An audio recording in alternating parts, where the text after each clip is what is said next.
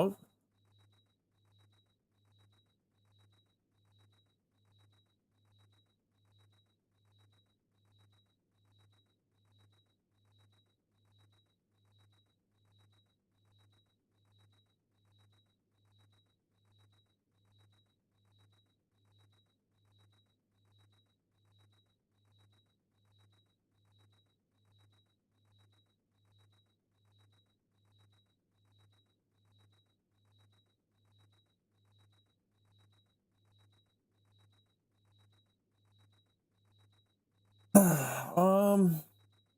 What? I don't remember this.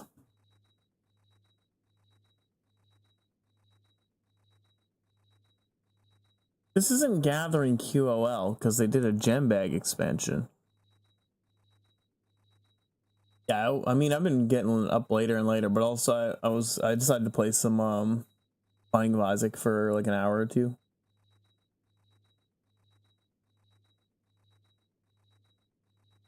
Oh, never mind. I remember these things.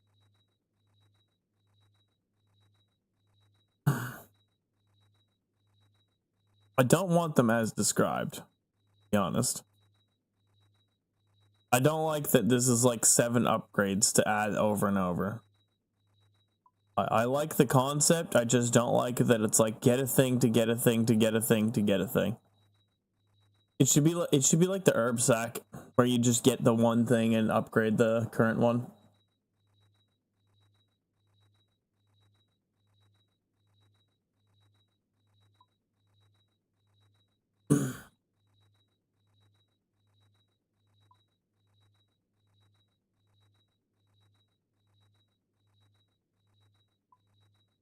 Yes, I would make all my tools infernal probably if this was the case, except for maybe the pickaxe, because I don't know if you can ornament the infernal pick.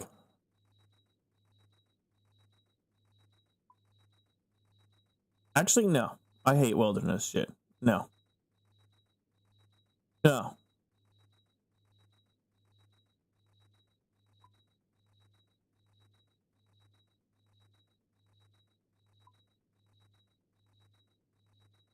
Net traps are huge. That's a big yes.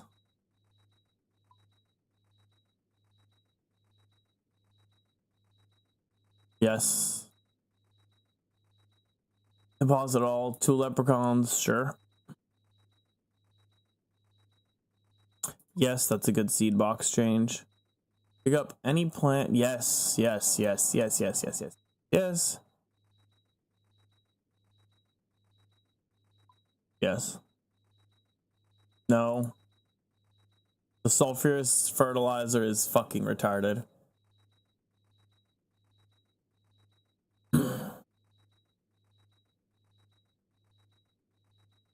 This would be good too. Unknown NPC to unknown metal bars.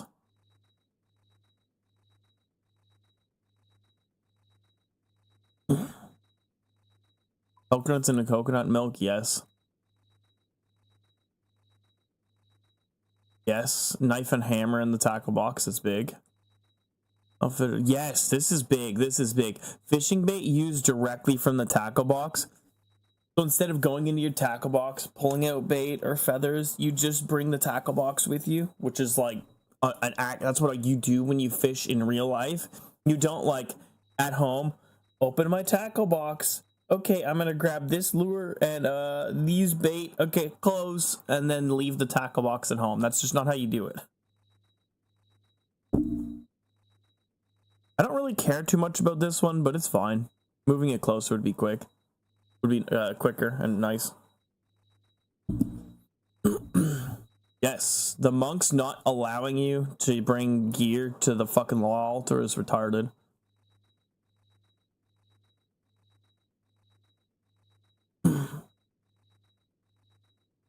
Oh yeah, this is good.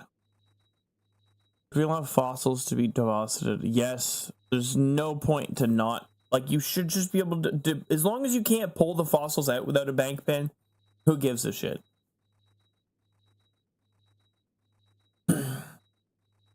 This is good. This literally doesn't affect me at all, but Rendy is probably fucking coming looking at this question. 1 nightshade for poison dynamite? Just fucking exploding all over the place. I was showing my brother mastering mixology yesterday. He got his amulet. I need to get my Raging pouch sometime soon, honestly. Kind of lazy bitch I am.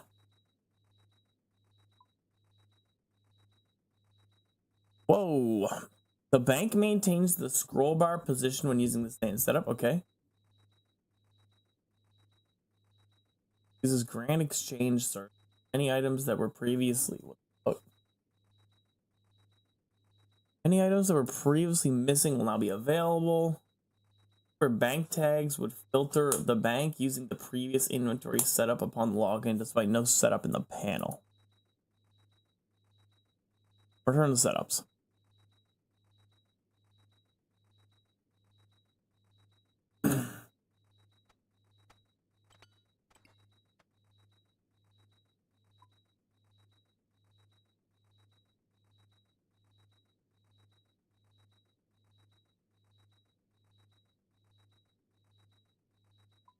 Oh, damn. My extended anti-venoms kind of went off today. They kind of went off. Did I buy them all? Yeah, I did. Sick. I bought... They half doses were way cheaper, so I just bought a bunch of 2-dose pots. Yeah, sick. That was totally worth. I was at like 10, and then I bought like 500 half doses. Now I'm at 243. Not bad.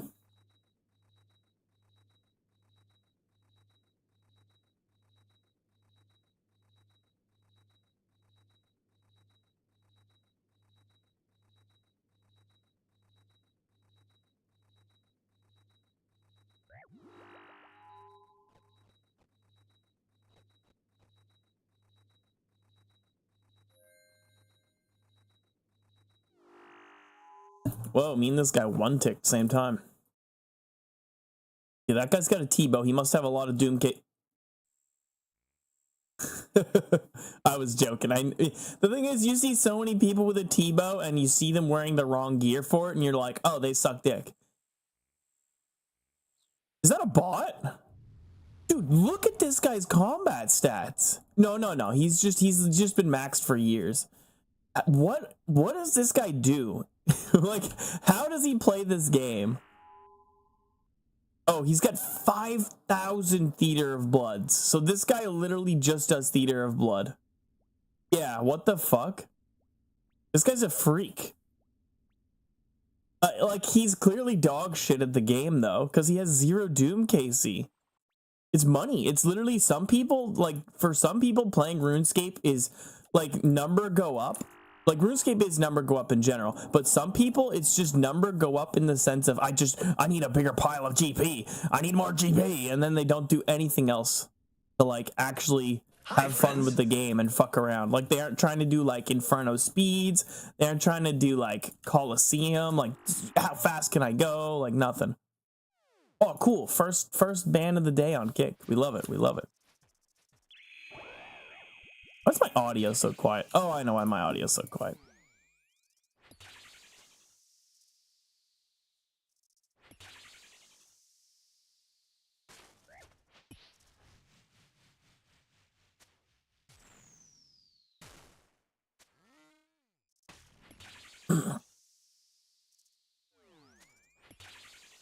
Huge ban? Huge ban? Wait, 57 hard mode? Oh, that's nothing. He probably just green logged it. I know people who have more, like a significant amount more KC than that.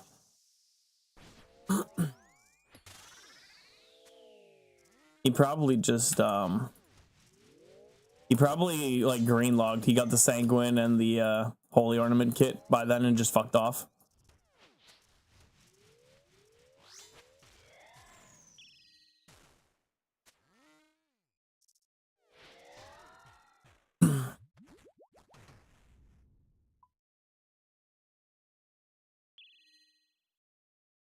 Oops, I death charged on mistake.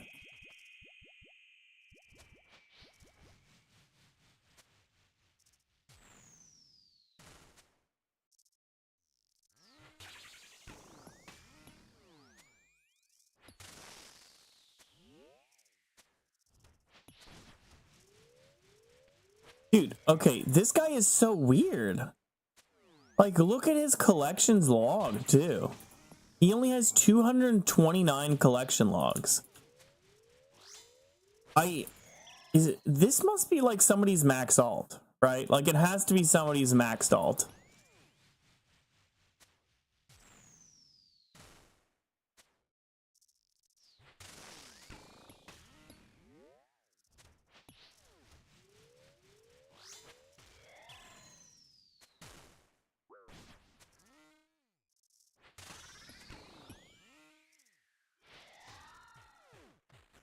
What a weird account.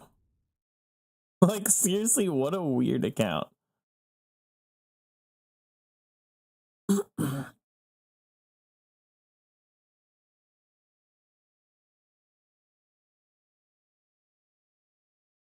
I can't keep looking at that.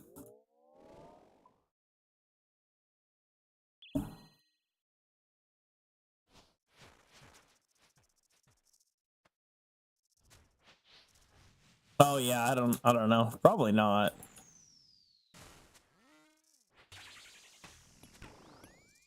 Even if he did get banned, he probably got banned for like a fucking week or something stupid.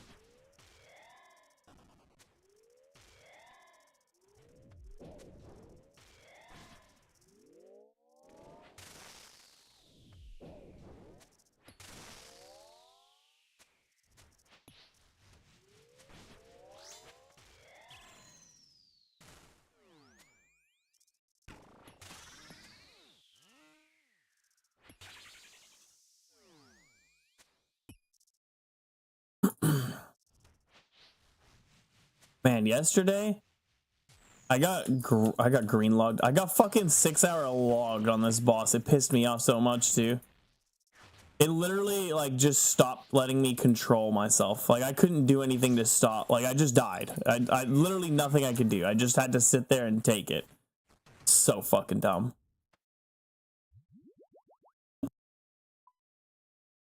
Especially because I know other content, you don't get 6-hour logged until you finish the boss, like finish the kill.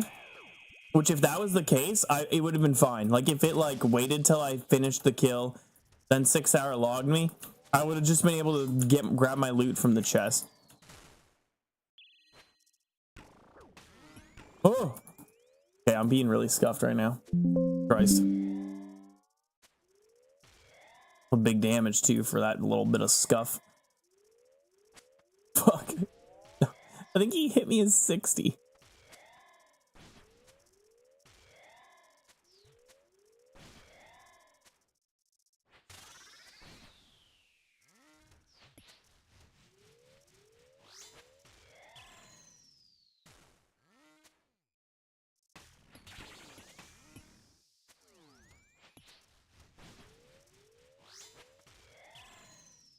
Or enough with the rocks and the melee punish. Just die. Just die.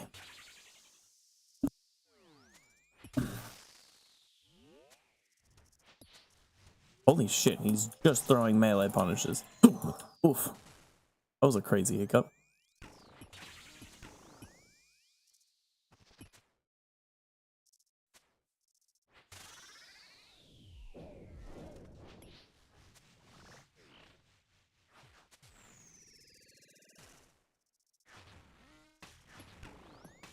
Wait, I thought you did 3 slams on 4. Okay. Done and it's free?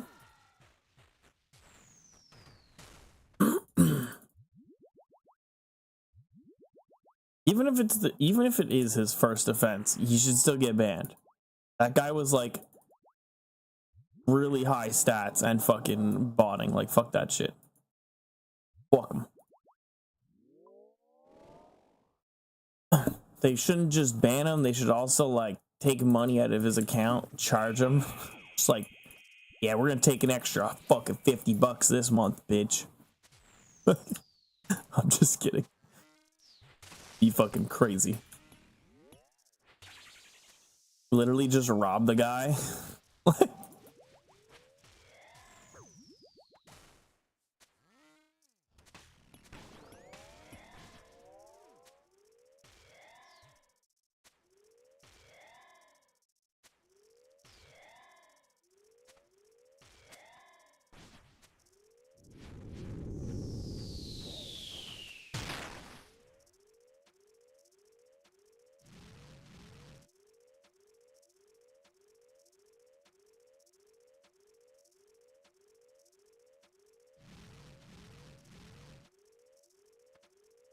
The damage was kind of shit there.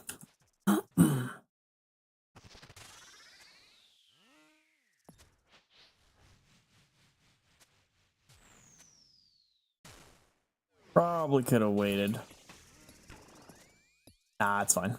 Definitely should have waited if it was like a Delve 8 or something.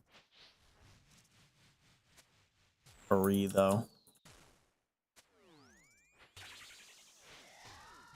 Cheeks a clapping. Oh yeah, I got the Levi speed yesterday.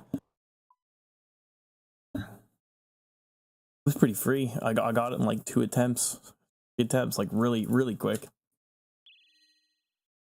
I got the Jad speed, I got the Jad no prayer usage, I got the Levi speed, and then I tried the Whisper speed and then realized it was just a reset fest, so I fucked off from that.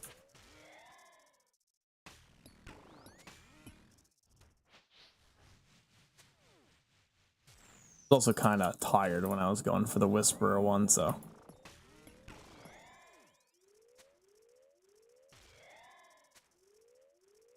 Yeah, I got like a bunch of CAs yesterday, especially because it was actually 2 Levi CAs, because I'd never grabbed the Master Time either, so got the GM and the Master Time at the same time.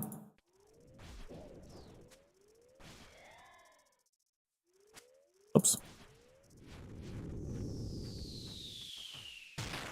Oops.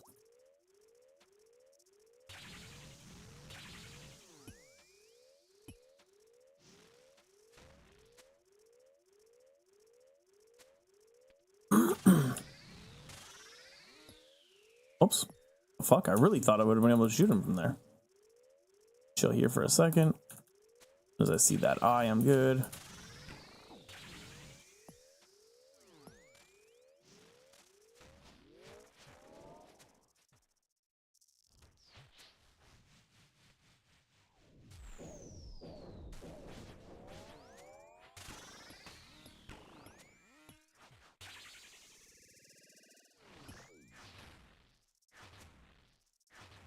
I was a little scuffed, but it's fine. Got 1 mage hit, which was bad, but other than that, it was pretty free. No ZCB spec for Delve 7, but I don't care anymore. Yo, Caught, how's it going? Any good Yama drops last night? Still just Acquisition and the Soul Flame.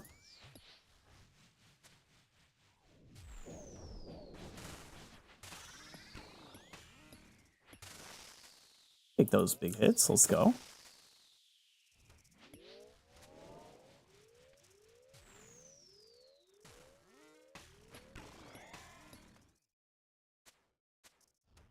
Okay, nothing crazy. Nothing crazy.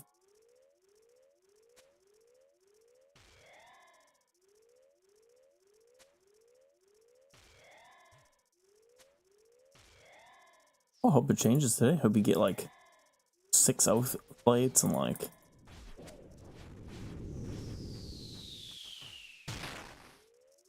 six oath plates and like 3 horns and just like everything, you know? It'd be sick.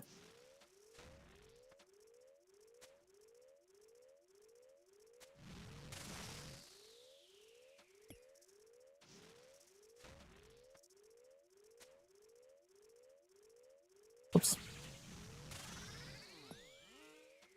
Could have got him to move more, gotten an extra tick of damage in there, but whatever.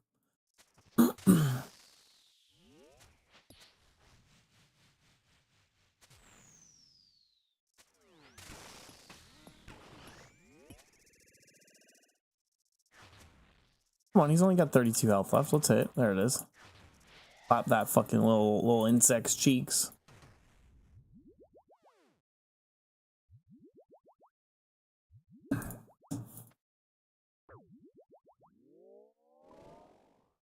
$75 dragon dark tips. I was actually yesterday I was looking at my dark tips and my arrow tips and shit. I have so much. I have like 18 mil nearly in dark tips and arrow tips, like dragon ones.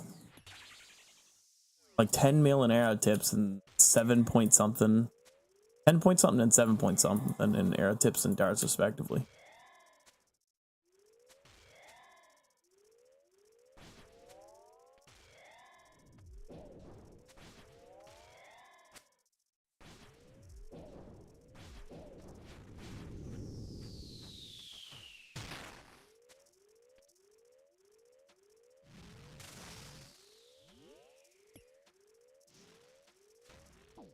What? Oh, there was no rock. There was no rock. I didn't realize he never put a fucking rock down.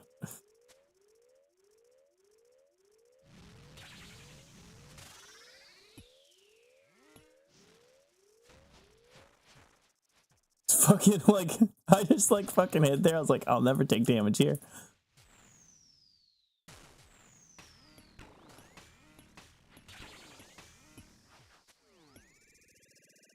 What the fuck?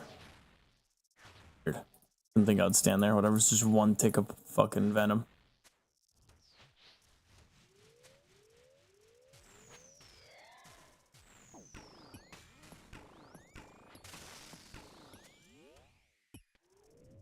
And I took a big old 20 from debris. Hell yeah. Love it. So, okay, I should probably just heal up off of my potions. And not go for a...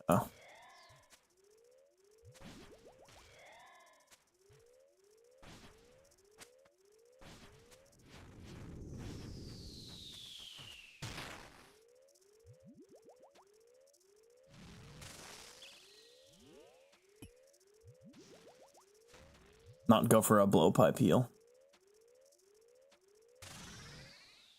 Bitch. You little bitch. I swear to God, that fucking, the piss on the floor fucking phasing through the fucking hole keeps making me think glowy hole, and then it's not, and I get upset. Okay, please throw rocks at me. Please throw a rock at me. Please throw it. Thank you.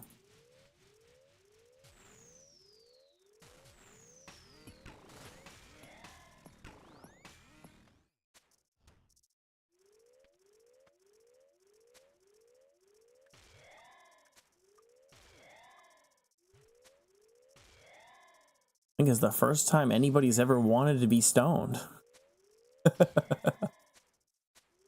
Oh, fuck.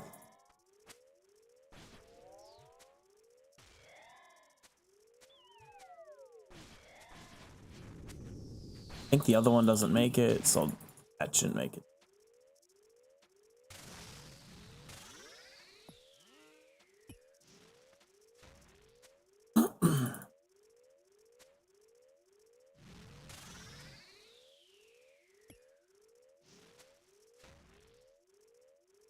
Well, probably could have gotten an attack in there, to be honest. Just pussy shit that I didn't. Come on.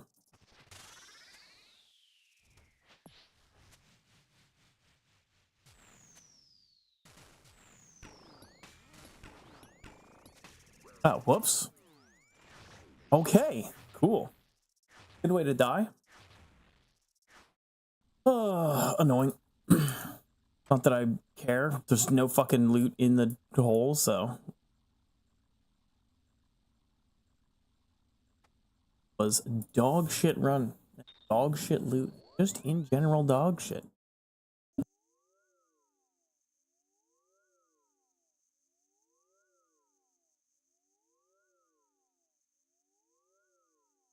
The fuck? Okay. Old School RuneScape has a stream they're starting. Demonic packs with Foe, Skritic, and Double Shine. I might put this on soon.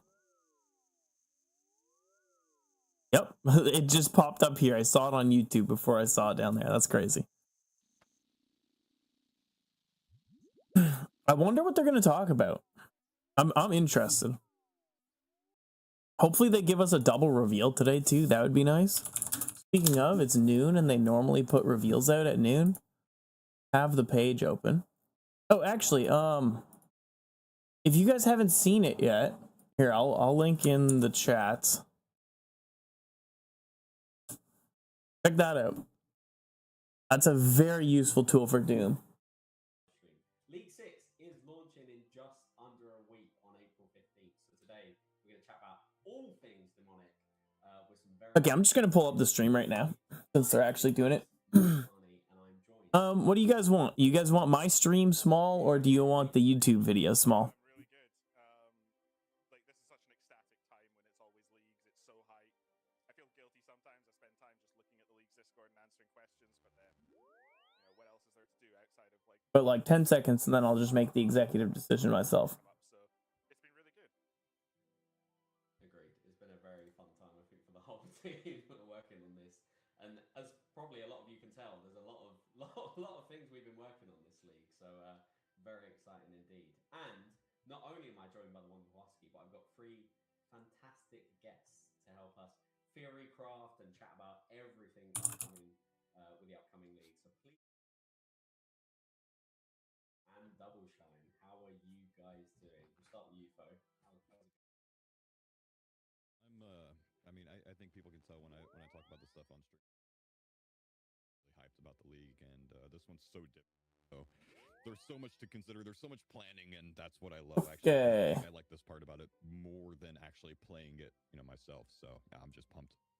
If it wasn't enough to tell that you thoroughly enjoyed the leagues, you actually trying to solve all the puzzles for like 4 or 5 hours straight. 4 hours, and I needed hints like constantly. They were so hard. Yeah, good job on that. I hate you. Okay, that should be fine.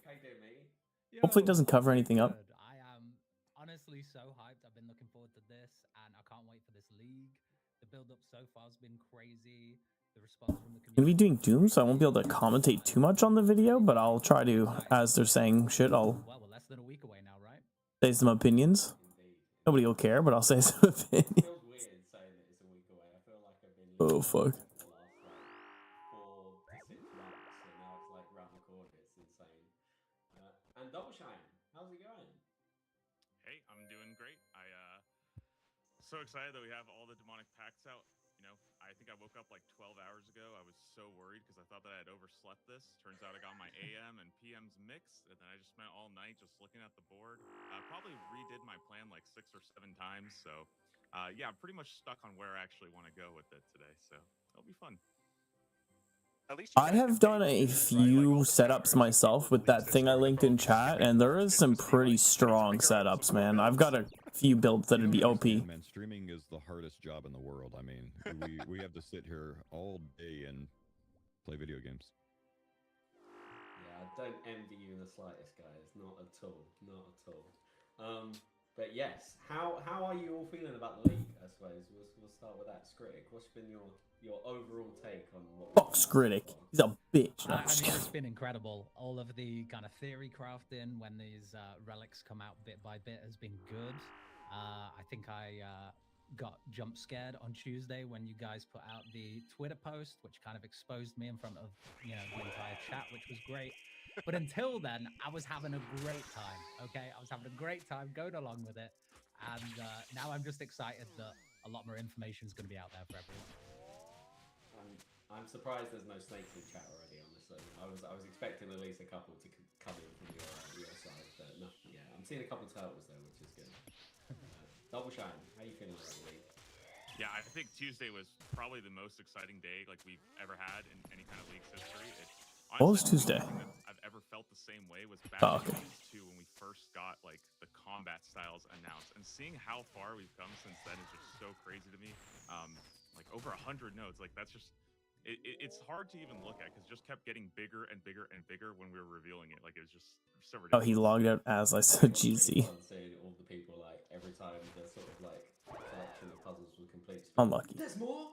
There's more. It was like that on repeat for like 2 hours while you guys were solving it. Which was really really fun. Yeah, I can't guarantee I'll be able to play with you all the time for sure, but I can definitely help people. I have no problem doing that, and I'll definitely do group content with like the chat. I have no problem with that at all. And I think that's you know. But I can't guarantee I'll like always be down to do Toas or something because I don't even know if he wants to duo this year. But I have like a duo partner that I played WoW for a very long time, so used to do a lot of group content with and stuff, and I'm guessing he's doing leagues. So I haven't talked to him at all there's just yet about it. so much like in a league. Typically, you know your direction. Me and him, like last leagues, we just deleted Toa in like 3 days, 2 days. Like we were in there real quick, So many and we were kind of taking it slow too. Like people don't really know what the end's gonna look like, and I think that's what makes leagues exciting when they're when they're. but yeah, I would definitely be down. It'd be fun. It makes it very exciting. There's gonna be a lot of different routes this time. There's gonna be a lot of different. And even like builds. honestly, they're even like teaching you. There's not a huge amount to teach, but something new. I changed my strategy, changed my route. It's frustrating. So I'm frustrated. I'm excited, but I'm frustrated. the like because there's a lot of things you'd want to do for personal choices from the leagues and stuff. Like maybe you don't like doing farming or something, and you take one of the relics that makes it so that you can hit 99 farming really fast or something. And hell, you don't even need to hit 99 in the things. Like I'll go through some tasks here when they're done this stream. I'll do a little bit. You know what? That'll be a good idea. Maybe I could try to make a video out of it too. I'm sure we'll talk about a lot of this later on, but I think the relics have gone down super well. There was a lot of people saying tier 1s announced that like yeah, they're catering for different players. Yeah, one of the tier 1s is dog shit though, with some of the other stuff. They're all good, but hard choice. And then I mean, God forbid what Reloaded is up against, because I feel like a lot of the tiers feel like overloaded as far as like, you know, really wanting to pick out like all of the tier 5s, like Transmutation and Butler Spell both look good, and then people are like, oh, do I reload to pick up like Forager as a solve, or like Endless Harvest if I missed it? And there's so many things that I think people want to reload. So Did I hear you say reloaded and overloaded in the same sentence? I did say that, but I meant it like, you know, reloaded. Like there's a lot of things you might want to reload into. Okay. Interesting. Okay. Well, we've got some amazing stuff lined up for you today. Before we slip out any more spoilers, essentially. ooh, there we go. We do have a jam-packed, pun intended, live stream for you today, covering all the major points of the Demonic Pact League. But before we jump into that, as always, let's go through the announcements. So, League 6 Demonic Pact launches on April 15th. Get yourself prepared for all the latest information in our jam-packed news post. Pact. The Demonic Pacts have been unveiled. Find out how to harness the power Yama has kindly granted to you. There's so much possibility to do that. Wiki. Needing a helping hand, planning which packs you're taking. We've worked with the fantastic OSRS Wiki to bring you an interactive. What are we always sick about Jonky? Just what they're saying, or? They've done a fantastic job on it, honestly. Or did you just get like a crazy drop in some content? 4 new Brazilian game worlds today, which is pretty dope. And more coming with leagues. So, you know, you can get improved ping for many South. Oh, yeah. Which equals quicker traffic. Check that out there. Yeah, I've already looked into the demonic packs quite a bit. So if you like that kind of stuff, it's They are talking about leagues. and finally, Mobile Is coming out on the 15th. Be a lot of fun.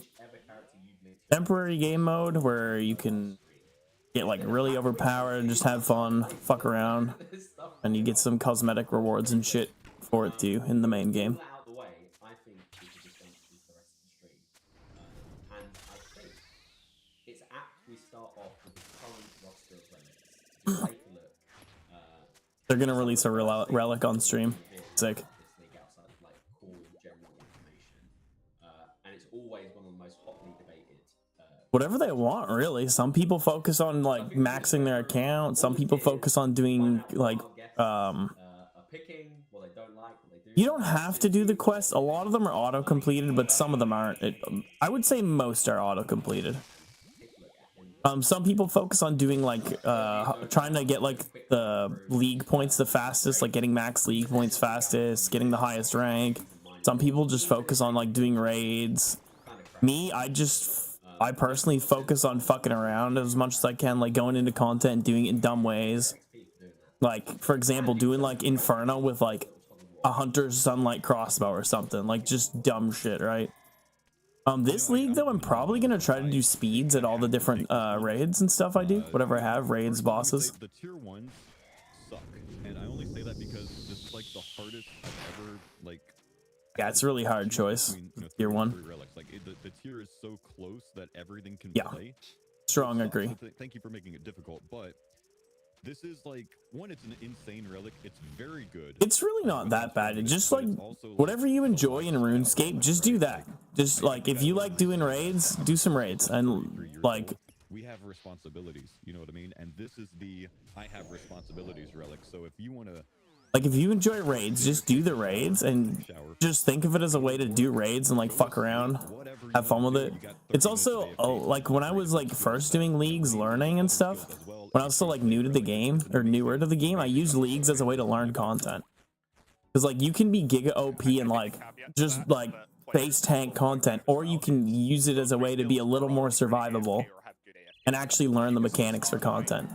That's what I did a lot.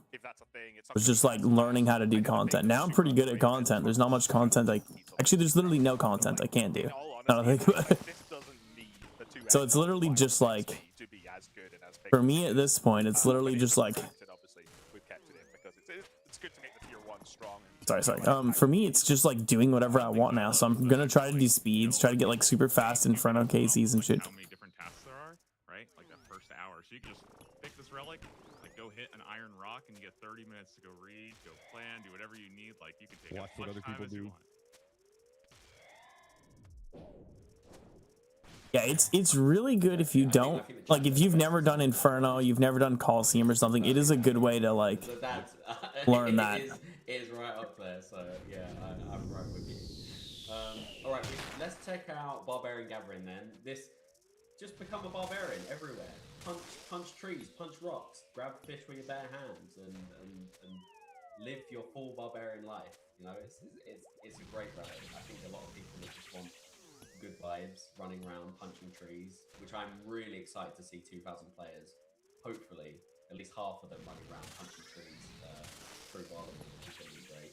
And you get a bit of strength and agility XP while you're at it. I actually don't think that Barbarian Gathering will be heavily chosen.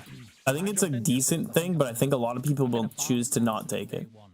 And I'm going to die on that hill, even though in the back of my mind, abundance is there, just like poking me, just saying like, hey. However, Barbarian Gathering, I mean, what's more fun than There it is. I mean, punching them first of all. But then, like, I like the Barbarian Gathering thing too, because in RuneScape 3, I actually have a cosmetic thing where I punch rocks and trees anyways to mine them. That's literally how I mine, and like I use a pickaxe or whatever, like it's there, but it's just like a cosmetic override that makes me punch shit. And like, being serious about it for a minute, you know, you're not going to feel bad when other people are out there doing combat, and you're getting passive combat and agility XP whilst doing your skill up. So I think it has like a little bit of everything, and the knapsack is a nice bonus. I'm glad that was thrown in there. I think the knapsack is kind of shit, to be honest. Sat there for half an hour, and you have to go bank every 5 minutes. That just feels bad. So that's a really nice addition as well. I really like this relic personally. Yeah, it's also a relic that just plays extremely well if you have certain zones, right? Like Zaya, you get Redwoods, and the experience is like so far past anything else that you can get if you have Redwoods and Barb because of the success rate. If you have Asgarnia and you have Amethyst, unreal mining experience. So those two zones specifically, you should consider this. And then also, if you're an active player and you're going to like point cap, if you go 200 mil in, say, woodcutting with Redwoods, and then you go 50 mil mining and 50 mil fishing, that's what, 30 million agility and strength experience that you don't have to go train yourself, and you haven't even stepped foot on a rooftop course. Like, it can be kind of unreal. Yeah, I think there's a lot of pros to this as well. Even just on the day one, I can see these people who, like, people want to AFK. They might start the league and I'm going to finish work and I'll get to this league. And do you AFK the gem crab? You just gonna punch the gem crab, or are you gonna do your skilling and take advantage of your tier 1? And Barbarian Gathering, I'm not gonna AFK like at all. We're gonna give you like I only started AFKing like a couple weeks into the game for like. Obviously better if you're picking melee focus builds early. And I also just think the fantasy, that kind of all the echo tools cave last league, being aligned with this, where it's almost always better, I believe, to just go to the highest tier thing. You unlock Maples, you go to Maples. You unlock Use, you go to Use, right? That's always an actually better XP per hour training method than the one before because of the fail rates change at the bottom. And I think that's just a cool fantasy that everybody kind of wishes. Yeah, the fail rate change is huge. You get like basically a double roll or something. And stuff. So I think there's a lot of cool stuff there. Even better than a double roll. I think what Poe said earlier about Redwoods, I really wonder if Barbarian Gathering is going to be enough to actually take down a full Redwood tree. I want to see that. I want to see that bad boy fall. That's what I want. All right, finally on the list there is Abundance, which is like pitches into equilibrium a bit from previous leagues, which is nice, which gives all non-combat skills a permanent boost of 10, and every time you receive an XP drop, you get an additional 2 XP in the same skill, which is affected by the league's passive modifier, which is great. And to top it off, for every XP point you get 2 times as many coins, which means you're stacking up coins and XP, which is bloody great in my opinion. So, yeah, how's everyone feeling about that? I'm a complete abundance enjoyer. I think this relic is so cool. Like, yes, I will admit that I got a little bit baited by the equilibrium experience. It's probably not that much. However, the other effects of this are just Oh shit, I'm dumb. That plus 10 to all your skills. I mean, you're getting so many tasks done earlier. Like, if you think about how much time you're saving going from like level 80 to level 90, that is a crazy amount. And I know that for me, I can't wait to do like a Hellhound task at 81 and do Cerberus at 81 Slayer with this. Cool. Just got robbed hard. Not to mention free gold all the time, like right at level, like right when you just start off. That's just, I don't know. This one is just so universally good, and with how big Carlmore is, with how much stuff there is to do there, I just feel like this relic is so sick. Yeah, just to nerd out a little bit, I think this is, you need 37% of the experience that someone that doesn't have this has to get. So like if you're trying to do something that's level 90, like say you're trying to, I don't know, make a super combat pot. 90 is like 5.4 million experience. You can do it at 80, which is 2 million experience. So you just, every single task that is level gated. Yeah, I think the strongest thing about this is the plus 10 to your non-combat skills, so you can do shit way earlier. I'm rushing dragon tier. I probably want to consider this one. Also, yeah, I don't really care about rushing for me, so it's not a big one for me, but I've done this similar thing to this before. It was plus 15 the leagues I did it, and it was really strong. Like, insanely quick 200 mil XP. Like, halfway through the first day, you'll have 200 mil XP. You make 400 mil GP off of that. You can continue doing that past 200 mil for more GP. Like, it's kind of unreal. Yeah, there's definitely a lot of cool things with this relic. I think the thing you pointed out with the 37% less XP, people are like, oh, well, it doesn't matter because it drops off at 89. Like, I'll grind and get the skills anyway. But I think a lot of people, when they just think about what's my final build and how strong am I at the end, yeah, Abundance maybe looks less good. But getting there so much faster, it compounds. Those like nah, it doesn't matter. Or you know how big those hard and elite tasks are. Nah, you have so much time to get dragon rank in leagues. Like, it's free. You just fucking take your time. You don't need to rush it. The only people who want abundance are people who are like trying to race for first. If you're trying to be like one of the first people to fucking finish leagues or something, or like, oh, I'm rank 1 in leagues, like, yeah, maybe you want to do this, but other than that, it's pointless. That's my opinion, though. I left early. Some fun powers, and then they kind of dip. You know, I know there's a lot of people who kind of get to that like tier 8 relic. They're not getting to 65k. They maybe get like 20k to 30k points. They have fun, and then they're out. This is yeah, I don't. Phenomenal relic for those people. Like, that's exactly what I was just saying. For me, I want to play the whole leagues. It's fun. I like to fuck around and just do dumb shit. There's a lot of people who could see a lot of value in abundance, and I also just think like the coins are like slept on a little bit. Like people are like, oh well, it's not Golden God. The amount of times when I was doing my playthroughs of abundance, and I'm like, I have just way more gold than I thought I was going to have, even like in early game. Like just the ability to buy whatever you want from a shop whenever you want in the early game, and there's tasks for equipping. It's dog shit. Like, oh, I did that again. You can start magic like instantly because you just can afford the runes. You know, like there's so many. I'm actually gonna get slammed again. No, I get away barely though. Nature runes actually profits you like pretty fast, which is kind of silly. I love Leagues Tech so much, man, so much. Awesome. All right, thank you guys. Let's go into tier 2. I'll go through all the relics and then we can just have an open conversation. I feel like that might be a bit better. So first up, we've got Hot Foot. So you get the Searing Boots, which while you're wearing them, agility experience is gained based on your agility level while you run. You 3, 4, 5. That was way too close. Regardless of what. Jesus, that was scuffed. Which means you can run a little faster. I should be dead. Picking up any termites and marks of grace from a course will automatically complete the lap for you and give you 10k. They need to stop making it so you need to wear these boots. If you didn't have to wear the boots, more people would take the relic. I literally am not taking it just because I have to wear it. It's gonna nerf the shit out of me. Like, I'm gonna have Avernic treads like day 2, day 3. Which is pretty good. Next up, we have Friendly Forager, which is a mostly returning relic where you get this handy little pouch. And when you're doing stuff like woodcutting, fishing, mining, the pouch will find a herb and store it randomly. This was a really good one last league. It made it so you could make any potions very fast. It was so good, just gathering herbs every day. But this time, I believe, the herb stack works differently. And it's much better. It works kind of, Husky, forgive me if I'm wrong, like the new upgraded herb sack does? Yeah, it's essentially a silk-lined herb sack, so it'll go up to 100 in each herb. Which makes the amount of herbs don't matter at all. The important thing here is target farming you can go for longer. I know, like, even well, the potions created are 4 dose instead of 3 dose is very good. The secondary ingredients, 90% chance not being consumed, very good. All items processed at once, very good.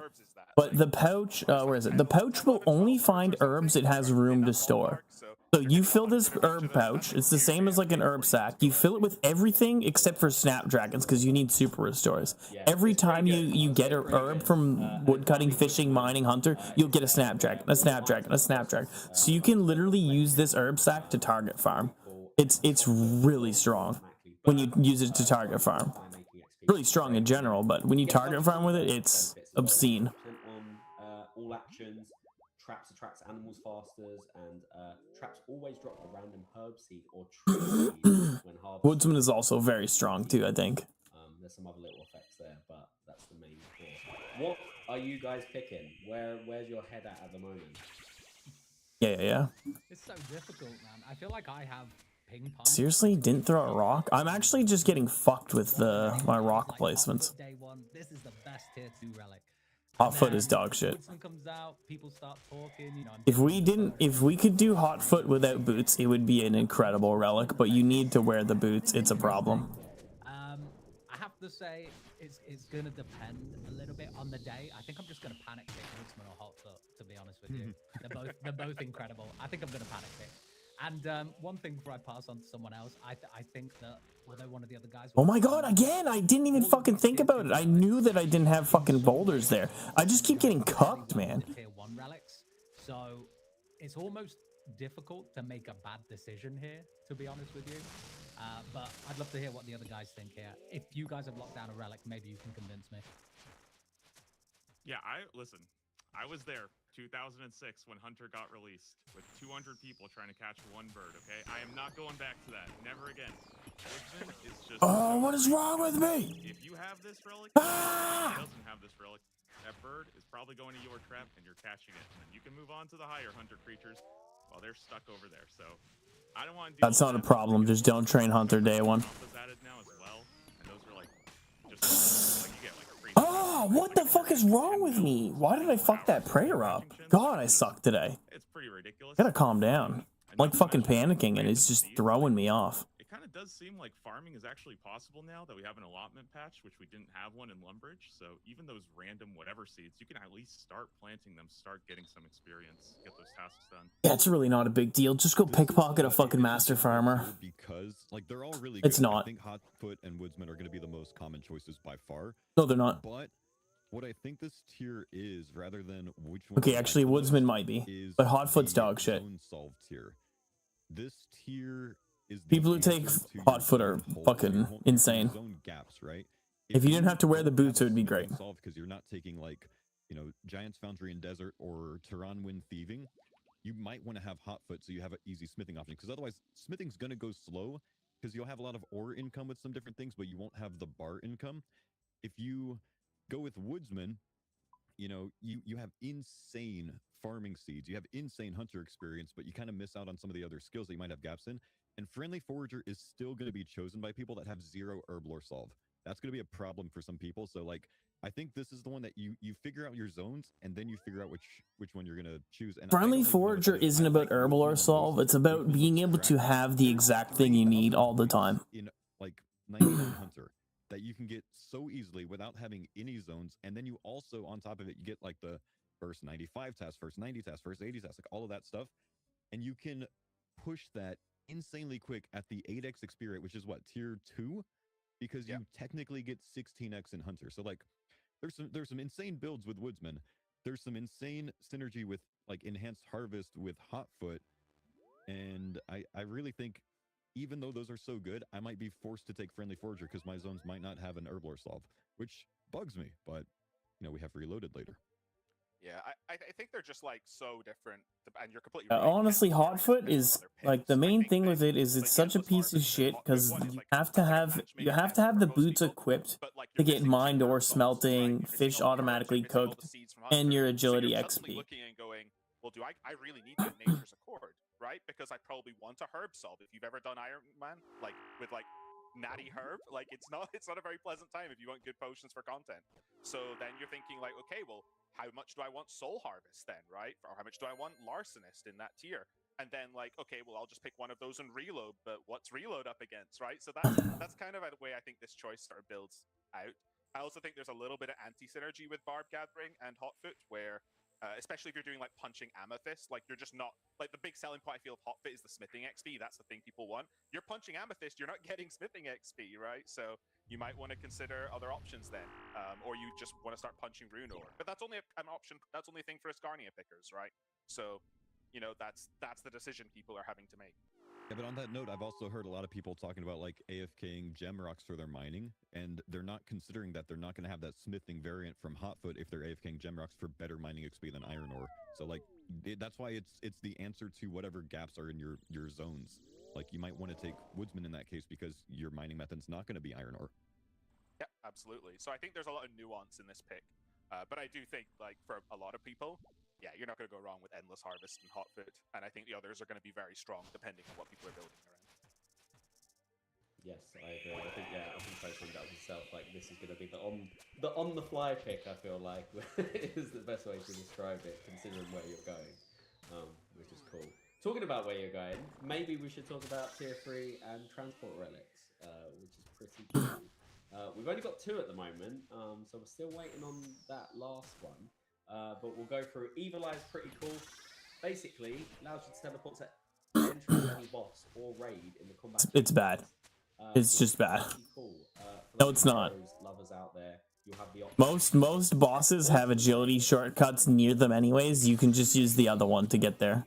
It teleports you to agility shortcuts. And the other one we have is the map of, I can never say this word. Alacrity. Alacrity. But this allows you to teleport to any agility shortcut as long as you have unlocked it. Doesn't mean you need to actually use it, but as long as it's not locked behind a quest, etc. You can teleport there. They still meet all the requirements, but you can at least teleport to places like Doom, which is really cool, and some other places that will be just sort of like more interesting. This is I would say, the most unique one, Husky, if I'm right. Yeah, this was a fun one. I think we've looked at previous sort of global teleport relics, and I think a lot of the time they haven't been picked because there's just an OP factor to them. You know, like Clue Compass. Okay, no one's picking up stuff. Clue Compass is just broken, right? So there's always been that. Clue Compass was so OP. It's crazy. It literally let you teleport to any stash unit, and there's like stash units all over the game. Everybody had to teleport straight to a bank in Karamja. You had teleports to like every boss in the game. It was so OP. I'll have access to do my farm runs faster. And then they started doing clues, and they're like, wait, I can teleport to the Draenor Manor now. That's really good. There's a lot of other stuff that opens up. And I think this takes that and dials up to 11, where like, this is going to take a little bit of big brain plays. This is going to take someone going, I know where all the shortcuts are in play, and they're going to create cool methods. But this, like, absolutely has a ton of universal applications. That said, It's I the think best Evil Eye is teleport so really far. strong in the wilderness. No, Evil That Eye is Black dog doesn't shit. have a lot of wilderness benefits because the shortcuts are just in a bit too awkward places. And I think the Eye has a ton of use in Evil Eye is farming dog shit. if you're trying to farm like, you know, a ton of Darok axes for some memes with blind bag. You know, you might want to make sure you can complete your Barrows runs as fast. Yeah, but blind bag doesn't work. It has to be unique items.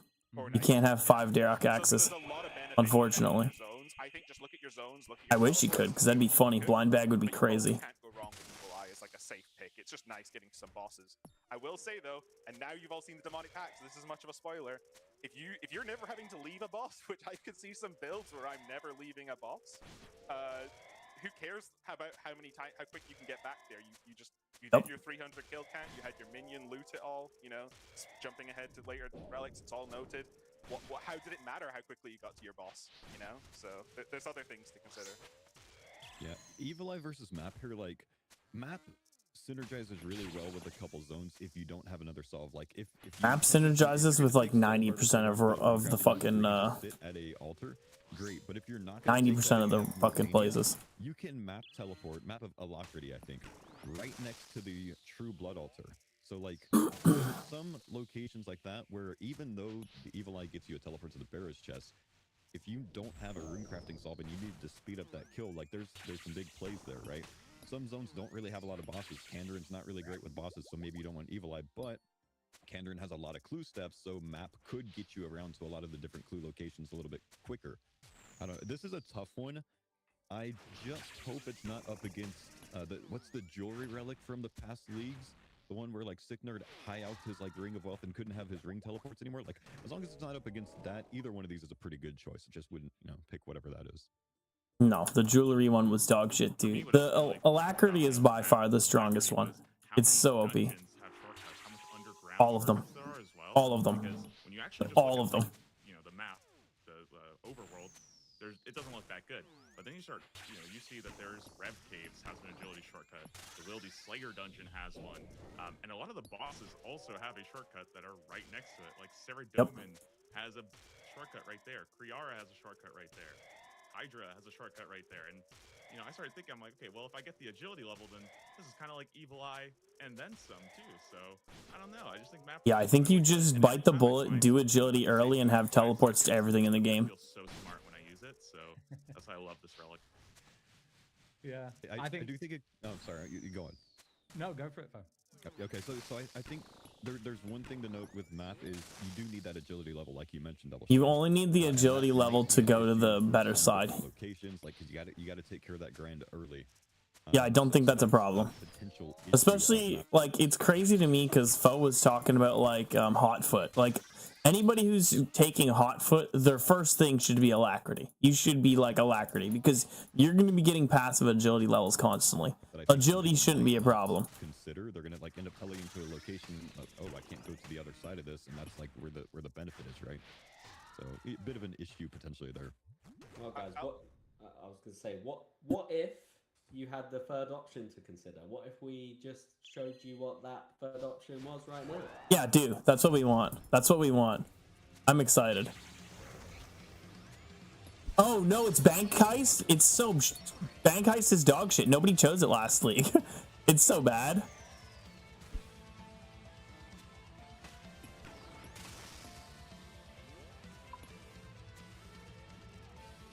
It's really bad. It's not a good relic.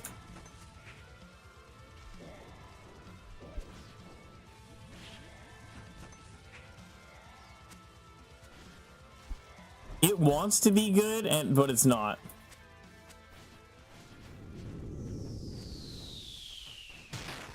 Okay, I'm gonna jump in before anyone else says anything here. Can I just say you guys have absolutely cooked when it comes to like the animations of these teleports? Yeah, the animations are sick. I might want to pick that just for the animation itself. That was badass. No, you don't. Don't lie. Yeah. It's I want to pick it just for the animation. No. The art team in general has just cooked this league like big time. So props to all of them that worked on it. But yeah, Bank Heist is back. So you get the banker's briefcase and you can teleport to any deposit box, bank, or bank chest. This was the least chosen relic last year. How is everyone This was the least chosen teleport relic from last year. It's bad. I really like Bank Heist. say. I still wish they think would I stop like being Doom so because I wanna try diplomatic about it. like versatile options. Oh, dude, But I sick. think Hell people who yeah. played Both Gridmaster play, we suddenly love it. realized how good Bank was and how convenient it was. It's Like, bad. it was your go-to telly for It's all the bad. Gridmasters. But, oh, I'm gonna go here. The I've got a only bank here, reason oh, it was there's a the bank go-to there, bank teleport there. in And I think Gridmaster it is kinda because it just was the got only stuck teleport we over had. used just because, Clue Compass was beyond broken. I think now we have 3 teleport relics that are truly, for the most part, just teleport relics. So Bank you have to Heist see is how it plays shit. out. I think that between this and map, it comes down to this is safe global kind of There is enough. There's enough bank teleports through agility shortcuts that you could teleport to that it is pointless to take Bank I think there are Heist. some regions where Bank Heist actually No, moves no, you there wasn't. around that Nope. area quicker than Nope. other teleport relics. Nope. I mean, if you take No, Zaya, there for wasn't. example, there's a bank in every house. So not No, there having to isn't. go out of your way to get like a Xerx's talisman is quite nice early on. Nope. And like you said, Husky, it's a safe pick. My only gripe Bank about Heist is this bad. is that Bank Heist has a tendency to get to that point where you've already made jewelry, where you maybe have those, teleport spells unlocked in the spell book, where it kind of does start to fall off a bit, where like It falls off immediately. brain plays come in. But Bank Heist is always safe. At least that's how I feel about Bank Heist. I think it's always safe, and it's particularly good for some of those places where there are deposit boxes, but not necessarily a bank nearby as well. You've got to kind of think about those areas where There's like none of those though. This isn't RuneScape 3. RuneScape 3 has deposit boxes all over the place. There's no bank, but there's a deposit box. If that was in this game, it would be worth it. Look at this as where the banks are on the map and what content is near those banks. That's a much better way to evaluate Bank Heist, in my opinion. For sure. That's the way I evaluate it, and that's why I evaluate it as shit, because bosses, so you're getting like it's so bad. Like 5 times more useful teleports, and I think going into tier 3, you don't really have that many good teleport options to get around, and I like compared to Evil Eye, which might be more useful later on. I think this is going to get immediate value. It's super easy to use, like you guys already mentioned. Like people kind of know where banks are. It is definitely easier to use. You know where banks are, so you will know how to get to places. But I think just take a little bit of time to learn the agility shortcuts, and it'll be Clue Compass from last year. Everybody with a brain's taking fucking map. Like menu fatigue. There's going to be so many different things. There's no such thing as menu fatigue. You need to go Grow check up. out this location. You need to kind of like solve it and find like, okay, which teleport is this actually? And people might cycle through 3 teleports until they find the one that they're looking for with map. Bank is familiar. Oh my god, shut up. We're used to it. We've used it in Gridmaster. Like it's a safe one, like you said. I still think I is probably going to be the one that most people end up picking, just because. No, they're not. People want to tell you the boss. If you have like No, they're pool not. in your house, you can pool in your house and then tell you straight back to the boss. We theorized about a potential CG tech with resetting cooldowns. Like there's a lot of use cases for I still, and most of those bosses need like 300-ish KC, so there could be some big plays there. Indeed. Well, I'm glad we got at least one reveal today, which is great. So we can move on now, I think, to tier 4, which has got some of the, in my opinion, some of the coolest relics in the whole league. Let's start off with Transmutation, which basically gives you these 2 dope spells, which replace your alchemy spells. To let you upgrade. I can't believe, well, I can believe it because RuneScape content creators glaze Jagex like crazy sometimes, because a lot of them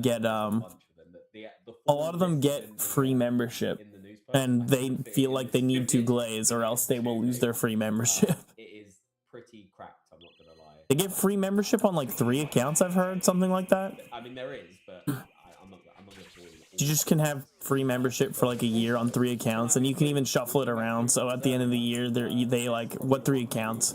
You send the 3 accounts, and then they put the You stack your clues up quite nice. and then they'll give you the membership on those accounts. Of getting what's it called, a clue contract. That's it. I got it. Which can be consumed and teleported to your account step, which is pretty dope. And it's got a bunch of other effects as well. But just if you're gonna pick clues, this is probably a pretty good one to pick out of this tier. I'm not gonna lie. Or What the fuck? Either way. I don't know why I yellow clicked there. And then finally, probably another dad-based build, Butler's Bell. Here you can What is happening? The Butler, he's had a little upgrade this year. He can not only gather resources for you, but he can process them And the coolest thing about this is you can do it while you're offline, which is something we've not really done before. It's actually a pretty cool relic. You can literally, like, while you're offline, you get resources for free. Basically managing miscellanea, but way fucking better. This tier is absolutely crazy. Like, I feel like this is the tier right in the middle of all of our relics where people are right, it's make or break now. How am I solving the rest of these skills? And I mean, I could sit here. I hate how they refer to it as solving skills. Like, you don't need to fucking hit 99 and everything. It's such a, like, oh, your skills aren't solved? Well, you're, like, just who cares? You don't need to fucking hit everything to 99. A little bit of backlash on that because I think a lot of people made some good points that actually there's some big brain plays behind Butler's Bell using so many skills, particularly if you are someone that is going to play the league for a long amount of time and you can wait for those resources to gather up. I'm going to play it for a long time. I don't think it's worth. Massively, and I know that Double and Foe are kind of like point chasers. So they might even be looking at clues the same way. But I'm big on Transmute and Butler's Bell personally. I love this tier. I think it's amazing. What's wrong with me? Why do I keep misclicking everything? Everything I'm doing today is dog shit. I just keep clicking everything I don't want to click. I've been thinking for a while, like, what is Endless Harvest going to do with 10,000 iron ore and 10,000 T-clogs? Well, it turns out you can transmute it into the highest resource possible. So that's pretty convenient, huh? And, I was thinking, like, Barbarian Gathering, I'm going to need that to get my magic logs. Okay, I need to stop attacking. I need a rock on this fucking tile at least. Everything I need. So I love Transmute. It's so cool. I kind of wish that it wasn't against the other two, because the other two I'm not even considering anymore, because I just am locked in on Transmute. I don't care. Yeah, I'm pretty locked in on Transmute too, I think. It depends what the other relics are. Because I want to point cap, and I think the way to point cap is taking clue. And I don't know if I want to point cap. A passive benefit of the league next time. You should do that, because it's annoying that I need to go for 750 collection logs and like 400 of them are going to be clue steps. Yep. Because now I feel like I can't take this like super extreme transmuted Butler's Bell, like new relic that's exciting. It's like I agree. I want transmute so much because of the potential of it. And just because of like the uniqueness of it, I've actually considered not going for point max this time, just so I could play with transmute or play with Butler's Bell. This is one of the hardest tiers for me, and I think I might be down to either trying to find a way to force myself to take transmute and then reload the conniving clues, or do something else. But this tier is the one that's like holding up all of my decisions right now, and I just cannot decide on it. But next time, make clues passive for that benefit. You want to do it. So I actually agree. And this is like baby leak without specifics is like there are less clue tasks than last year. Like specifically, I think the top end of like, I think I stopped you maybe at like either 75 or 100 masters or stuff like that, like instead of 150, or like I know I reduced the numbers below what they were. So like at least from a point capping perspective, I think the grind is less long. Okay, but it's still clue steps, which are annoying as fuck to do. Oh, you can't get this item in this thing. Oh, that clue step doesn't work. So there is less, but I still. And again, they do kind of make it. I think if you're point capping, just have a double check, maybe run some more calculations, that kind of thing. It is going to depend on your other ones, I think. I think Butler's Bell is kind of maybe an answer to that smithing solve for people who didn't pick Hotfoot. I think those bars add up to a lot, and not only do you get the. It's like 160 XP per bar gets you at 16x multiplier because it's 10 times 16, then all that. And then you still get to process all the bars on top fucking of cunt. Holy shit, that was annoying. Card. So that's what a bad fucking floor. It also acts as a semi-herb lore sol with, giving you this like random amount of unfinished potions. You still need the secondaries, but like at least you're getting that and you get some herb lore XP. And I think you guys are right. Like the longevity on Butler's Bell, like when you actually do the math, because it works while you're offline, you can just do the math on 10 per minute, 24 hours. How many is this going to be when I log in per XP in the production skills? And then if you've got like maybe some really specific stuff you're targeting, or if you're like, hey, I don't care about it processing them, I just want more resources, he's got the option to do the gathering stuff. He doesn't give you the gathering XP for it, but you'll get more XP because you're processing it, right, yourself. I've actually been considering making a second character on day 1 and just getting to tier 4, picking Butler's Bell, and just seeing how much that guy alone, like what rank is this guy going to get on his own. That's so cool. I kind of want to see that. I like how Double Shine said he's considering, like, he's not already planning to at least have 3 or 4 different characters when it comes to this league. Like, Yeah, I'm gonna have 2, I think. Well, not I think I there's one more am. thing to mention, which is maybe a point of. I just don't know if I'll go more than 2 accounts. I just want to fuck around. Transmutation, you cannot transmute bars, and I think that specific thing is going to keep some people from taking it, and maybe have them consider taking, something like Bell instead. And I think there's another thing on that as well, Fo, that I made the mistake of thinking that transmute would work as a very comfortable runecraft soul. Is that going all the way back to pure essence becomes noted, and that tripped me up massively. I really thought this was like the key to everything, and unfortunately there are still a few gaps there. But yeah, I think those 2 points are really good to make. Yeah, there's a lot of cool stuff in there still, though. Transmute can act as a GP solve. I think people have said that. It's the biggest GP solve. Dragonstones still sell for a lot, or if you want to produce stuff, they still out for a good amount. So there's some good money you can make there.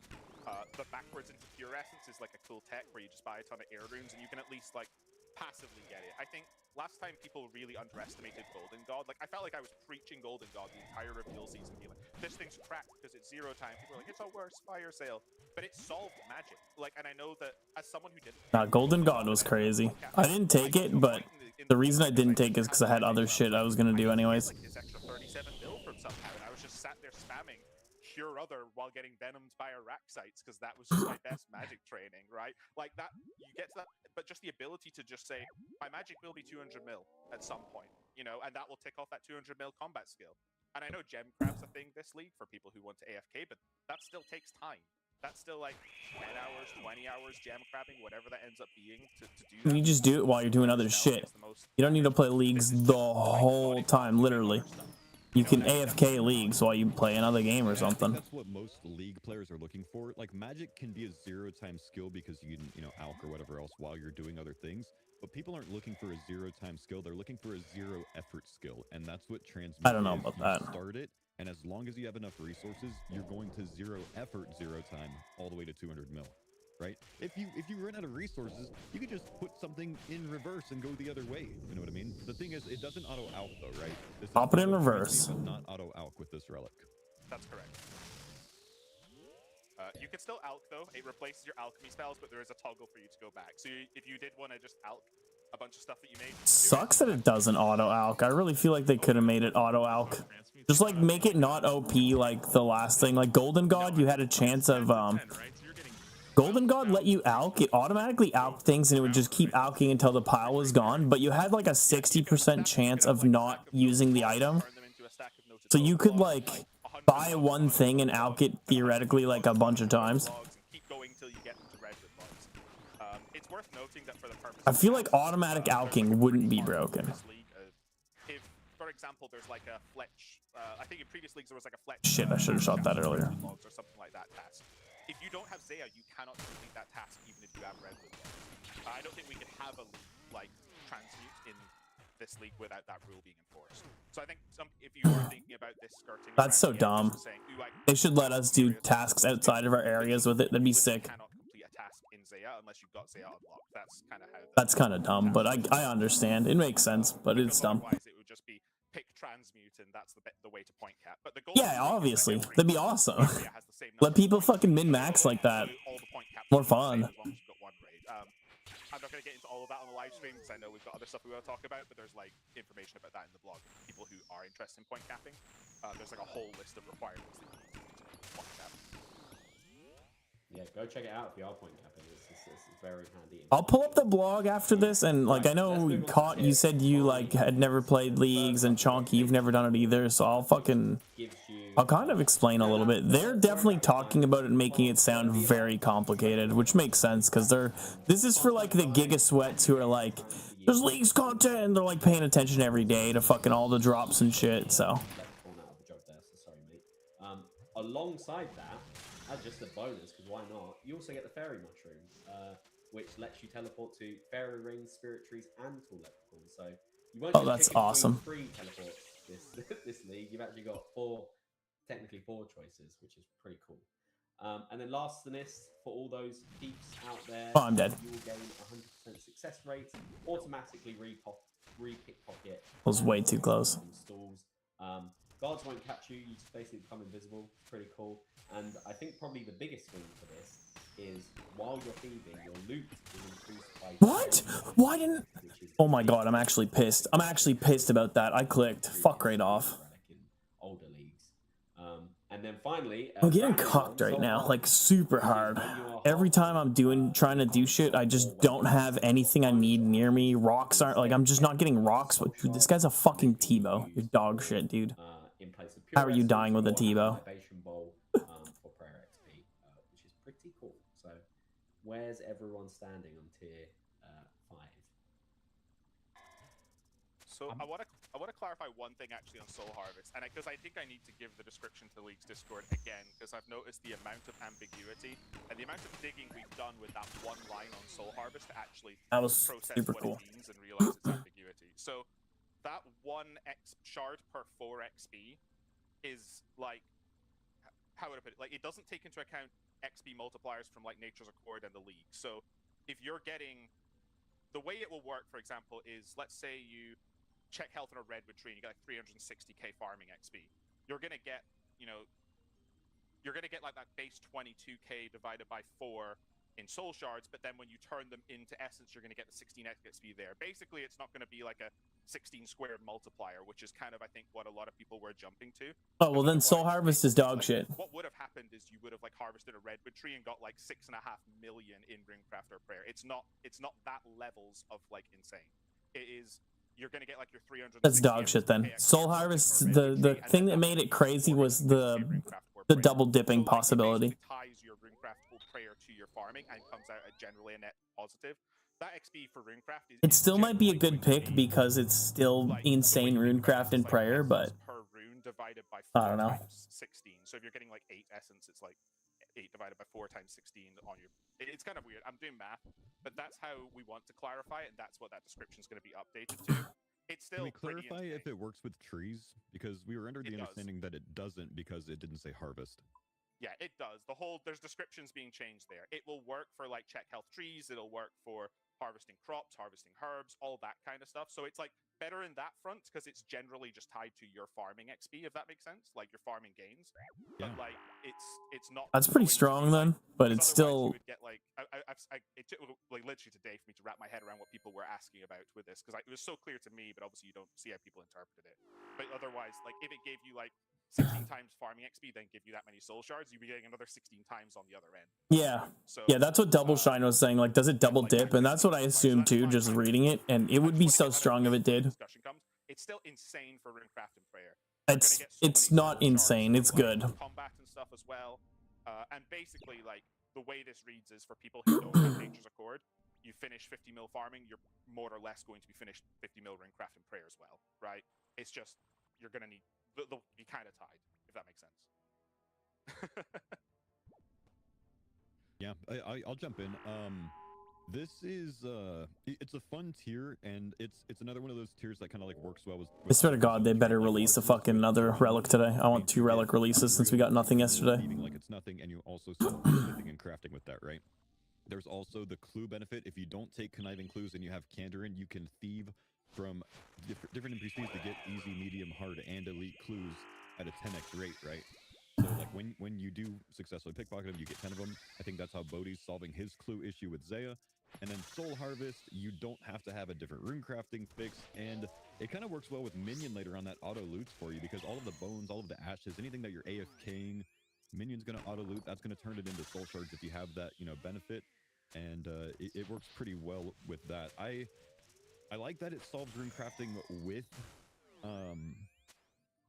farming because rune crafting doesn't have a lot of great solves this league if we don't get Banker's Note. Now maybe there's Banker's Note out there in one of the 3 things that hasn't been revealed. It's Banker's Note on tier. I know exactly where Banker's Note's gonna be if they have it. It's gonna be with tier 7. It's gonna be with Reload or Banker's Note. That's 100% what it'll be. Soul Harvest, but again, it's just like it's a very zone dependent.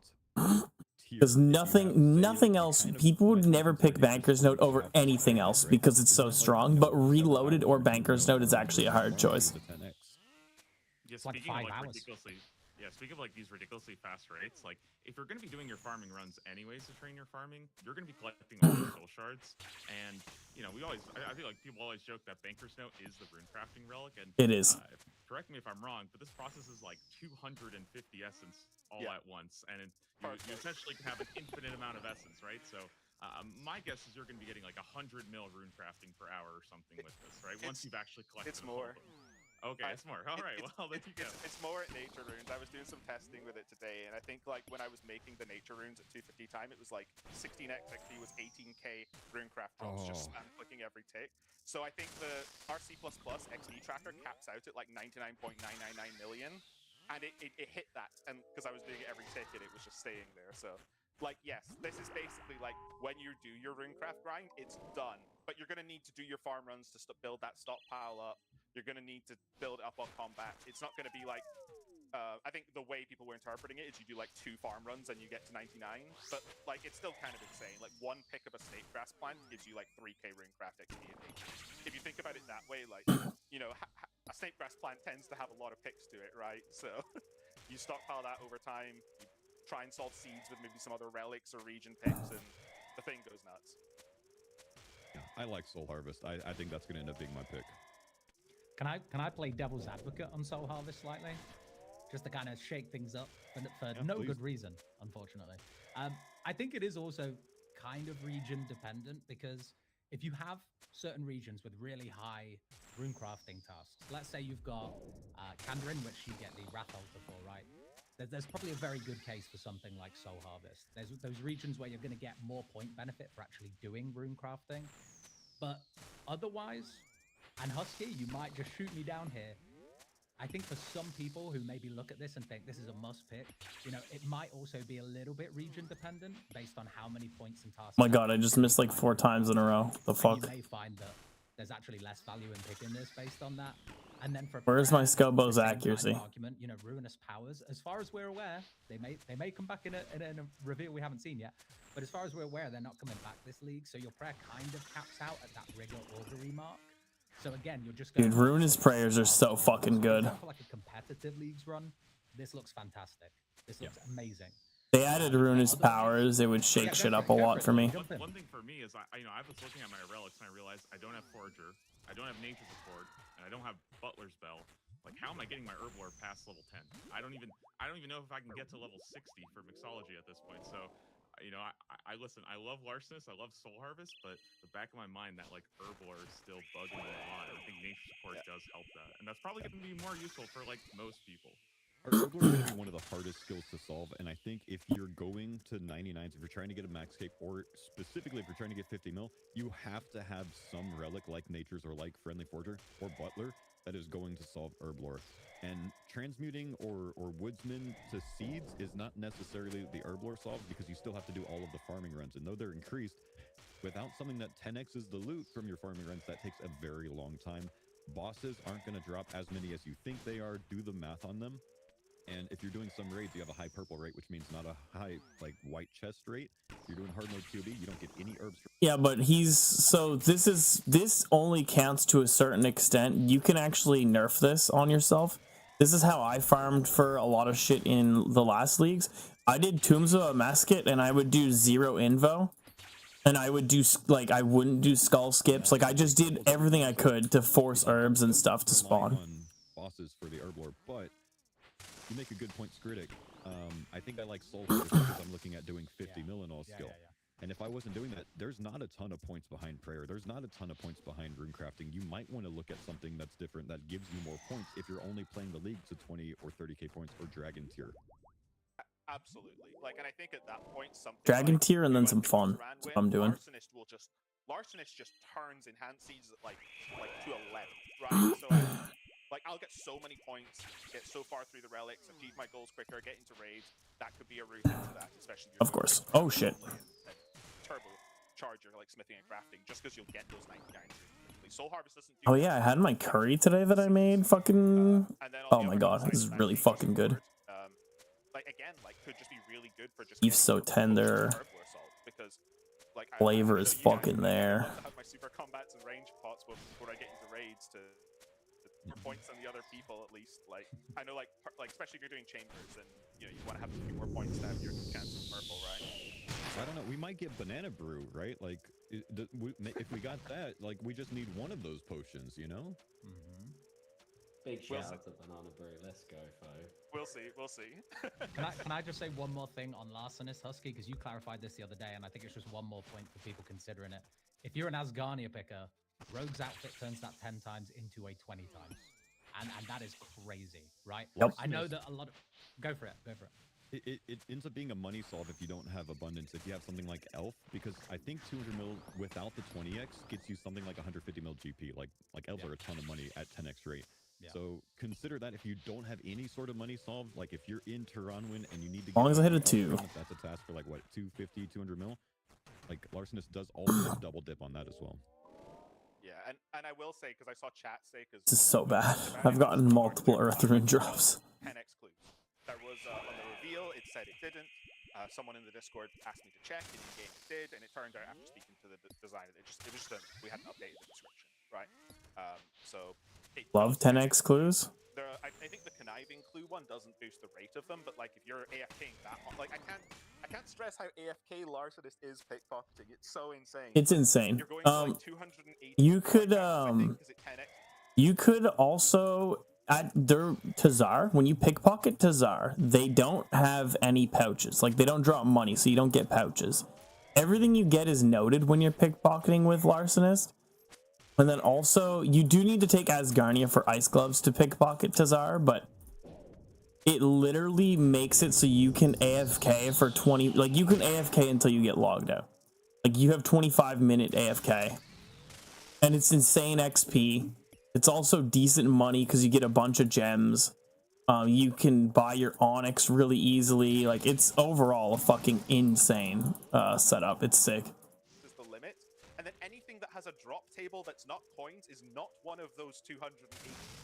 And they're noted. So you're just sitting there like you know, let's say like you have a 1 in 4 chance to it's sick. Suddenly you're there for like... It was called dodgy deals last leagues though, but it was so strong. Like that's so much AFK time you still get with Larcenist. It's stronger this leagues though, because last leagues you needed to have 10 things near you to get 10 times the loot. Now just one thing, you take 10x loot from one person. It's awesome. So nice to just have them all in your bank already, you know. And I don't have a rock. Just as a way to get extra Too much damage. It kind of like does what I think people always wanted thieving to do, is like, ooh, I can steal all these things and use them for skilling, but thieving just never really does that in the game. So you can get all the frog's legs from gnomes that you want. Okay. You can. I love frog's legs. Well said, Scrig. Well said. Seriously, those frog legs are actually pretty tasty. Like real life frog legs are pretty good. But tier 6 is only also, it's toad legs in RuneScape. Same shit. Grimoire's up first. You get. Oh, I forgot there was no rock. Essentially, which is Grimoire. You get to freely swap between all the spell books, acts as a book of the day, and you get access to all prayers and all spells, regardless of your area, quests, or diary requirements. Cool. And then Culling Spree is a Slayer-specific task. When you're assigned a Slayer task, did I just get hit behind that rock? How many? I need to watch that back. You also get a lot of the older Slayer relic benefits about getting the rune pouch out, sacking loot and bag for free, and all those unlocks there. Getting the effects of the Slayer helmet without needing it. And as a bonus, superior Slayer creatures always got between 1 and 3 elite clues, which is very cool. What's everyone's thoughts on this so far? Obviously, we've got a third one coming at some point, but what we're thinking? So we're not going to reveal it today. It is coming soon, and it's a banger. Oh, I didn't get it. Reveal it today. Don't be such pussies. I think that I think Grimoire had a lot of people thinking it was just bad. You know, I get them anyway with some of my regions. I think it opens up a lot for people who are looking at elemental demonic packs specifically. There's a lot of those extra nodes that say ancients count, and if you wanted, say, you know, your smoke spells and air synergies to work, or your blood spells and fire spells, and you didn't want to pick desert, Grimoire's a great way to get into that. I think yeah, it is. Grimoire gets you your ancient spells without taking desert. It's actually pretty strong. To do the mage roll stuff. This this been a great way for them to do that, and Mage Melee has historically been quite a good sort of damage spread for Mauritania, so I think Grimoire gets a lot of value there. On the flip side, obviously, Culling Spree is great for any boss task. You're essentially getting your 15%. Well, it's not quite 15%. The thing with the thing with the Culling Spree is you're only getting that advantage when you're doing Slayer task things. So if you're doing a bunch of fucking raids like I'm gonna be doing, it's useless for me. So like, while you're not always on task like last time, all your bosses are just really sped up by a lot. And yeah, it's like you've got to do like maybe 300 KC at these bosses. So. You know, one funny thing about the imbued Slayer helmet that, you know, now that we don't have access to Mistlin, we also don't get access to Soul Wars, which means that not only is like the only way you can get imbues now is through Kandarin. Dude, I keep not clicking prayers and it's pissing me off. And Mauritania, right? I think that actually makes this really good that you can still get those effects, and not only do you get the effects of the Slayer helmet, you don't even have to be wearing one, so you could still be wearing like Void, or I was thinking about using like Blood Moon set and still getting the effects of a Slayer helmet like paired on top of that, and that's just like, I don't know, I think these kind of like relics that open up your region. I think that might be one of the most OP things you can do is Blood Moon set with Slayer Helm. Like, holy shit. How cool Ancients are in there, and you know, I'm almost tempted to grab Grimoire just for that alone. So. That's a good point, though, because both of these, I think you can look at them totally differently now compared to when they were first revealed, because we have all the packs now. Yeah, the packs really changes things a bit. I think is way more attractive. I still think that Culling Spree is so bad because it only affects you doing Slayer. Based on how many prayers you have active. Grimoire affects everything. Effectiveness of range prayers. So Like, no matter what content you're doing, you get all the prayers. You have prayers for every bit of content. There's not like, oh, I have a Slayer helmet whenever I'm doing Slayer stuff. Even if I'm not wearing the Slayer helmet. Like, yeah, it's really strong because you don't need to wear a Slayer helm so you can get some boosts, but it's just only good for Slayer content. Like, I guess it's good for some bosses in Cox. Like, that's pretty cool. Yeah, It'll make shamans faster. Wait, are you always on task? You make a good point with the. No, you're not even always on task, so it's actually a piece of shit. If you were always on task, it would be good. I could be missing it, but I just like quickly scan it there. Also, the thing that I think brings a lot of attention to Grimoire now that Being able to choose between 3 different tasks is pretty nice, though. How many of the elemental tree side give you benefits to ancient spells, right? You know, instead of healing off of water spells, if you put that one pact into ice, where ice spells act as water spells, okay, now maybe you do want ancients with your build so you can AoE, you know, ice barrage and get healing off of everything. That's like the most giga AFK thing you might be able to do. So it, like, I didn't like Grimoire at all in this tier until I saw the packs, and now I see kind of how it plays. I still think I take Culling Spree every time. Even though That's insane to me. Probably won't have desert, so I guess if you're not planning on doing a bunch of raids and just farming shit out, but the ability to spec into mage for like 7 packs and get a 1-tick powered staff. So I don't necessarily think I need the big mage boost of, you know, ancients. I don't think I need augury, though I might go Zaya anyways. I think this is still a Culling Spree play for me, but it balanced it a lot with the packs this time to have Grimoire in there. You know, what sold me on Culling Spree was the tasks that are like complete 100 Slayer tasks, right? Well, you can just pick 5 mobs and then just blast through 100 Slayer tasks in like a couple hours. Like, that is so crazy to me. And then when you actually do get something that you want to do, like a boss task or like Dust Devils, okay, then you just pick 200 and you sit there for an hour and you just grind away at Slayer. I'm so sorry, guys, to interrupt. Before we carry on the conversation and jump into the next tier, I've just been told by production that we're experiencing some issues. They just need to check something very quickly. We'll be right back. Please just bear with us. Bear with us? Bear? Oh, they're fucking trolls, dude. Flow state. Oh, now we have the tier 7. Shocker. Didn't see this coming.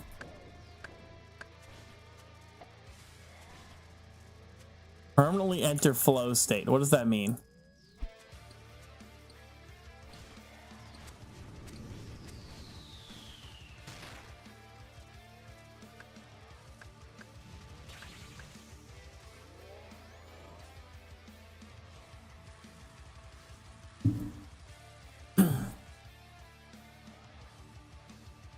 What is it? What?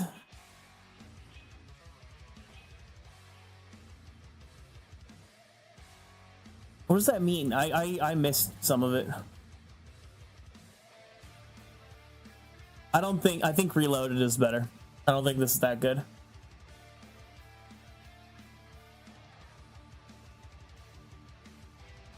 I don't think it's that good. This is another relic that's for people who are this is the people who are just trying to race for world's first type thing relic.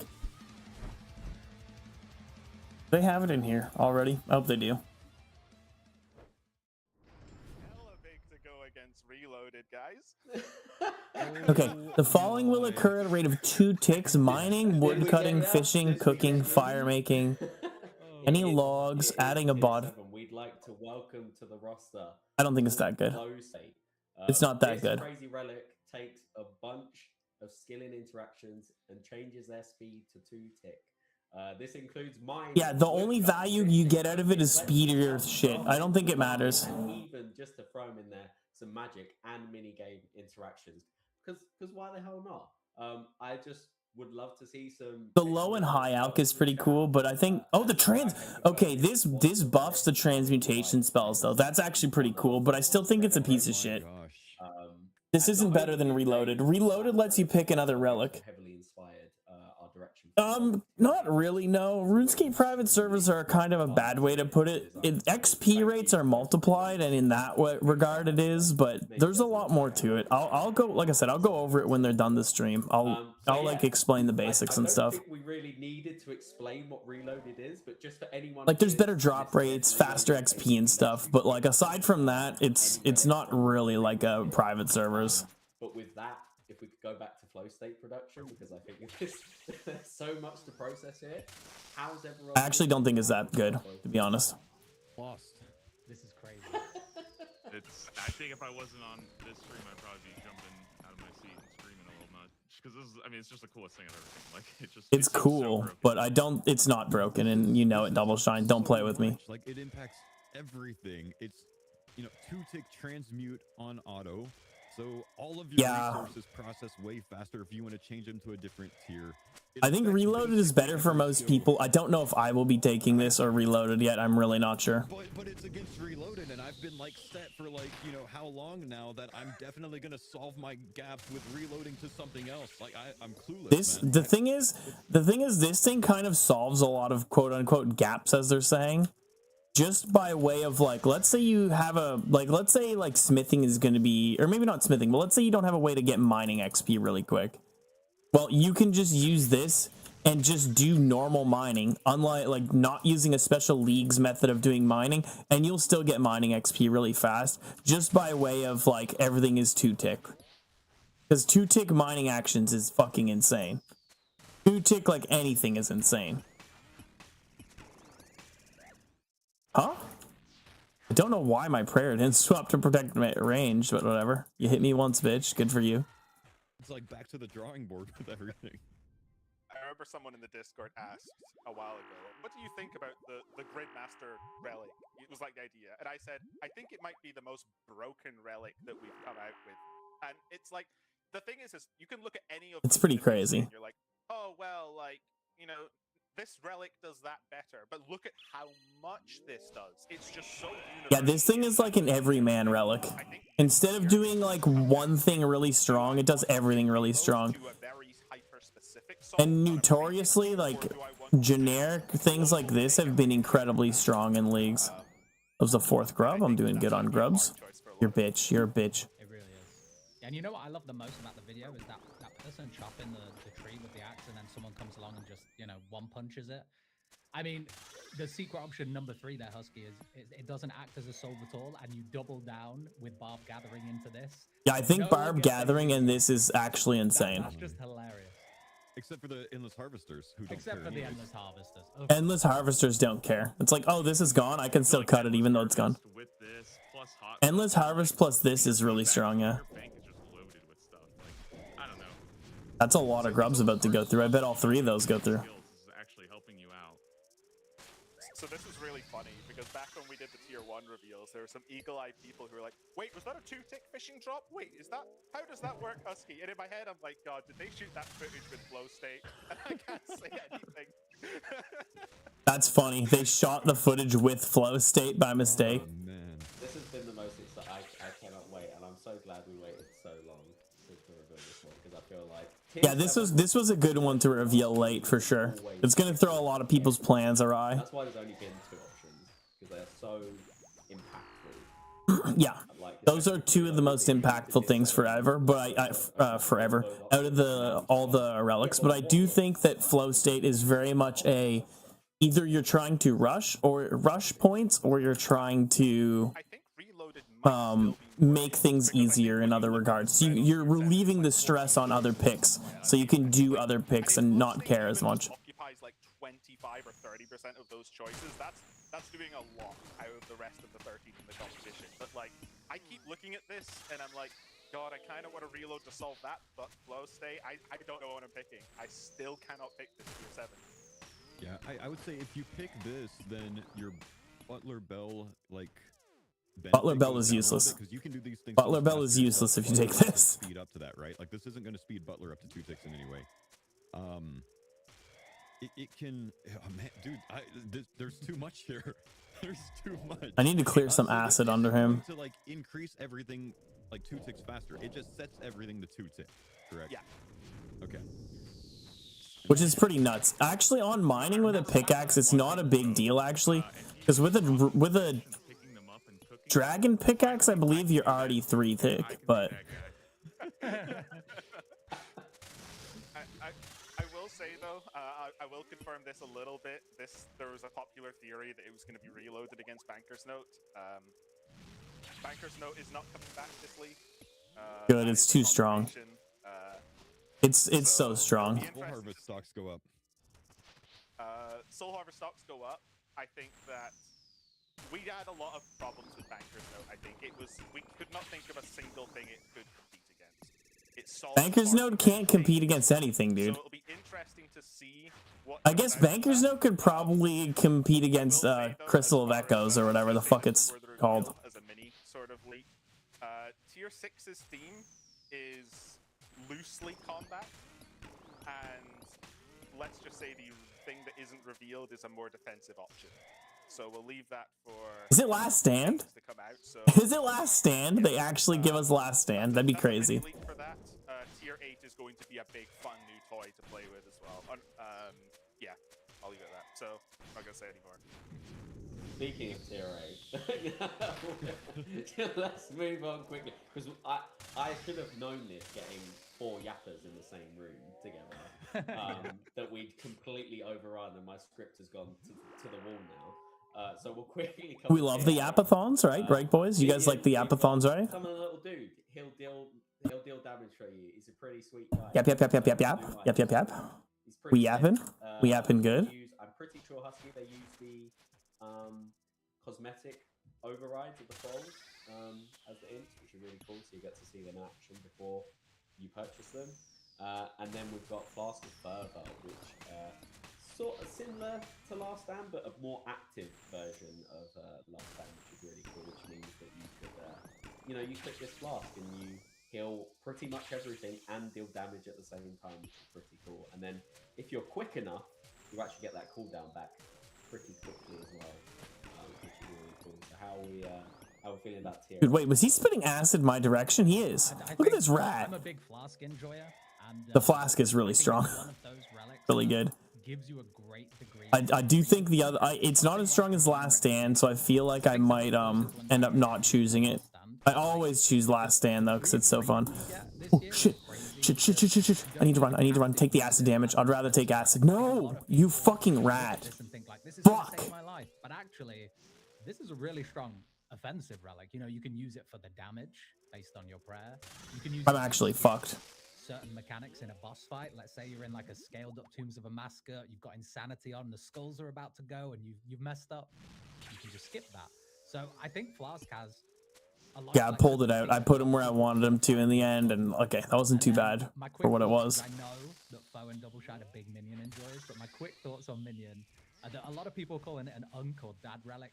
but I couldn't disagree more. I think that the numbers speak for themselves, and it's so much fun. You can buff your minions here. It's unreal DPS minion is this time. It's so much stronger. I don't know if Yeah, it is way stronger than it's been in past leagues. If I can, and I didn't prep you with this question, but it just came to me. Do you know what the quickest you've gotten the flash? That's gross. Cooldown is? Prep you with fucking questions. That's so dumb. The fact that they even do that is gross. A ton of DPS if you're doing a lot of damage flats. Have you gotten it down to a minute 30? Do you know? I've got it down to close to a minute. What? And I think That's the key crazy. of the packs are out. When you look at some of the packs themselves, some builds really benefit from it. For example, I confirmed on the Discord today that the Thorns effect on recoil, but not like Ring of Recoil and Echo Boots, but the Thorns effect does lower the cooldown. On every creature. That's crazy. 2 ticks every time something hits a That's 0 pretty one. crazy. You've got a lot of things hitting you. Maybe I'm getting like 2 ticks every time something. If I can get that initial damage slat up to like above 20, so the second one's also hitting 10, because you need to hit at least a 10 to proc it. So like the Thorn stuff works really well with it. Some of the bow stuff works really well with it as well, because if you're not taking damage. Oh wow, somebody's fucking alarm is going off on their car. What a douchebag. So you're just like firing off this cooldown so quickly. I believe I have to double check. I think echo hits also lower the cooldown as well. So there's lots of things that synergize. Yeah, I was gonna say if echo hits don't lower it, it's gonna be kind of shit because echo hits are big. So this thing can have quite a low cooldown. And I remember the discussion when we released this is, oh, they went to Last Stand, and I would say like It's kind of Last Stand. An all-rounder. Yeah, this is weaker than Last Stand, but It is weaker than Last Stand. We took the aspects of Last Stand that were offensive and really liked that. I think a lot of people as the league went I think the time is too short. I think it needs to be 5 ticks, 3 seconds, instead of fucking 2.4 seconds, like 4 ticks. Like, what if we gave people a lot more tools to be offensive with it? As people mentioned, you can dump all your specs, nuke them with another like 177 damage, and then dump your specs again. So that's going to be really good. I think it's definitely a much more offensive-oriented relic than Last Stand ever was. I think, like, because people think about the big number they hit with Last Stand on a dummy. Let's be honest. You had to sink your tick to land on the 255. You probably had a tick of drain. It might have not had a big high roll anyway, you know? So, like, Last Stand had so much variance in the actual amount of DPS it would do, and its biggest benefit was just, like, was it, like, 8 seconds or something of immunity, or 6 seconds? So... no, it was... No, he's so wrong. The biggest benefit was it was 8 seconds of super high hitting shots. The nettle thing would be fixed, but I'm kind of glad it existed for Gridmaster. I think it made the speedrun. Last Stand was so OP because you have 8 seconds, theoretically 4 attacks of big hits. Of being able to use the eye or the banker's deposit box telly to get directly to CG, go into Gauntlet, leave Gauntlet, and it resets your flask cooldown. So there's some interesting situations where you can farm bosses, telly directly with eye to a boss, you know, burn your specs, flask, hit them with a ton of damage from the damage that it deals, burn specs again, telly to CG, reset, and then do that again. You know, I heard so say this because I think Flask is so cool, but the minion has been growing quite a bit on me. And it's not even because of how much damage it actually does, but it's the fact that it picks up all of your items and notes them. And you can't plug that into a DPS calculator. Like, that's just a quality of life. Yeah, noted items are huge. If you're farming a boss or something, you'll have a shit ton of fucking... That's actually what Like, you'll have a bunch of items, and you'll be able to just have them all noted rather than banking. A couple hundred, like, I have like 1,000 of them that all become superior dragon bones. I mean, that's a lot of prayer, you know? So I don't know. I think this thing is super cool. Like, yeah, it sounds awesome to teleport to your house and back. I'm just gonna AFK bosses and eat food while my minion does all the work. So Yeah. I like this relic. I think Minion is really strong. I think all the tier 8s are really strong. I just think they really kind of overdid the nerf to Last Stand, basically. Is also works in Gauntlet. So it's just a thing where it kind of feels bad if content just doesn't let you use your thing. And the thematic there about not working against Yama was just a bit of fun. You know, it's his league. He's giving you these powerful toys. You know, not working against him was just a bit of fun as Des had. So. I think it's kind of dumb that it doesn't work against him, but it does make sense thematically. Giga Yama? Well, that's what we want to hear. Nothing. All right. You can try and get some more out of us, but I don't know how much. Cool, right. I'm just going to ask the guests how they feel about extending slightly. It's up to you. We've only got 8 minutes, well, planned 8 minutes left of this. Ooh, that was a little scuffed, but whatever.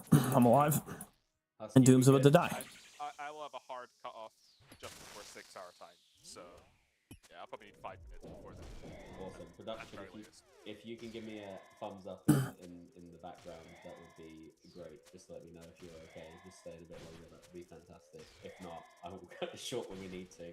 But we were going to ask about everyone's areas and stuff, but we're going to skip that for a bit because I think there's a bigger thing we should talk about. Can I talk a little bit about the relics actually now that we've gone through what we're going through? Yeah, let's pull them up. Let's pull them up quickly. So I know that I think for example this last week has been cracked. I think we definitely saved a lot of the big ones for this week. And as a whole, I think there's been a lot of feedback about the reveal season. You know, things we can definitely move going forward, about levels of hype at different things. But one thing that I saw a lot of players throw around, and it's been like a little nitpick of mine. Even some of the new streamers have said it, and it's one of those things that, well, league is supposed to be fun, so just give us because it's cracked. And I think that's like, it's a good thing at a low level, but like can be taken to extremes really badly. I think one of the things that makes Streams are fun. really interesting is the choices, and the goal is to give you a different experience every time.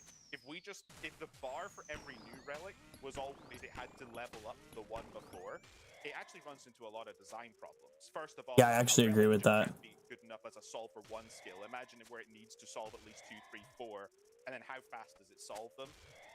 And it also just limits design space. Like, if we reach the theoretical maximum for what a relic does, like, I think Overgrown was a really good example where nothing can solve farming better, so now it's like every farming relic ever is compared to Overgrown.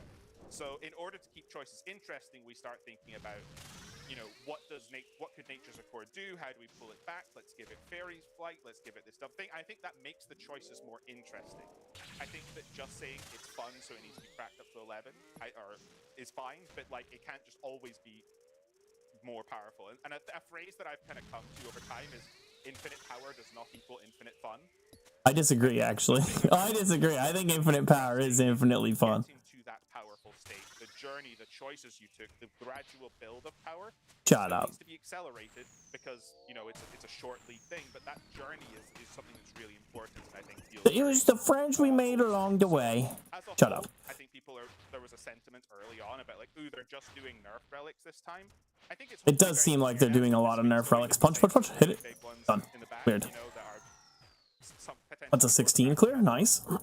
And then we're about to PB here. More important to us is that you can go back and say, God, I remember League 6, it had this, and that was really fun. Then I remember Shattered Leagues. It was so good, but they've never brought anything similar to it back. Every time. And I think that fun events like Gridmaster are definitely the ones where we can say what happens when you add gasoline to the fire and just say we don't care about the funny, stupid, silly numbers.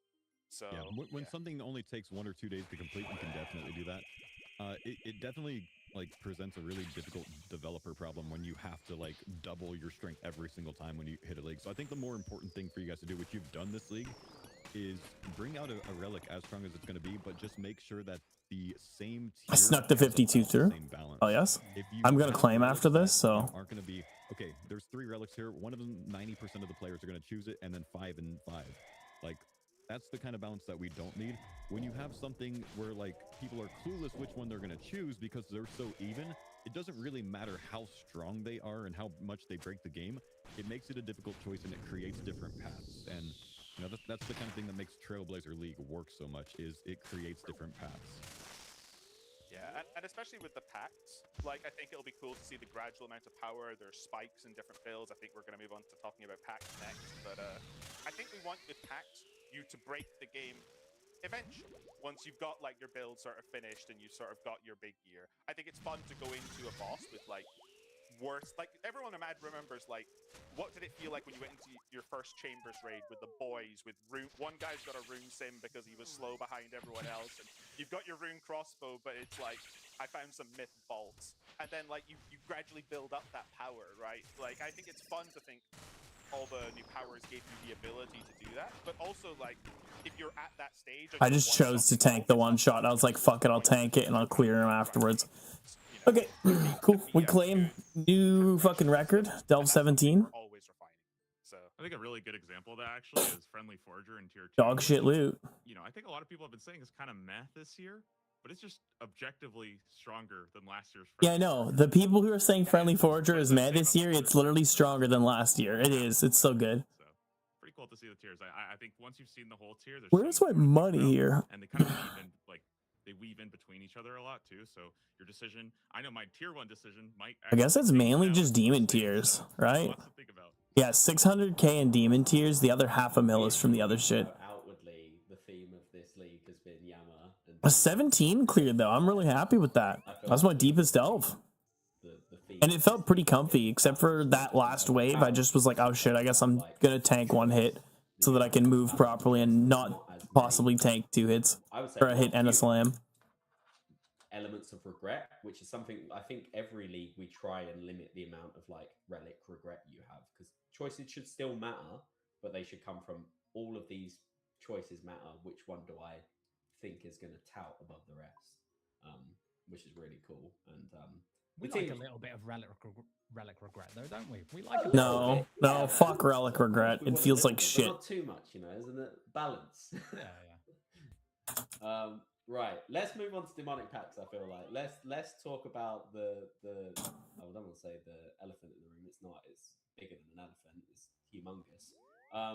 Let me scroll down to my bits. I will be back. So Big piss energy time. overall, this is the biggest thing. This is what the leagues is named after. Of course, this is the demonic packs. We took the combat masteries, for those who are unfamiliar, last league, which was you had 10 points gotten from combat task, and you could spend them on these overall 18 points in 3 different trees of melee, magic, and range. And most people would take 6 in 1 4, or like a 5-5, or depends how you want to split it. But I know we all felt range was quite busted in combat masteries. Very fun, but a bit broken. And this time we were like, but what if there was more? And we're not talking about like double it. Let's like maybe 5 or 7x it, and then just see what players do with it, because that's really cool. And obviously, we've probably alluded, we're heavily inspired by some other titles. So it's only fair we'll do something in sort of similar vein. So I just wanted to run down quickly what people's thoughts are, but before that, I'll just say, if anyone's who missed it, you will have 40 points total to spend. You'll get those points through combat themed tasks, and there is elements to reset the tree. You will have a total of 3. They will come from your first 3 unique Echo Boss kills. After you have those 3, once you spend them, that is it. It is done. So just bear that in mind.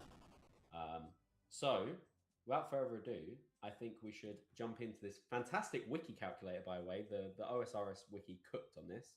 Very cool. I have also seen some other like player-made ones, which also have been really, really cool. I think the players have gone overboard this year with the amount of like tooling, which is really cool. But I just want to go through your guys' thoughts of the tree and any favorite builds or potential paths you're going to take. Foe, I think we should start with you after the puzzle tribulations that you had the other day. Yeah, I'm a melee guy in the league. Almost always my main account is always melee, so that's what I'm drawn to here.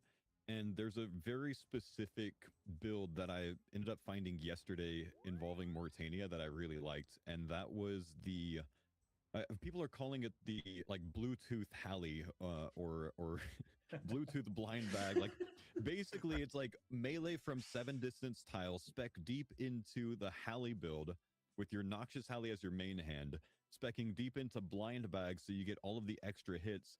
And then there's the ranged echo hits that you get on top of the melee swings, which synergize with the first 3 of the ranged packs, because that like ranged echo, yeah, I don't know if you can find that over there, but on the melee side, in between blind bag and Halley, there's one that gives you a 5% chance to trigger a ranged echo on a melee swing with a 2-handed weapon, and it states that you hit a ranged echo as if you have a bow, crossbow, and thrown weapon equipped. And the unique thing is that "and" word right there, because then if you go down into the range tier, the first, like, when it branches off to crossbows, bows, and thrown, you could take all three of those and it benefits your ranged echo on that two-handed melee swing, as far as I understand it. Those all synergize and they all benefit that. So when you do that long range Halley build with blind bag, with those three, with the ranged echo that can hit 4 times, you just create this like absolute monster of burst damage. And I think that the potential to hit 300 to 400 plus damage in one swing is just kind of insane to me. Add that to, I don't know if this will synergize, I don't know if this will work, but there's also one where if you, and this is on the bottom left side, when you max hit from at least 3 tiles away, your next hit from a different style hits plus 25% damage. The way that I think that reads is if your 20% chance to throw a ranged echo hits with a max hit, which also is a 20% chance to max hit off of the thrown ranged echo, then your next melee swing with the Noxious Halley is plus 25% damage.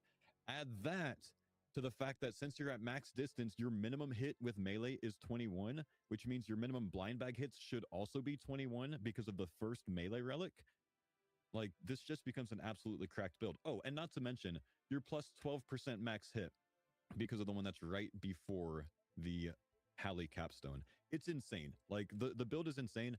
And if that wasn't enough, you can also spec in to a 1-tick staff. So if you have a Sang staff, if you have the Garglon staff from the Grotesque Guardian Echo, you can get that too. And with all of this, I've still only spent 35 points. So I have 5 to put elsewhere. I can unlock this potential before I'm done with all the tasks. It's insane. I love it.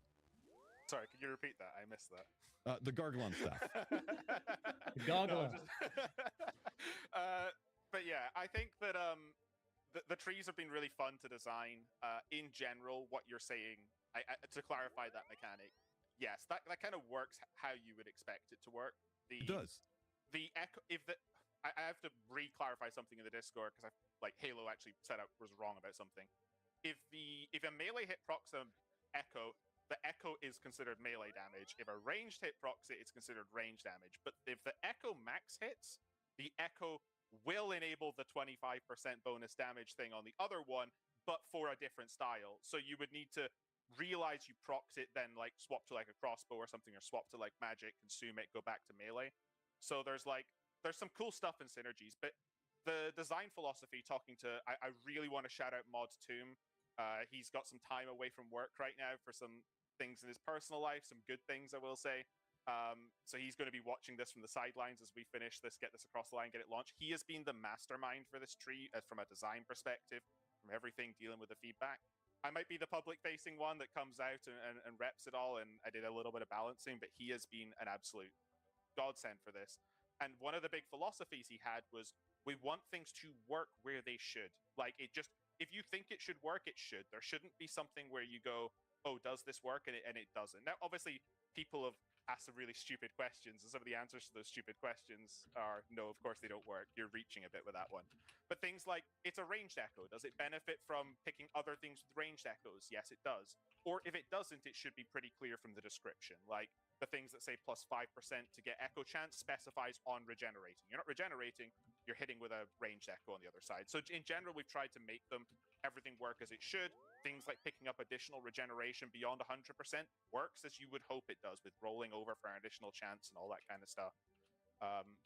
Obviously, the mechanic you kind of went over there is, yes, when melee procs an echo, it counts as a bow, a crossbow, and a thrown weapon, but you only get the perks if you then select those nodes in the range tree, right? So that opens up the idea that if you went into melee and you're kind of lost a little bit, you maxed out your blind bag, you maxed out your halberd, you're kind of thinking, how do I get more power? That node is kind of saying, maybe dabble in a little bit of range stuff. And then maybe that then leads you to go, maybe I have a strong ranged off style. Maybe that's the way I'm going to play the league. Or maybe you just go down far enough to get the buffs and then, as you said, make a mage off style. So,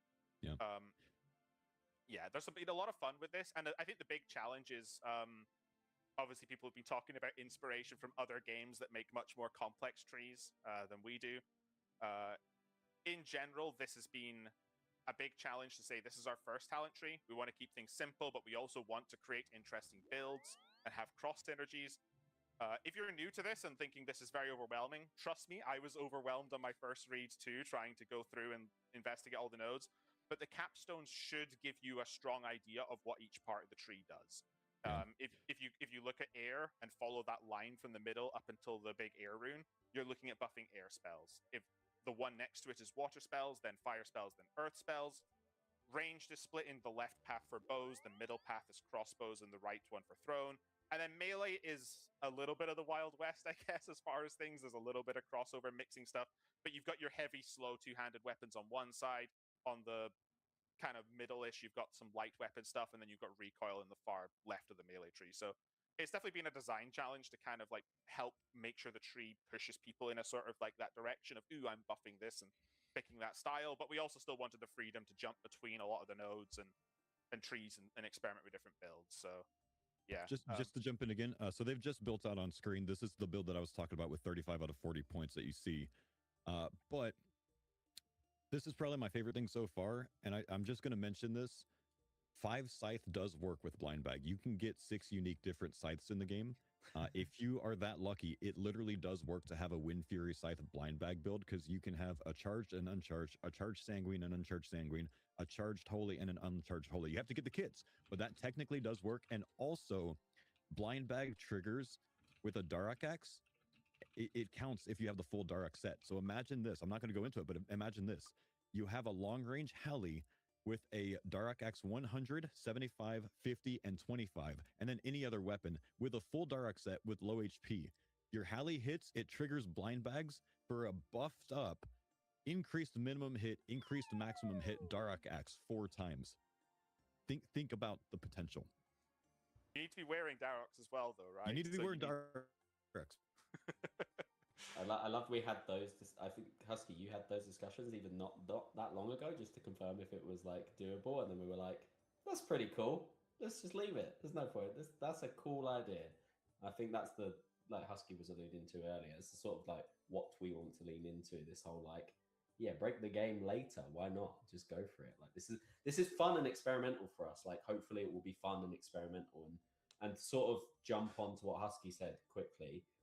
If you are looking at this tree and you are overwhelmed, that is absolutely fine. As Husky said, pick a node you think looks cool and work backwards from that. The worst you can do is jump in, make some decisions, get them wrong. You'll have a reset after your first Echo Boss, which is inviolable. So at worst, come to worst, you end up building a build that you're not that happy with. You have a reset there to use it, and then you can either put those points into a streamer build that someone's built a guide around, or you just try something completely different. Like, just go for it. Like, even though there's 130 plus nodes there, just dive straight in. Like, realistically, you can't go wrong. Yeah, we definitely, when we were doing testing and DPS simulations for all these, we had a range that we wanted all of them to sit in, and there's obviously variance there, right? There could be, like, what happens if I only buff melee as much as I can go is going to feel very different to, like, 20 points in melee and a bit more in range. With most of our balancing, it was like, what happens if I take everything to the, I think we said about 35 points as a maximum and got everything in the same range. We've obviously given it a few more points to players from that. There's probably a few, like, I would say obvious, but I'm going to say them anyway. Like, if you're going full water, there's like you've got 60% lifesteal, so the DPS is going to be a bit lower than some other builds, but you've got 60% lifesteal and 180 HP. Like, you're not dying to this, like, unless you're, like, purposely taking, like, a 6 Jads and getting every prayer wrong and that kind of, like, it takes that level of damage to kill you, right? And even then, like, if you just can't mage and get lucky and heal up in between the range hits, I'm sure you could probably do quite well against 6 Jads. There's Thorn stuff and Din stuff people have been playing around with that is pretty hard to die as well, because Thorns will heal you from a distance. And then if things are hitting, like, zeros on you, you're with the middle neutral thing and you've got a shield, you're getting a ton of free healing and prayer from that as well. I genuinely, with, like, some sort of Thorns Dins build, I think I brute forced 5 Jads with just camping Prey Mage. It took like 5 or 6 attempts. And I brute forced it, no clicking any healing or anything, just going around with a Din's Bulwark, and when healers spawned, I tag them with a shield spec, and I go around. I never got quite to brute forcing 6 Jads, but like at a certain point, I could probably say, the player might click some food in their inventory because I'm just sitting there at like 10 HP being like, please heal me, minions, you know?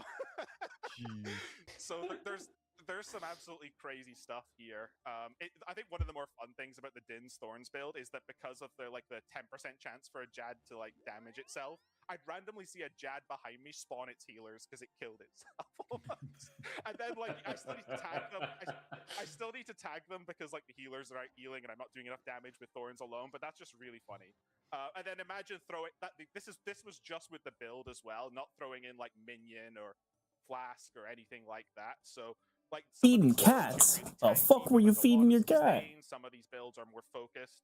I think some of the You're one of those people who like puts peanut butter on your balls and feeds your dog, right? Asking the player to be good with their prayers and not taking damage to get that return on them. Oh shit.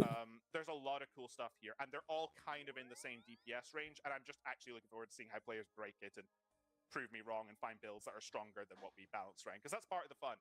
This is our first time doing this too. I'm sure we're going to have feedback for like if this is a feature we want it in a future. Yeah, I'm super excited. I think this should be in every league. The combat masteries were cool, but this is way better than combat masteries. We went really generous with the points, kind of just to say like if you messed up a couple points, it's not the end of the world. Like, or if you missed out on a couple or a few points, like very much these builds are like way online at like 20, 25 points, and then you like get like extra juice going from 30 to 35. There aren't really many builds that need like 40 points. I think there's no, every build I fucked with was like 20 points would get it started, and then 30 points lets you spec into another build. But yeah, there's a lot of cool stuff here that we wanted to play around with, and in general, like you're going to be really strong. There's a lot of stuff here. It's really good. I'm so excited. I'm so excited. And that's one of the really interesting fucking coming right now. Planning my routes was actually just the difference between a more early game, like. Oh, I listened to this already. I was listening to this live. I'm a little behind right now. Like water spells and the air spells, you're getting prayer regen, and you're a little behind up here, but on my phone I was ahead. Fight caves are already weak to water, so I'm kind of not sure how I don't clear the fight caves with that build. Yeah, exactly. I'm coming just like that. And yeah, League Starter is going to have a whole, new world this year.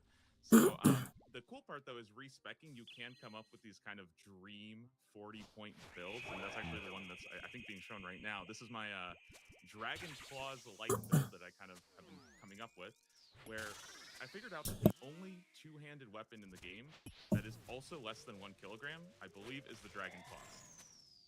So instead of going with basically everything Bo just talked about with the Noxious Halberd, I took every single node in the melee tree that does not have the word heavy on it and does not have the word shield on it.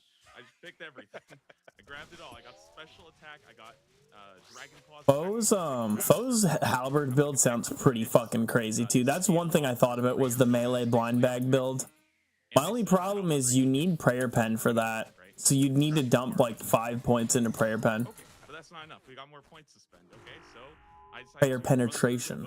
We love penetration. If I get bored and I pick up a twisted bow as well. All right, well, now I have a bow build. And I got a couple more points left, and I can also grab powered staves up in the magic tree as well. And now my shadow is 2 ticks for like 6 points. Yeah, so this is like my dream best case scenario. I'll be living in Chambers of Zarek for like 2 weeks, like it's Twisted Leagues, just farming out a Dragon Claw, getting my shadow, getting my Twisted Bow, and even if I don't, like it still will still gonna be fun. The Hispori Echo Weapon, that's a bow, right? So I still get the benefit there. I'm thinking about going Asgarnia, so if I don't get Dragon Claws, I am hoping that the dagger works with the dagger. But, maybe yeah, I'm thinking about doing Asgarnia too, but for me, Asgarnia is for the stupid, the fucking Zerite crossbow. But honestly, it depends. If the Wilderness crossbow is like giga strong, I might do Wilderness. Even though I fucking hate Wilderness, it might be worth it. So few people go Wilderness, and you don't lose anything when you die anyways. But like, the worst PKers are people who like try to drive by you. Like, they don't even care to like, they'll just try to one-shot you and then continue along their way. It depends though. I might even just like fuck it, like I hate Wilderness too much, I'm not gonna take it. It would have to be incredibly strong. Like the crossbow has to hit like 200s for me to want it. Maybe you do magic. Seemed maybe like you it do just Doom ice Man, barrages maybe though, you can which play is around useless. later on when you've got more points. You got to respec. So like I think we've all got the flexibility to do it, haven't we? Eventually get to those like aspirational big 40-point builds. And there's so much still to come as well. You know, Skritic, you're going to be releasing the Echo Weapon video at some point, right? Coming up. And it was a big thing in the league for us to be thinking about. We want Echo Weapons that synergize with the tree. Like, why would we not? You know, so there's going to be some Echo Weapons that are really good with elemental stuff. There's going to be some Echo Weapons that are really good with, like, blind bag stuff. Or, you know, Yeah, I'm thinking the one bow, one crossbow, one the fucking crossbow might be might synergize with mage shit. Wait, really? Oh, do we Wait, want what is that? it? The chat want that? I don't know. Do they? I don't think they do, guys. I don't. What's a King's Barrage? A King's Barrage. Yeah, what could that be? I don't know. I'm not seeing that many. Wait, really? Oh, I need to go back. Are really good with like blind bag stuff, or you know, people have seen from the pictures. We've got one bow, one crossbow, one blowpipe. I think, Scrape, do you want to tell them about your favorite build with the King's Barrage, or no? wait, really? Oh, do we want that? The chat want that? I don't know. Do they? I don't think they do, guys. I don't. The King's Barrage. So the King Black Dragon is gonna drop an Echo crossbow. And the crossbow, it sounds like it does barrages, which could be insane. Get on it, guys. Spam it up. Come on. Like the king, assuming this crossbow counts as like the barrage actually counts as like water spells. The top left there, there's like a little water symbol. I think it does hit it twice in one splat. I'm not 100%. Assuming that the barrage counts as an ice barrage for in the sense of all the skills on the skill tree or like on the tree, right? The demonic packs. It would be a healing crossbow too. It would literally heal you for like massive hits and do massive damage. I'm not. I don't know if I am. It depends how strong it is. I don't want to go wildy, but if it's like giga strong and it would be dumb for me to not, like what I'm gonna have to. If you do the build while Which will fucking suck, but whatever. I also might just try Wildy on my alt and see how obscene and assholey people are. It's the only yeah, no, I did. People do that. Out of me about echo bosses and echo items. I didn't. The demonic packs weren't out when I said that, anyways. So, like, I said, I think I even said then, like, there's like, it could make me go there. It depends what they put there. But it's, I don't know. I definitely will do everything I can to not go there. And it has a really kind of unique mechanic where it fires 2 bolts at once. The first bolt counts as a standard ranged attack. You know, that's going to fire off your dragon bolt enchanted with whatever you want. The second bolt counts as an ice spell, and it freezes your target in place. Luckily, there's a toggle for that, so I know a lot of people are probably thinking, like, off the bat, oh man, that's going to get annoying. You can toggle the freeze off, which is incredible. But what's really interesting about this weapon in general, and honestly, this goes for all the echo weapons. What's really interesting is how you can look at this weapon, its description, its stats, its passive effect, and you can immediately hone in on a build on the mastery tree. So I hate to say this when people have spent so long putting together 40-point builds, but they are probably going to change tomorrow, because you're going to see some of these echo items and you're going to think, man, I need to build around this. So this on screen, thank you, Sani. This is a build that... If it wasn't in the wilderness, man, I would totally agree. But the wilderness is just such AIDS content. It's going to be very hard for me to want to go there. It's going to have to be obscene DPS over a ZCB. Works really well with crossbow masteries, would you believe it? And what I really like about the crossbow masteries is they really exaggerate the kind of slow but punchy effect of a crossbow. So just imagine for a second, right? You take the mastery that slows the King's Barrage down, but increases its damage by 70%. Oh, I don't give a shit about Corp. Corp will disappear when you're always max hitting and shit, but for me, it's the other players. I don't want to deal with them. They're fucking assholes. It's just a waste of my time. Like, yeah, I can fucking kill them. I can just DD them and beat the shit out of them, but like, So It's not that's fun. already incredible. We're going deep into the crossbow tree there. We're also picking up the range mastery that triggers additional echoes, that buffs things like rigor. But then you'll notice that I've got some nodes there into magic, and that's where this gets interesting because the second bolt is an ice spell. So if we go into the magic tree and we convert that ice bolt into water, then all of a sudden you're max hitting with 2 range hits. The ice hit lands and it bounces back a heal to you. Now, I'm not going to go out there and say what kind of numbers I saw when I did get to try this, but I will say you will be impressed by this. And it is made even more crazy by the fact that if you pick up a couple of these overhealing nodes that you'll see we've specced into here, you can overheal to about 160 hit points with this thing. And then that increases your range strength even more. So all I'm going to say, the last thing I'm going to say on the King's Garage, big tactical noob. That's all I'm going to say. He just confirmed something for me. Healing on the off style. There's even the... So I wasn't sure. There's one thing that it's the your hit points, the difference between your hit points and your slow ranged hits, you know. And your total HP. So your current hit points and your total HP gave you strength, and I wasn't sure if that worked overhealed. So overhealing actually works for it. I can pull that up here in a second. Give me a sec. On your next hit on a different style, and then you go back to ranged, you get the max hit, you switch to magic, back and forth, or you just camp King's Barrage, freeze everything. This one here. Ranged strength is increased by 1 for every 10 hit points difference. Yeah. So I was thinking you hover 1 HP and you get 9 strength, basically, which is strong, but it's too risky.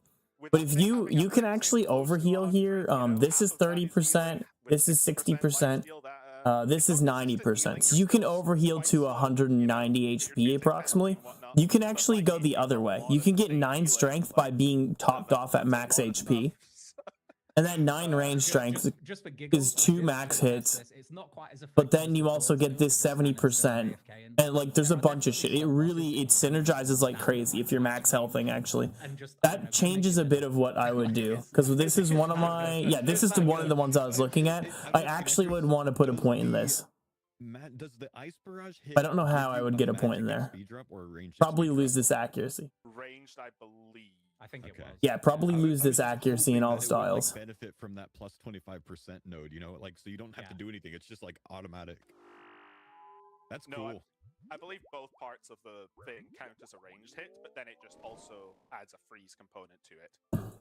And as we said, the freeze can be toggled. So if you would rather, you know, have the next boss walk to you, you can do that if freezing is griefing, that kind of stuff. So it's a really cool weapon. I know that people are going to be like, oh, like I'm really sad Kopesh isn't there, you know, really having fun with Kopesh. I think like the more we thought about Kopesh, especially after seeing it like amped up in Gridmaster, it's like almost too good to exist. It is. Kopesh is so strong. Memories as the fun thing, rather than just bring it back nerfed and like tarnish its memory. I think like that's yeah, something like that. So probably better. Exciting. It's the Kopesh is fucking OP, dude. Holy shit. As like spec dumping, but it's still like it like hitting shit. near 100s is a pretty fun thing. So yeah. I guess final point for me on the trees as well is I've seen a lot of people talking about like the resets not being enough. And the resets is like, I think this is going to be an ongoing debate through the league. People will see how they feel. You get 4 chances at this essentially because you get 3 resets and they're full tree resets. So even if you went out early, you can still experiment with a build. You can go to another build for a boss that you need a has a really bad matchup. I think Asgardia like Whisper is like the standout answer, right? Like you might get pretty well through God Wars with ranged or melee, but then Whisperer sucks, and you might want to save a reset for magic to your Whisperer grind. It's like, or you just get 90% prayer pen and massive accuracy, and you don't care. But just in general, what we didn't want. Get the double accuracy roll on the crossbow. For every boss, and it's just, oh, what's the best DPS setup for The this? clap nerd. Cool, copy. Plug it all in. People already said that in Shattered Relics. It's not fun to play Menuscape all the time. Then people would ask for presets. Oh, this is the most piss off thing about they're always saying this with fucking goddamn Shattered Relics. The fucking problem with Shattered Relics wasn't fucking that it was menuscape, it was that it was a poorly optimized UI. There was no favoriting relics, there was no like there was no presets. Literally, if they just had somebody fucking take goddamn 2 seconds to like, oh well, we should probably have a fucking preset for this, and we like Shattered Relics was great. It's the fucking it's like the fucking shitty presentation, basically.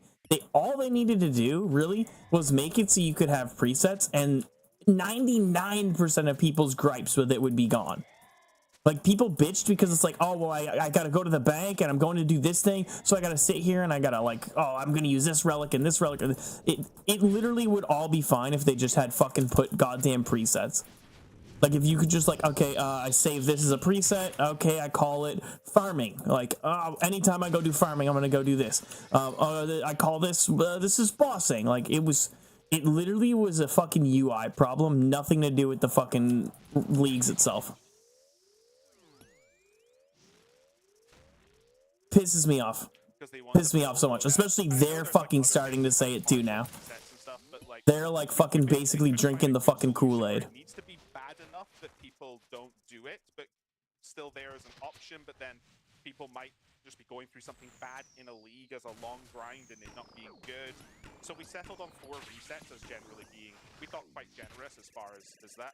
And I do think in a league, like, having choices matter is important. It's something we keep coming back to where, you know, you're still going to have fun identifying the stuff. And part of the fun of having 40 points is like Foe's been doing. It's like, it's not just saying, here's my Turbo Max Giga Melee build because I only care about melee against this boss. It's thinking, how do I squeeze in that 1-tick Trident? And do I want ranged as an option for those extra points? I think that's where a lot of the fun in creating builds for your areas comes in. And just saying, oh yeah, you get like infinite resets. You literally just won't have these fun builds. You'll have like, here's my only melee build, here's my only range build, here's my only magic build. So yeah, that's kind of the explanation for that, but we expect feedback on that as the league goes on and to see what people think. A limited number of resets is a good idea. Decisions should matter in a league. Yeah, relic regret's always a thing, but I mean, some people are going to hate that I say this, but you could always make a second alt account, put Endless Harvest and Butler on it, and just let it go to work while you're doing your main account, right? If you're really worried about that. But decisions should matter. Shattered Relic, the main feedback was it was too flexible. You could just change to whatever the best was for everything, and people didn't enjoy that. It was fun. So I think I loved it. Being able to just do everything and be giga strong all the time was fun. Shattered Relics was the best leagues by far. What your final build ends up looking like, just so you can get this might exceed it though. Genuinely, this is like really fun looking. Echo CG or even CG, but I'm so sick of the Shattered Relic slander. There's a lot of logic that goes to it, so I like it. As long as you guys don't charge for an extra reset, this is the right way to do it.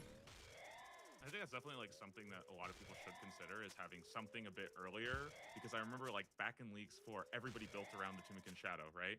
Well, until you get that Tunic and Shadow, you're not really having a good time. Now, if you do go to TOA and you do hit your Shadow, then by all means, you should consider grabbing all the magic nodes, right? I think that kind of like flexibility is really cool, and I'm excited to see what the early game routes look like compared to those fully fleshed out 40-point, like everything is just locked in and optimized.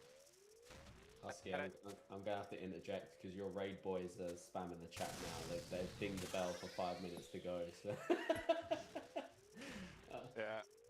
So I have another commitment. yes. He's needed elsewhere, so we're going to wrap up. This has been a fantastic stream, honestly. I just want to say a massive thank you to everyone that's appeared on the stream. Thank you all so much for joining. It's been an absolute pleasure. Secondly, shout out to the production staff, especially Moderate. She's smashed it behind the scenes. I was not the one doing all the packed work. That was Rach behind the scenes. So big shout out to her. And then all of you lot that's interacted with us over the past weeks, whether that's within the league specific Discord. Go down, you bitch. You bitch. 7 HP and it's alive. What a rat. Honestly, such a fun league's pre-reveal season. Maybe my most fun. I'm really chuffed with it, honestly. And if you're sitting here after everything that's been going on and you're worried you're not going to be efficient enough, or you're not going to do the best. Shut up. Just have fun. People who are worried about efficiency are fucking retarded. Fuck around with it. Is about having a bloody good time. Yep. So whatever route you pick, Exactly. I'm sure you will have a blast. So just go in. I think they have done a very good job with that this league. Just have a good time. Not a long time. Or maybe a long time. With that being said, make a choice. Do it. Exclamation mark leads. Check out the news post that will update it after this. Okay, I don't have a rock. I don't have a rock. I don't have a rock. Need to remember I don't have a rock. Exclamation mark wiki for the wiki calculator. They've done a fantastic job putting that together. You can see it on screen. Exclamation mark Brazil. We've got Brazil Worlds now. It's bloody awesome. We're hopefully so. I mean, I don't have a problem with people who want to do efficient shit, but if people are like crying, like, oh, I won't be able to do it efficiently. I don't know. This is too much shit. Like, just have fun. Don't worry about it. If you want to play super efficiently, do it. Be a giga sweat.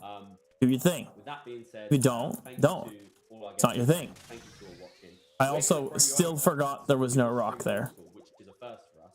Zizaran, a Path of Exile creator, is running a brutal, hardcore event called the Gauntlet, and it is sponsored by League 6 Demonic Packs. Obviously, we've taken some inspiration from PoE over the course of leagues gone by, and Demonic Packs wears that on its sleeves very proudly. So please go and say hello, maybe pick up some words of wisdom to help put together your build.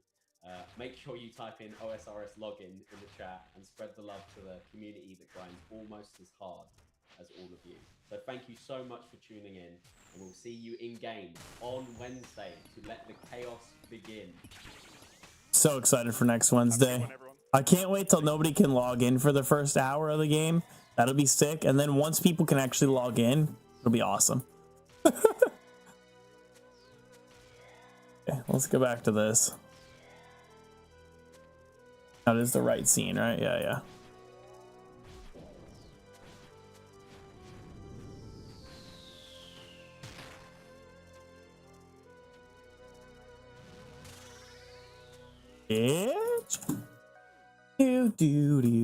So, okay, I'm gonna finish this clear, and then I think Chonky and Caught, you guys were both wanting no, it's like an hour or two late.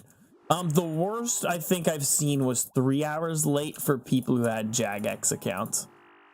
But other than that, it's generally not that bad.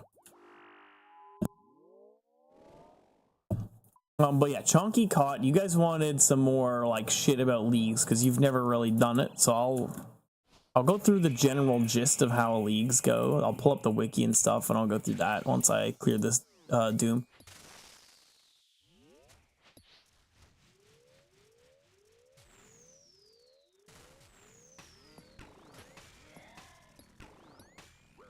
What? Don't know how I got hit there.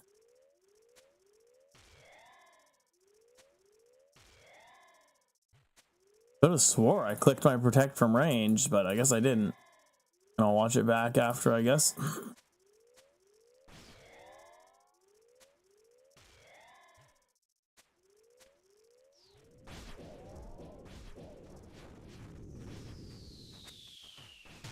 Fucking move. Oh my god, I'm fucking actual dog shit.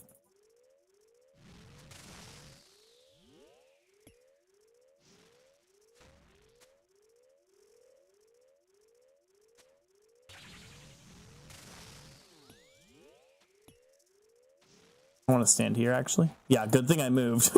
I was realizing last second, I was like, I'm pretty sure I'd take a slam here. Glad I moved. That could have hurt a lot. Wouldn't have died, but it would have been too close. Too close for comfort, my friend.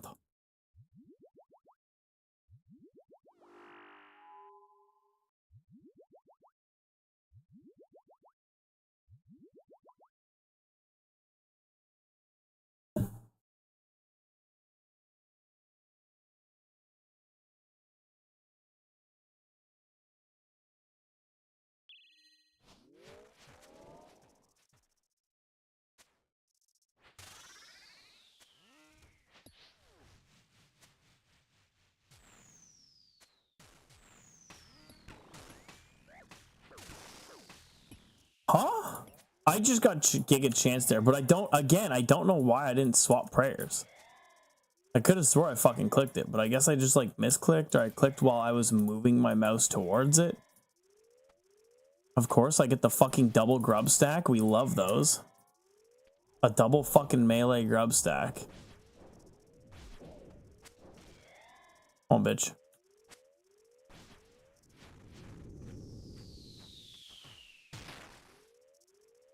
Seriously? Fuck off. A 7 damage and a 1 damage fucking blowpipe spec. Such bullshit.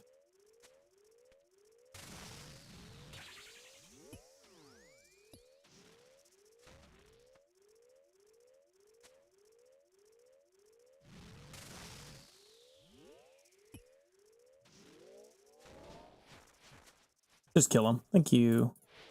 Also, I get a fucking free clean there because of it. I don't know where to clean though. How we do here? That'll work. That'll get a good little bit of cleaning going.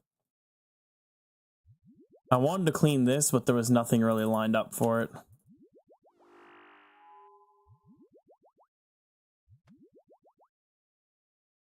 Love the free cleaning.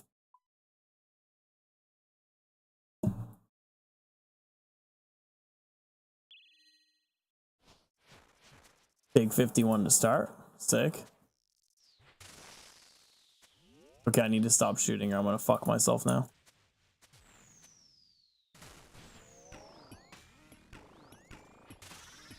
Not everything is free when you steal it.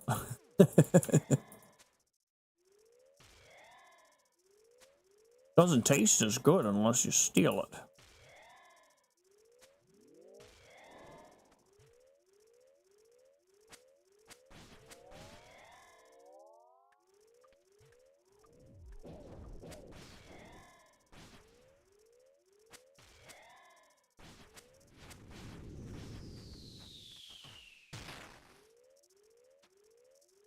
Oh, now I'm hitting big numbers. Not when I blow pipe spec to heal.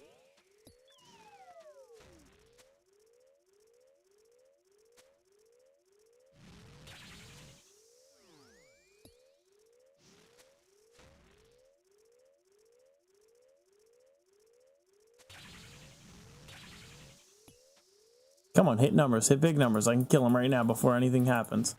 Get him down. Let's go.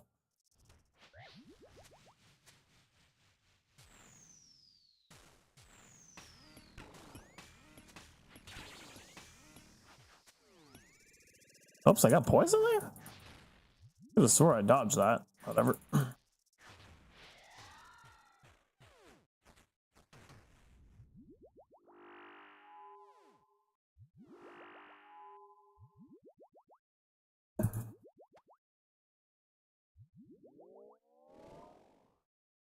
Not bad, not bad.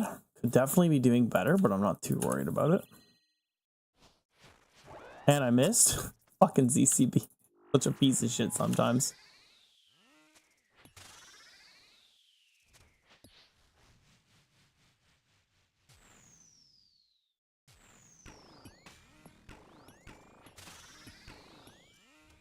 Well, yeah, Fremy kilt is for girls, so of course you're not gonna get a max hit.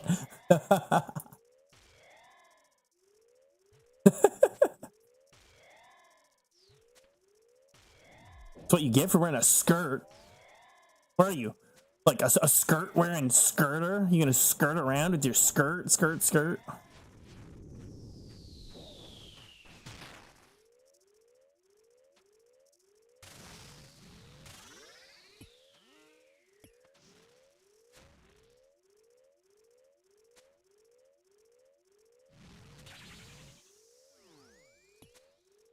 He's a skirt wearing baby.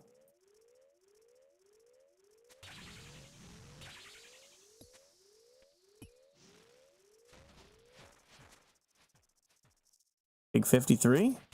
Yeah, 23 is not bad. Please hit and kill. Fine.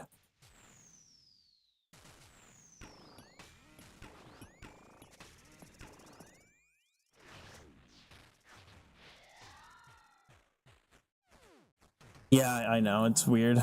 Doesn't look like a skirt. It's funny, though.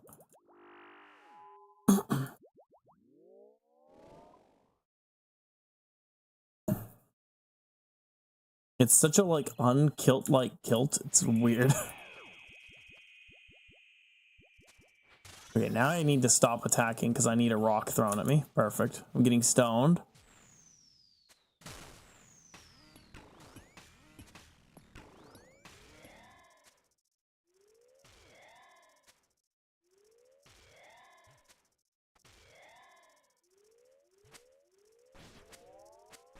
Yeah, bitch, throw all the melee grubs you want at me. I can fucking deal with them.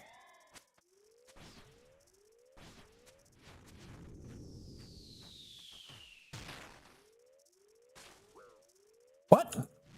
Didn't I attack that thing? Wait, I think that was the first grub I let through. Didn't I just have 99 HP? Pretty sure I had 99 HP.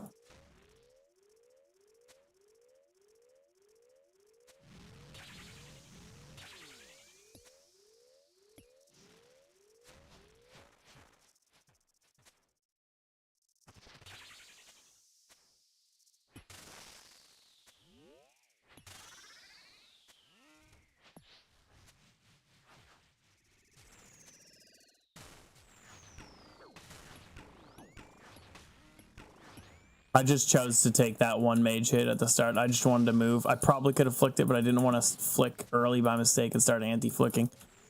And he's dead. I'll be right back.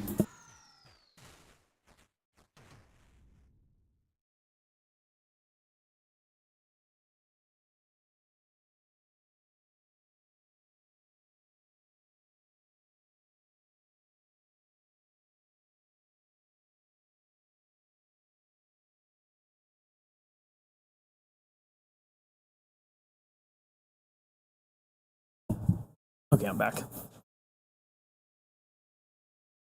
Sippy. Sippy. Sippy. Sippy. Sippy. Giuseppe. Giuseppe, the Italian man. I'm getting fucking like 16 clears relatively consistently now. Or getting at least to like 15, 16 pretty consistently.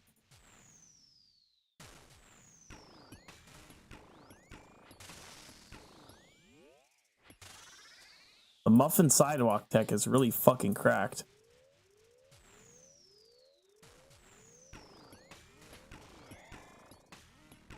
Unlucky this venom is here. Can I hit, please? That fucking melee punish.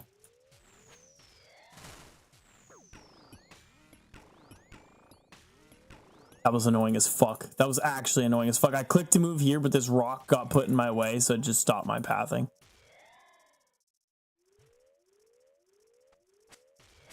Didn't mean to do that.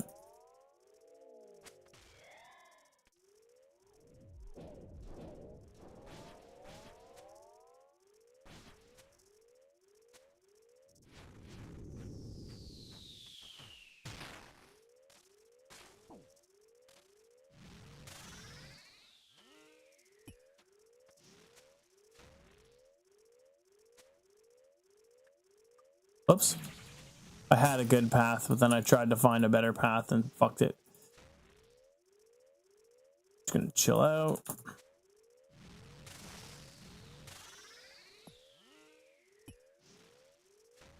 Unfortunately, I didn't really have the rocks to deal a bunch of damage and push for that there.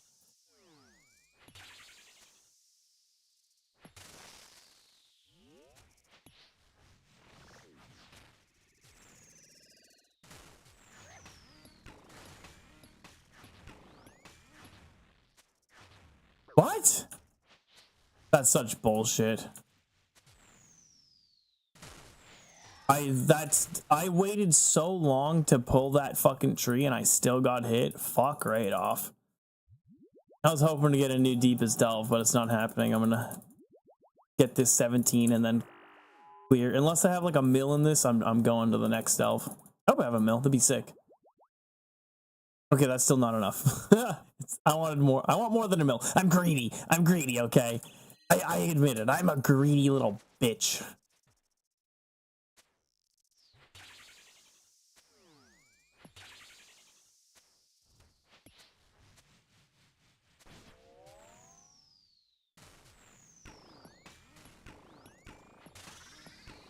Greed is good.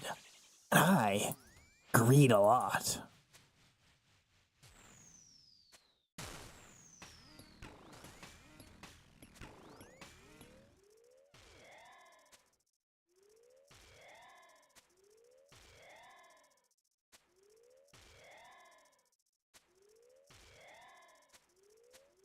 Hope he doesn't do any melees, but I can step there to kill melees if they get close.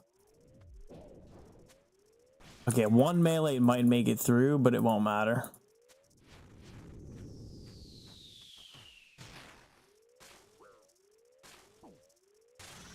Four grubs, 5 grubs went through.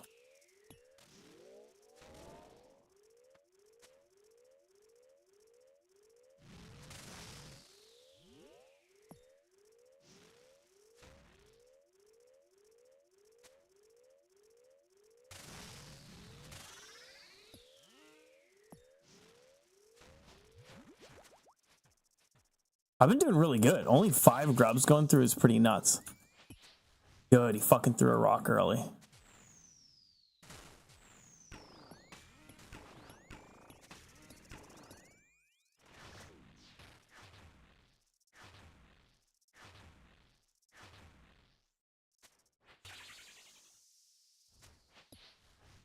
Please just hit the 2. There it is. I don't even care about these rocks. I just don't want to deal with another phase. I could almost do another 18. I could risk it and probably get it done. Think I'm just no, it wasn't even that much of a difference. I'm gonna go for the deeper delve. This is risky, but I really want to get PBs. It feels cool to get fucking like I did a 19 hour, I did a 12, whatever, a 20, a 16. This will be my new PB. Look how much fucking acid I have all over the place, though. It's kind of crazy. Kind of crazy.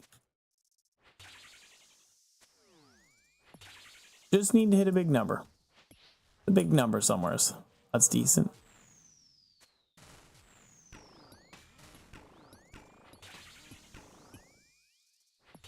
Really just want some big numbers. Can I hit big numbers, please?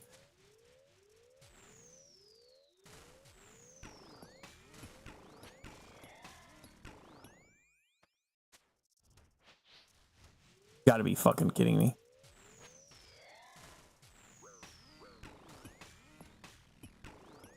That's literally just because I did not hit any big numbers. I couldn't fucking hit shit.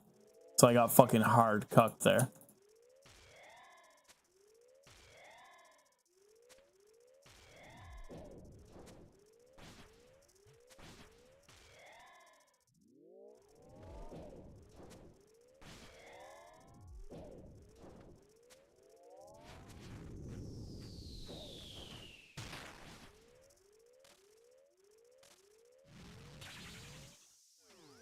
We love that. Fucking healing up to full.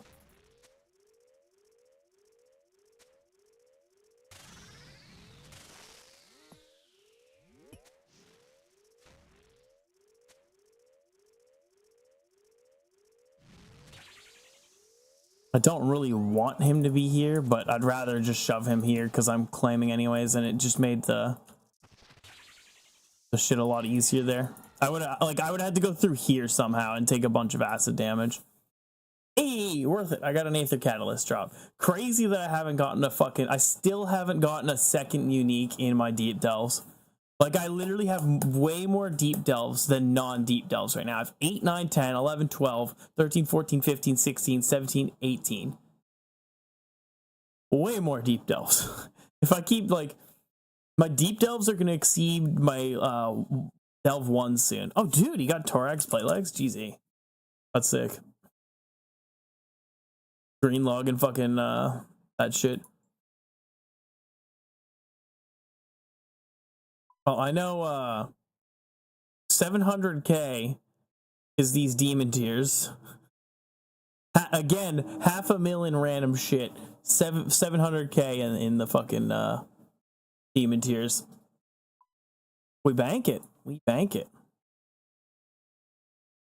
This feels good though. I'm back at the fucking point where I am I'm getting kills, and my kills are, or like I'm getting I was doing this before, but I was only claiming around like 12s and 13s. I think it's before I actually started streaming. I was consistently getting to whatever amount of whatever delves, but I would like run out of supplies and claim, which is a good thing. You want to run out of supplies and claim. That means you're getting to your peak and you're staying there and not failing, right?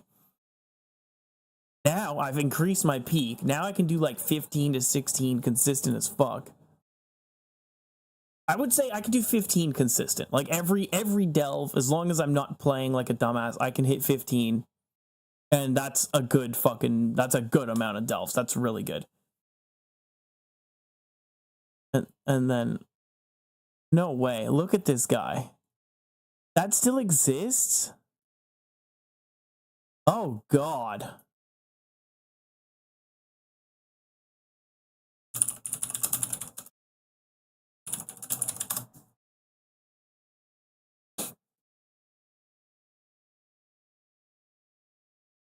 I thought they patched that. Look at him. I don't know if you guys see this, but like, look at this freak. Look at him. Look at him. He's fucking crazy. His head's over here. Oh my god, I love it. It's so good. It's crazy, dude. Oh shit. Okay, but yeah, so I'm consistent now at 15 and I'm running out of supplies and claiming, which is what I want. That means I'm making money the whole time. Even if I'm losing, even if I'm not getting uniques, I'm getting GP every kill, GP. What we want. We want the GP. We want the GP. This is how the zombie apocalypse starts. Oh, fuck. Oh, somebody else is doing it. Oh, yep, we got 3 people doing it now. Is it something to do with an outfit?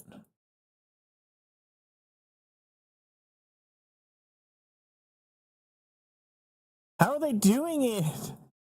Crazy. Oathblade, Vandos. I wonder what causes it. No fair. I want to look like a retard.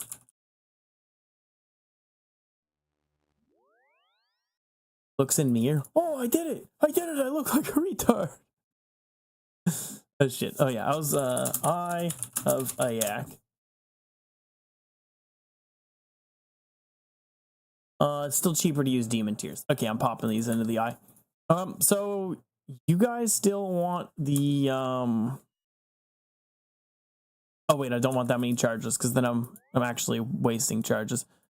I want to put like 45,000 charges in. That way I can fill up 5,000 charges doing the boss. So Chonky and Caught, you guys still there? I am going to do the league's stuff, the discussion about what it is, how it works, the general gist.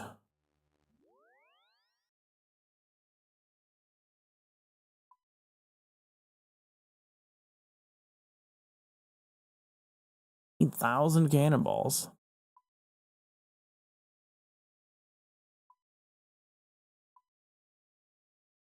I'm just gonna put a couple things up for sale really quick on the GE, and then I'll pull up the league's wiki page, probably is what I'll do. Cool, that sold instantly. OSRS League 6. Demonic Packs League.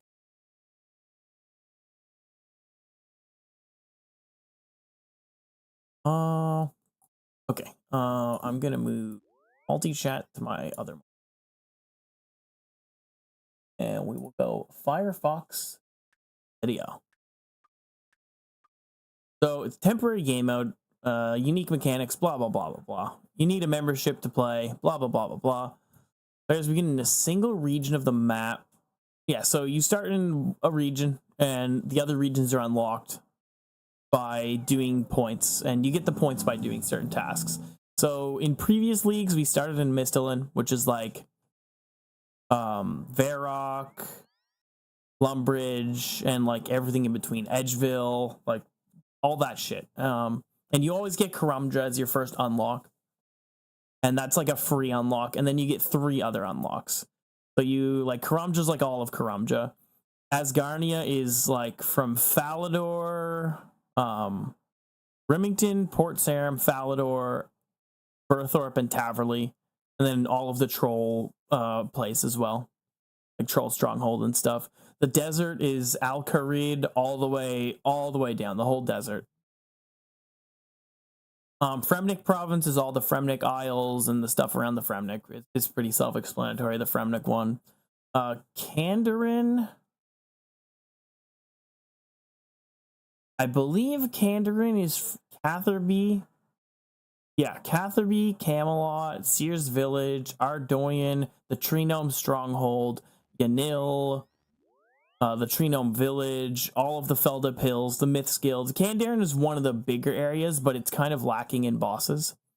Moritania is pretty self-explanatory. Everything from the river, the river south, the South River, Patadormus, everything to the right. Sleep, whatever you want to call it, fucking Darkmire, all that shit. Not Fremnik provinces. Tyrannuin is like all the Elflands, everything to the west of Ardoyan. The wilderness is the wilderness. It's pretty obvious. And then Kibos and Korend is everything north of Varlamore. And then also Varlamore was a choice. But in this league, Varlamore is the starting region. So everybody starts in Varlamore. I guess we're gonna start with the normal stuff that you would normally start. Like you get a new account, and you start with whatever new shit. You start with like whatever 25 coins, a bow, whatever basic starter shit. You're an Iron Man in the game mode, so everything you got to do all shit yourself, Iron Man, but it's less of a pain in the ass because everything's boosted rates. So everybody is an Iron Man. You have accelerated XP rates. The rate is 5 times XP at the start. You have unlimited run energy. Quests and achievement diaries are automatically completed. Not all of them, but some quests and achievement diaries. Rune Mysteries and Druidic Ritual are auto-completed, so you can actually level up those skills. Sailing's not included.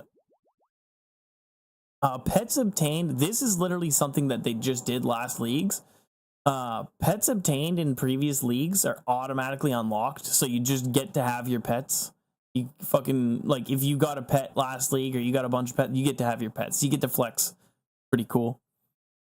Players begin in Varlamore rather than Misthalin. Everybody has access to Xanaris and the Abyss. So fairy rings. You'll start with a Draymond staff and fairy rings at the start of the thing. At the start of the leagues. Combat masteries were a thing last league where you did certain combat tasks and you would you'd be able to put a point into like buffing your combat. Here, I'll pull up the combat masteries. Nope, I wanted last league's combat masteries. Raging Echoes. Demonic packs are too complicated. I just want to give a general overview of the thing. So, for example, your combat masteries. So your first tier, you could choose. There was 3 trees basically. You have to get like further in the tree. You have to do the one. So to get range 2, you need ranged 1. So you'd like So defeat a giant. Defeat 10 monsters with a combat level of 100 or more. Defeat Scurious by yourself. Pretty easy shit. The hardest one was killing Zuck. And each of these unlocks you a point to spend here.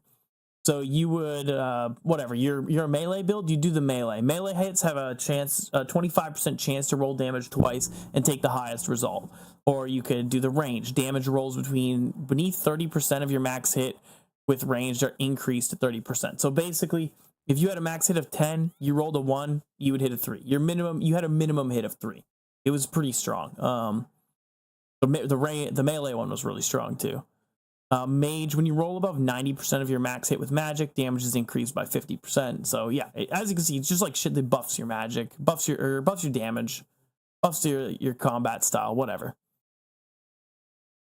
So here they just have a list of the new content that's been released. So we have like Royal Titans, Yama, Doom of Makayatl, the Gemstone Crab. Yeah, it was. It was really here. I'll go back to that. So you never missed in the thing. There's also these passive things. So if you had 1 through 6 unlocked, you would just get the passives, right? Attacks with all styles now have 60% prayer penetration. So like you were doing like Tombs of a Masket Akka, you had range, so you'd never miss, and you just prayer penetrated through his shit. It was insane. It was ranged was by far the best last leagues. All of them were really strong, but ranged, it was like everything was like an 8 to a 10 in strength. I think magic was a little lower, like 8 or a 9. Melee was like a 10. Range was like a 15. It was like out of 10. Like it was a 15 out of 10. It was obscene how strong you could get with it. There's also like yeah, so you'll have like rounded down to 5 tick for rounded down for 5 tick and above. You basically your attack speed gets set to 50%. So the T-bow got rounded down to a 2 tick T-bow. It was pretty disgusting. This was really strong too, actually. Each subsequent ranged attack has its max hit increased by 5%. So you would like your max hit is 10, or let's do something that's easy. Like let's just do 50.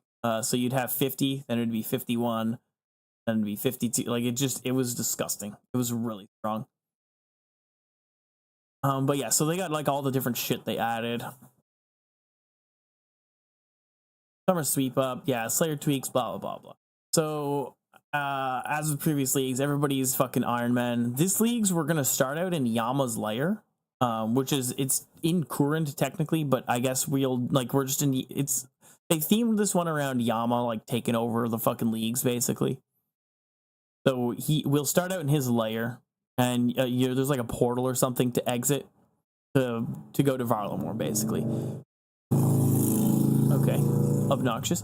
There's also in Yama's lair, there's going to be an agility training method, so people don't have to worry about like early game agility. Like normally you do agility in Misthalin, you do it at like the rooftop course in Draenor, so we don't have to worry about that. There's a way to train agility. Misthalin will be completely inaccessible, so we won't be able to go to Lumbridge and stuff. Not sure how that's going to work, but it'll be interesting. After progressing, you unlock regions. Yeah, I already said that. All players unlock Karamja as the first area. Yup. Players begin with 5% XP rate, 3 Herblore, 5 Runecraft. Drop rates for eligible items is multiplied by 2 times, and minigame points are multiplied by 4 times. So for example, you fucking do like pest control, you get 5 times the amount of points every time you do a completion. So if you're doing any minigame shit, it goes by quick. One of the big things, I feel like it'll make mastering mixology very quick. Like you already get the time is like 3 hours to get the prescription goggles. 5 times faster or 4 times faster than that will be pretty insane. Like a 45-minute grind to get your prescription goggles, and you'll get a bunch of XP because you're 5x XP. XP rates increase also. Same as the drop rates and minigame points. You can increase it by unlocking higher relic tiers. We all start with a spade, a Draymond staff, an Impling jar, and 2 strange devices. These strange devices are for the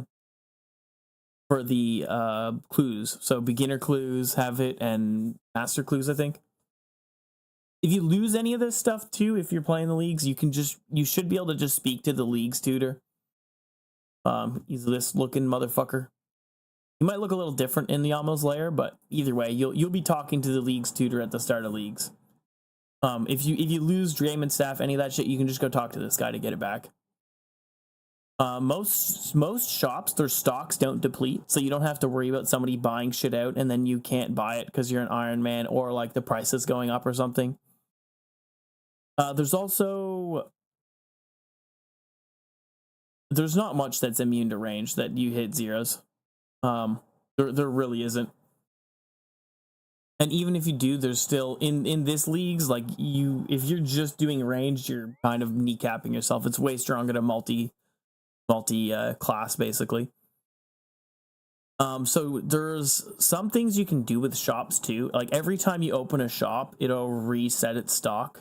So like if you're selling runes to a shop, the runes are worth less and less the more you sell to the shop, but you can have somebody, assuming it's still like this, you can have somebody spam clicking the trade on the shop and it'll just keep resetting the shop for you over and over and over. So you can like spam sell really fast. It's pretty sick. Anti-dragon shield and elemental shield are all at all the slayer equipment shops, bok traps and bird snares at the Fortis general store, hunter's crossbow, Sunset Coast. Yeah. Farming ticks, like I don't know how much you know about farming, but like every like tick of farming, it has a chance to disease, stuff like that.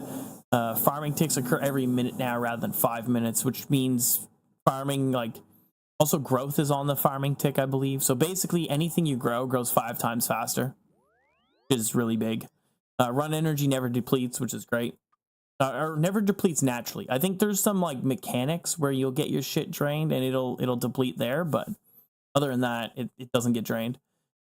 Clue scrolls drop as clue boxes. That's in the main game now. The thing though, you can have unlimited scroll boxes. There's no limit. You can just stack like 1,000 scroll boxes and then go do clues if you wanted to.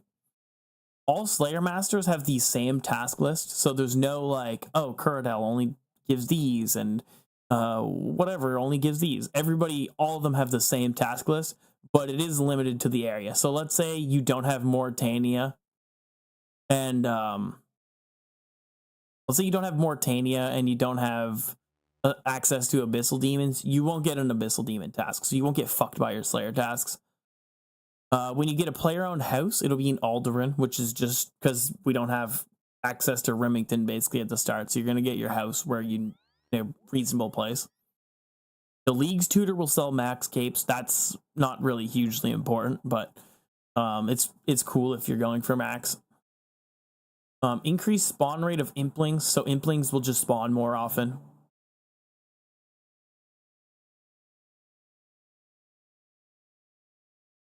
Yeah, I know. I'm just giving an example of something. Like, yeah, everybody has access. That's why I said, and like, let's say you don't have access to Abyssal Demons. If you don't have access to a thing, you won't get a Slayer task as the main TLDR. It's not so much Abyssal Demons itself. Some enemies like cows and hill giants respawn frequently. They basically, like, early game mobs will just respawn faster because it can be a pain in the ass when you're like just starting trying to get shit and just everything's just fucking dying instantly. Because there's like, when you play, there will literally be on every world like a couple thousand people. Like every world fills up very fast. There will always be like some worlds that aren't full, but it'll be at this every world will probably have at least 50, like 1,000, 1,500 people on day one. Yeah, so this is what I was talking about, the agility training you can do in Yama's Lair. Forestry events are more common, so they spawn 3 times as likely. Echo bosses returning. These are like special bosses that have like cool mechanics. Let me go. Loves of the Damned were shit. So yeah, you have like the Echo Caliphite Queen. Caliphite Queen is significantly different from the original, the more mechanical encounter. She has 2 phases. Her ranged and magic attacks have 100% accuracy. However, her magic attack, indicated by her charging her orb, deals damage on impact rather than on execution, so you could catch the prayer, which is really cool. You'd pray range, and then if you saw her doing a magic attack, you could catch it. Her protection prayers don't provide full immunity, but rather improved defense. In her first phase, she'll only attack with whatever. In her second phase, blah, blah, blah. In both phases, she'll be constantly charging up for a special attack. It had like a, yeah, kind of like Muspa a bit. She would have a special attack, and it would like have a little yellow bar charging up under her. Once it fully charged, she would do her special attack.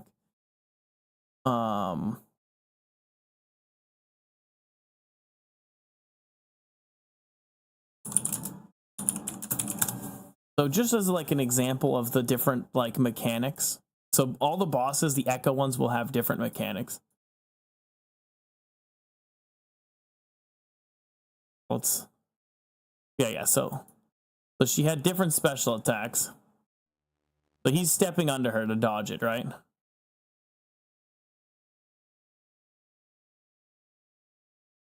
you see that, watch, you'll see. Go under her, step out, go under her, step out, go under her. And then I'll skip to phase 2. You see the yellow bar over her head. All of them had different mechanics. It was very different. I'll show Echo Soul after. Echo Soul is my favorite fight out of all the Echo bosses. And then she just does a different one here.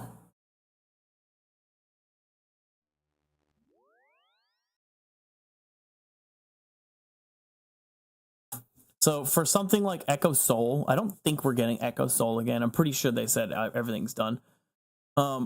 So Echo Soul, you didn't have to do the rest of the Coliseum. Once you beat the Coliseum, yeah, that's one thing. You kill the boss, and then eventually you'll get an orb from it, and you bring that orb whenever you go to do the boss again, and you'll fight the better variant. Here's Odablock killing Echo Soul. Or no, sorry, normal Soul Heredite. He gets the Echo Orb, and then he goes in. So this is Echo Soul. Echo Soul was by far the best fight in the game, in my opinion.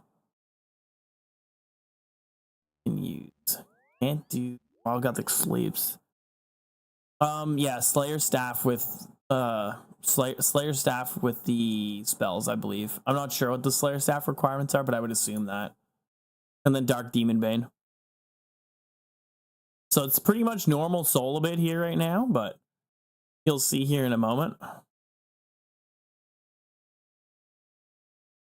So he summons up those totems. These are the totems. Like when you choose Totemic, it's those totems. You can one-tick them though. Also, he's constantly making glass with it, like molten glass on the sand the whole time.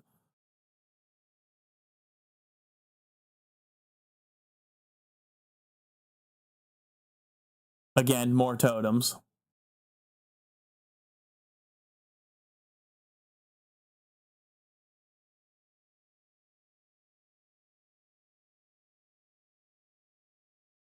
Yeah, you can one-tick the totems, brother.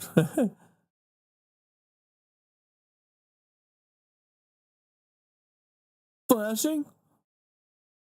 I'll cut your feet off. That's a normal mechanic from Soul. And then a bunch of the fucking little shits on the ground all over.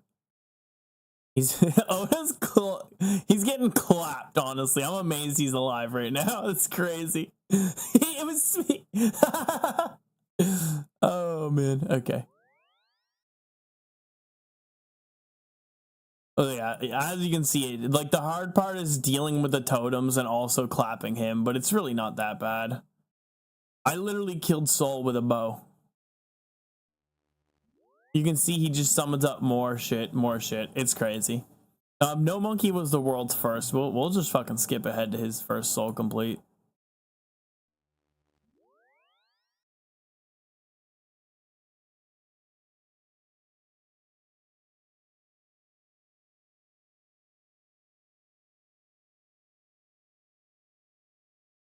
Oh no, the arena's so covered. I've never had the arena like this. When I was doing Echo Soul, it never got this bad. That's crazy, dude.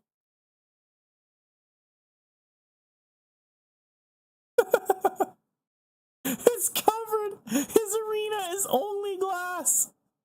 It's all death and destruction. Yeah, so like you can see, the Echo bosses are just like harder versions of all the bosses. In this league, I think they have announced them all. Let me see. Did they fucking put them here? Okay, so this is, they haven't updated this. I think there's another Echo boss and they haven't released them yet. I think they're going to release them tomorrow. They're telling us like everything about the Echo bosses. So I'm guessing there's one they haven't released here. They've said King Black Dragon, Hespori, the Dagonoth Kings, Amoxliotl, Grotesque Guardians, Cerberus. There's a bunch. There's a bunch of them. A lot of them are returning, but they have new weapons, which is interesting. Be pretty fun. The raids all have significantly buffed drop rates. They also made it so Tombs and Theater of Blood now give uniques to all players in the raid. So if somebody rolls a unique, then everybody gets one. So if anybody rolls the unique, everybody gets it. It's great. It's perfect.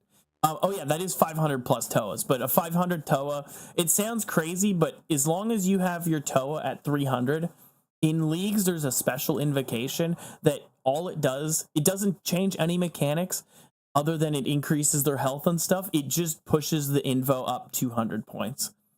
So you can do, I think it's a 300 and you can boost it by 200, so you can do a 500 easily.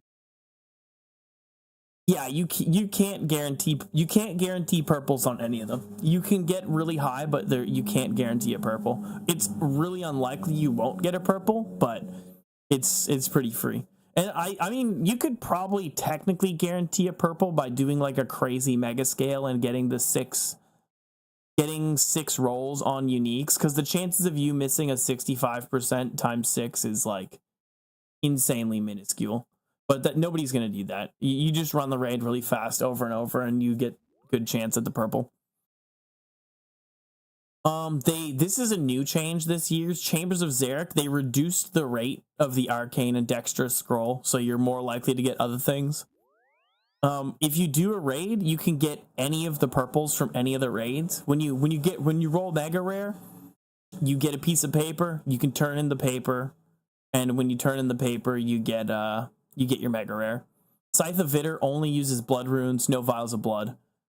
Wilderness bosses don't need medium diaries, that's whatever. Zulrah has no damage cap. That is new. I don't remember that from last leagues. I could be wrong because I didn't take Tyrannwyn, but a Zulrah no melee cap, big ups. Huge, bigly big. Desert Treasure 2 bosses, you can't guarantee in TOA. I know, because I did TOA a bunch last leagues, and I had 3 runs where I didn't get purples. You can't guarantee a purple. There was a cap. It was just a really high cap. And I didn't say you could literally guarantee Cox. It's just, if you have a 65% cap, that's per roll. You can roll 6 uniques in Cox. Like you can roll a max of 6 uniques. You get a 65% chance, and then any points past that goes towards a second unique. So you're statistically unlikely to get Oh, I don't care what they said. I do this shit myself. You definitely I've done an 800 TOA. Actually, I think I did the 900 even. I've done like insanely high TOAs, no deaths, and I have gotten no purple. It happens. It's just really rare because the chance to get a unique is so high. Desert Treasure 2 bosses will always drop pieces, and maybe it's different this leagues. Maybe they changed it, but I know there was a cap last leagues. The Desert Treasure 2 bosses all drop Soul Reaper axe pieces, so it's like, I think it's dry protection too. You'll get like the lure, and then you'll get the axe head, and then you'll get whatever. You get the different pieces. It's great. It's pretty chill. So you can get the Soul Reaper axe just with one Desert Treasure boss. You don't need multiple. Items that drop as components that require multiple regions to create a usable item will drop as the finished item. So if you're doing Cerberus and you get Pegasian Crystal, you actually get Pegasian Boots, I believe. Actually, that might not be true with that one. I think it'll work with Eternal Boots, Eternal Crystal and stuff, but generally you get the completed item. I'm about to log out. Let me click and move. Nile shards. Oh, actually, here's a good example because they were talking about this. You kill Vorkath and you get the Vorkath head. Instead, you get an Ava's Assembler. Nile shards, that's just for making the ZCB. You get more when you kill next. Vorkath, oh yeah, they say it right here. Vorkath directly drops Ava's Assembler instead of his head. Tizana's Quiver has ammo saving enabled by default, which is really nice. You get a Coliseum completion, you have your Ava's Assembler, basically.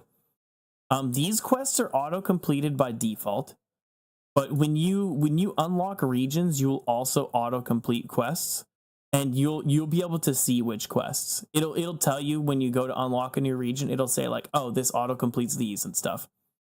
So these are like a bunch of shit that just like the Eagle's Peak, so you can use the Eagle transportation, and you get Hunter box traps. Desert Treasure 2, so you can kill the Desert Treasure 2 bosses. One thing, you don't get ancient magics just because you have this completed. Desert Treasure 2 is completed, but 1 isn't, which means you're gonna have to take Desert if you want that, or there's a relic that'll let you get any of this. You get all the spell books. So either taking Desert auto completes Desert Treasure 1 and you get your ancient magics, or you take the relic. This is just for fairy rings. So here's an example of tasks. So during the league, you unlock the league points by doing different tasks, and you use those league points to unlock relics and to unlock areas. So examples like travel using the Quetzal transport system. Very easy. Just use a Quetzal. You can do that literally at the start of the league. Complete 10 Hunter rumors. Pretty easy. Defeat a Moxliotl, that Frost Nagua. That's pretty easy. 25 valuables. Steal 25 valuables. Easy. Pet a Zolo? I didn't even know this was a thing. Pet a dog, basically. Cry near a child. Milk a buffalo. Bury some bones. And these are area specific ones. So you might like, they're talking Varlamore specific ones, but like, let's say you might have like Barrows, kill a Barrows brother or something, or like loot a Barrows chest. Loot a Barrows chest with a full set of Barrows gear. Like those are examples of different tasks. The tasks give different amounts of points. So this one here, Quetzal transport system, probably only gives 10 points. Killing the Amoxliotl once probably gives like 30 points. Stealing 25 valuables, probably 30 points. They'll give different amounts depending. Let's see, do they have a list of tasks here? They do have a bit of a list of tasks. Okay. Here, let's go to some hard tasks. So defeating Next Solo is 400 points. Equipping an Osmondton's Fang ornamented, 400 points. Complete Tazar Rex special challenge. So I don't know if you've ever done the Inferno, but once you do the Inferno, you unlock the Jad challenges. The Jad challenges are, you could do Jad 1 and 2 challenge, and then once you beat the Inferno, you unlock the 3rd, the 4th, the 5th, and the 6th challenge. It's 4 Jads, 5 Jads, 6 Jads. Once you beat all of those, during leagues, you get his special challenge.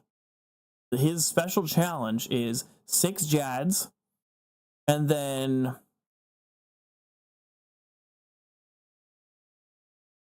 also, while you're fighting them, so during the beginning of the challenge, 4 Jal Medj Raz will spawn along with the Jal Tuck Jads.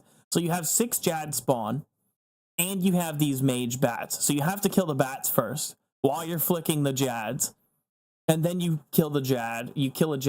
Once you kill 1 Jad, he'll summon up 4 more things. He summons up the meleeers. You kill the meleeers, and then you kill Jads. Once you kill another Jad, it summons up Rangers. You kill the Rangers, you kill the Jads. And see, you get it. It's more and more shit, basically. It's a really hard challenge, but it's really fun. If you can get it done, it's crack, man. It's fucking crack.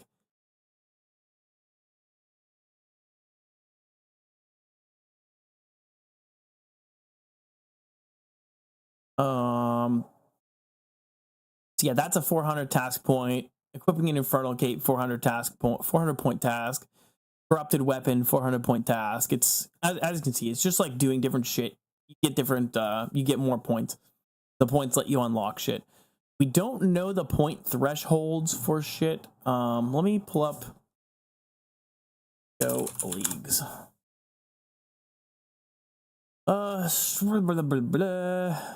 Okay, so yeah,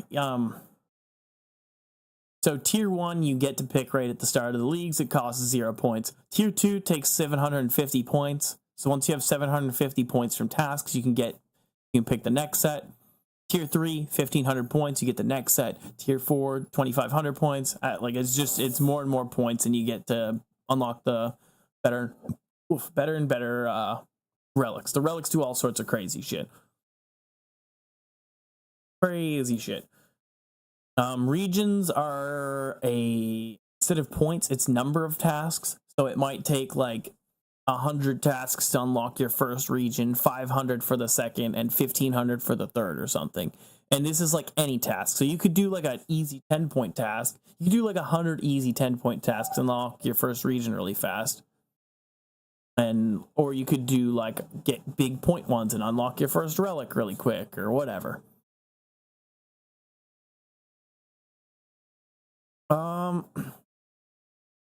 Oh, cool. So they do have a little bit of a thing here. Oh, cool. Yeah, okay. So what we know so far for Echo bosses, we have the Amoxicliatl in Varlamore, Cerberus and Asgarnia, Thermonuclear Smoke Devil in Kandarin, Hespori and Kurund, Dagonoth Kings in Fremnik, King Black Dragon in the Wilderness, Grotesque Guardians in Moritania, Calphite Queen in the Desert, and Corrupted Hunlif in Taranwen. Some of the things we know, so we know the Drygor Blowpipe's coming back. They did say it seems like they're implying this is gonna apply a burn effect now, which will be nice. It used to just be like the Fang where it rolled accuracy twice. Very strong weapon. Crystal Blessing, I can't remember what this did, but it was pretty strong. It was just a blessing that was like giga strong and gave you like really big buffs. The Grotesque Guardians is a powered staff charged with earth and body runes. We don't really know much else. The crossbow that hits twice has one hit and has ice barrage-like effects. So apparently it shoots 2 bolts. The first bolt is a ranged hit. The second bolt is an ice barrage. They both apply ranged XP, but one of them is a fucking barrage. So it can like freeze and also counts towards some of the demonic pacts that like buff magic shit. We don't know what this helmet is, but it's a helmet. It's a best in slot helmet. It'll probably have the best mage, ranged, and melee stats, and probably some other giga shit. The Kurund thing, the Hespori, a short bow that can restore hit points and prayer points. Sounds like it'll be crazy. We really don't know though. And then the Thermonuclear Smoke Devil is getting 2 things. This Devil's Element is really interesting. And then we have a main hand magic weapon.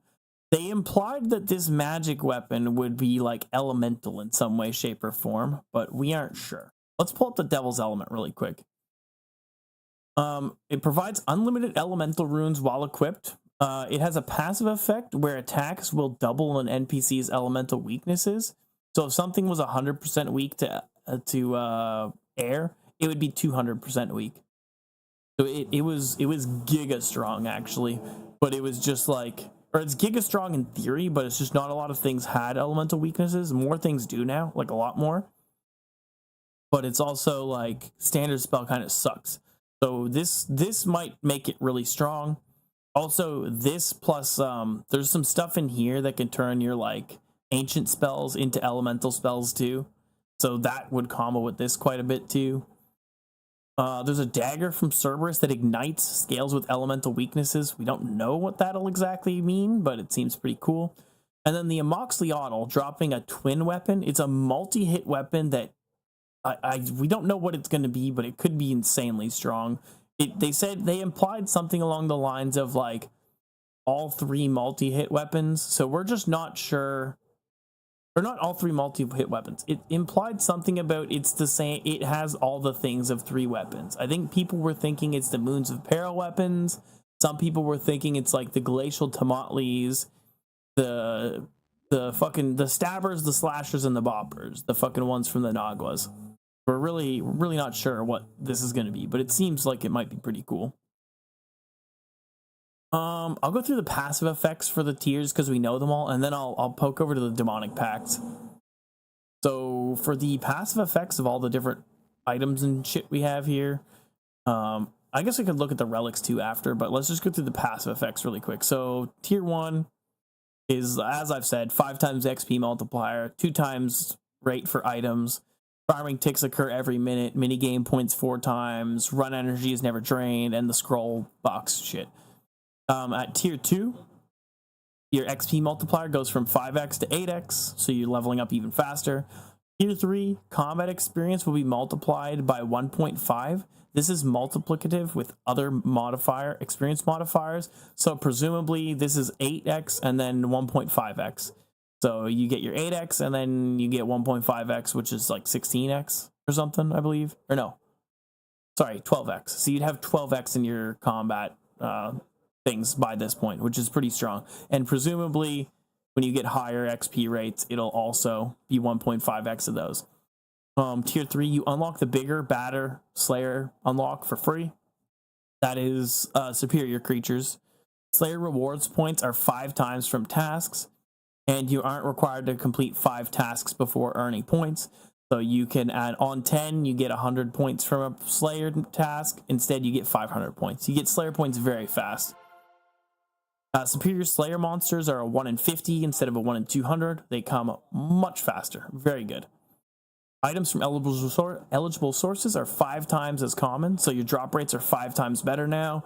And minigame points are 8 times. Very good. League's multiplier goes from 8 to 12x. So your combat would be 18 at this point. You'd have 18 times combat XP. Very strong. Tier 6 doesn't have a passive effect. Tier 7, go from 12x to 16x XP. And then your combat would also be 24x because of the extra boost to combat. Yeah, passive effects, none. There is none for the tier 8. I'll just like quickly go through them. So endless harvest, all resources gathered are sent to the bank. You can easily gather from fishing spots, trees, and mining rocks, even if they deplete after your initial interaction. So let's say you start cutting a tree and somebody else starts cutting the tree and then the tree disappears. You still keep chopping the tree. Even though there's no tree there, you can keep chopping the tree. Same as mining a rock, fishing. You can just keep going until your 25-minute log, basically. Resources gathered from fishing, woodcutting, and mining are multiplied by 2. So that's pretty self-explanatory. Double fish. It's great. XP is granted for all the additional resources. So you catch a trout. Well, you get 2 trout. You also get 2 trouts worth of XP. Very strong. Grants the knapsack. This is Barbarian Gathering. The knapsack is just a fucking thing that holds shit. It's kind of shit in my opinion. I feel like they should have made the capacity higher. If this capacity was like 2,000, it would be good. It's not bad. It's not great. Up to 3 different types of gathered items can be placed in the knapsack. So you could have wood, fish, and ore. And it... Oh, that's cool. If items are automatically smelted by Hotfoot or cooked, it also gets stored in there. That's very nice. Up to 3... Oh, it said everything here. You can dispose option will ask what to destroy, so you can just destroy shit that's in the knapsack. This is sometimes when you choose relics, you get an item. If you ever lose the items, anything you lose in leagues that's like relics and shit, or like the Drayman staff, go speak to the league's tutor. You can get it back for free. You become capable of chopping wood, mining rocks, and fishing with your bare hands without requiring any tools or bait. So you fish, you don't need bait. Your hands are also equivalent to crystal weapon or crystal tools. So you have a crystal axe, a crystal pickaxe, and a crystal harpoon just for free, basically. If you gain fishing, woodcutting, or mining XP while gathering, you also gain an additional 10% in strength and agility. So it's just free agility and strength training. On failing to mine a rock, catch a fish, or chop a yew, you have a 50% chance to succeed instead. So if you don't actually succeed on the mining tick, 50% chance that you just succeed anyways. So you can, this one has an effect where you generate coins. You can toggle it so they get put into your inventory. All non-combat skills are permanently boosted by 10. Very strong. Very good if you're trying to get like early levels on shit. So, I mean, it's pretty self-explanatory, but like 85 clutching, you can make dragon darts. Even though it's 95, you can just get them 10 earlier. Every time you receive an XP drop, gain an additional 2 XP in the same skill. This is affected by the league's passive multiplier. So let's say you have the max passive multiplier for XP, you have 16x XP. Well, you're getting 32 XP every time you get an XP drop. It's not bad, but it's not that strong. This was stronger. There was other relics that did similar things, and it was much stronger. One thing that is pretty good about it, though, is for every XP gained, you gain 2 times as many coins. So if you get 100 XP, you get 200 coins. And the thing is, if you get 100 XP, you're also getting this 2 XP, so you're getting this coins and this coin. It's pretty strong. You can either have them go to your bank or inventory. You can toggle the effect as well, whether it goes in your inventory or the bank. Hot Foot. Upon choosing the relic, you get Searing Boots. They're boots, you equip them, they give you agility XP when you run around. Your level 1 agility, you get, I don't know, a certain amount of XP based on your agility. Caught fish are automatically cooked. Mined ore is automatically smelted. And then you have to be where, this is why I don't like this relic personally, but it's not really bad per se. I don't like it. You need to have the boots on to get these effects, which is fine if you're fishing or doing ore, but if you're doing a boss and you aren't 99 agility, well, you're not going to wear these boots, or you're going to miss out on your boot stats, and everybody's going to have access to Avernic Treads. So it's a big nerf to yourself, kind of. Even if you're not wearing the footwear, if you get termites from the bone agility course or Marks of Grace, you automatically complete the lap, so you get XP. You get XP as if you completed a lap, basically. So it like doubles the XP for that lap, and you get 10,000 coins. Marks of Grace always have a 33% chance to spawn on all rooftop courses. So normally, once you get a Mark of Grace, you can't get another one for 5 minutes. That's not the case with this relic. Completing a course does 2 completions. So let's say there's probably some tasks that are like complete rooftop course 50 times. Well, you only have to do it 25 times with this relic because of this. You also get 25% bonus experience for completing, which is nice. 100% success rate for all your agility and cooking actions, so you never fuck up cooking or agility, which is nice. You never burn, and you never fall into the water like a dumb bitch. You don't have to do Swamplytics for 30 hours. It's only 10 hours to get your agility up. You receive 2 times the termites at the agility course, 10 times the crystal shards at the Prif course, and yeah, the Searing Boots can be reclaimed. Friendly Forager gives you the Forager's Pouch. When you gather from woodcutting, fishing, mining, and hunter, the pouch finds an herb and stores it in your pouch. This is like anytime you chop a log, anytime you catch a fish, anytime you mine an ore, as soon as it hits your inventory, you also get an herb that goes into the sack. The herb is limited to your herblore level plus 25. So I don't know. I don't know what the levels are, but let's say it takes level 80 herblore to clean a Torstol. Well, at 55, you can already get Torstols. This action also provides a small amount of herblore XP. So every time you get an herb and it goes into your herb sack, you get a little bit of herb XP. It's actually pretty strong. The herb XP will actually get you early herblore levels. You'll get probably to like level 20, 30 herblore before you actually start leveling it. Because this is tier 2, so you can get this really quick. The pouch will only find herbs it has room to store, but will always attempt to give you an herb you can receive. So for example, you have your pouch full except for Raynars. You don't have Raynars. You dumped all your Raynars in the bank. Well, now anytime you get an herb, anytime you get a log while you're wood cutting, you're going to get a Raynar. Guaranteed, every single time. So you can target farm by putting certain herbs away and just farm for exactly the herb you want.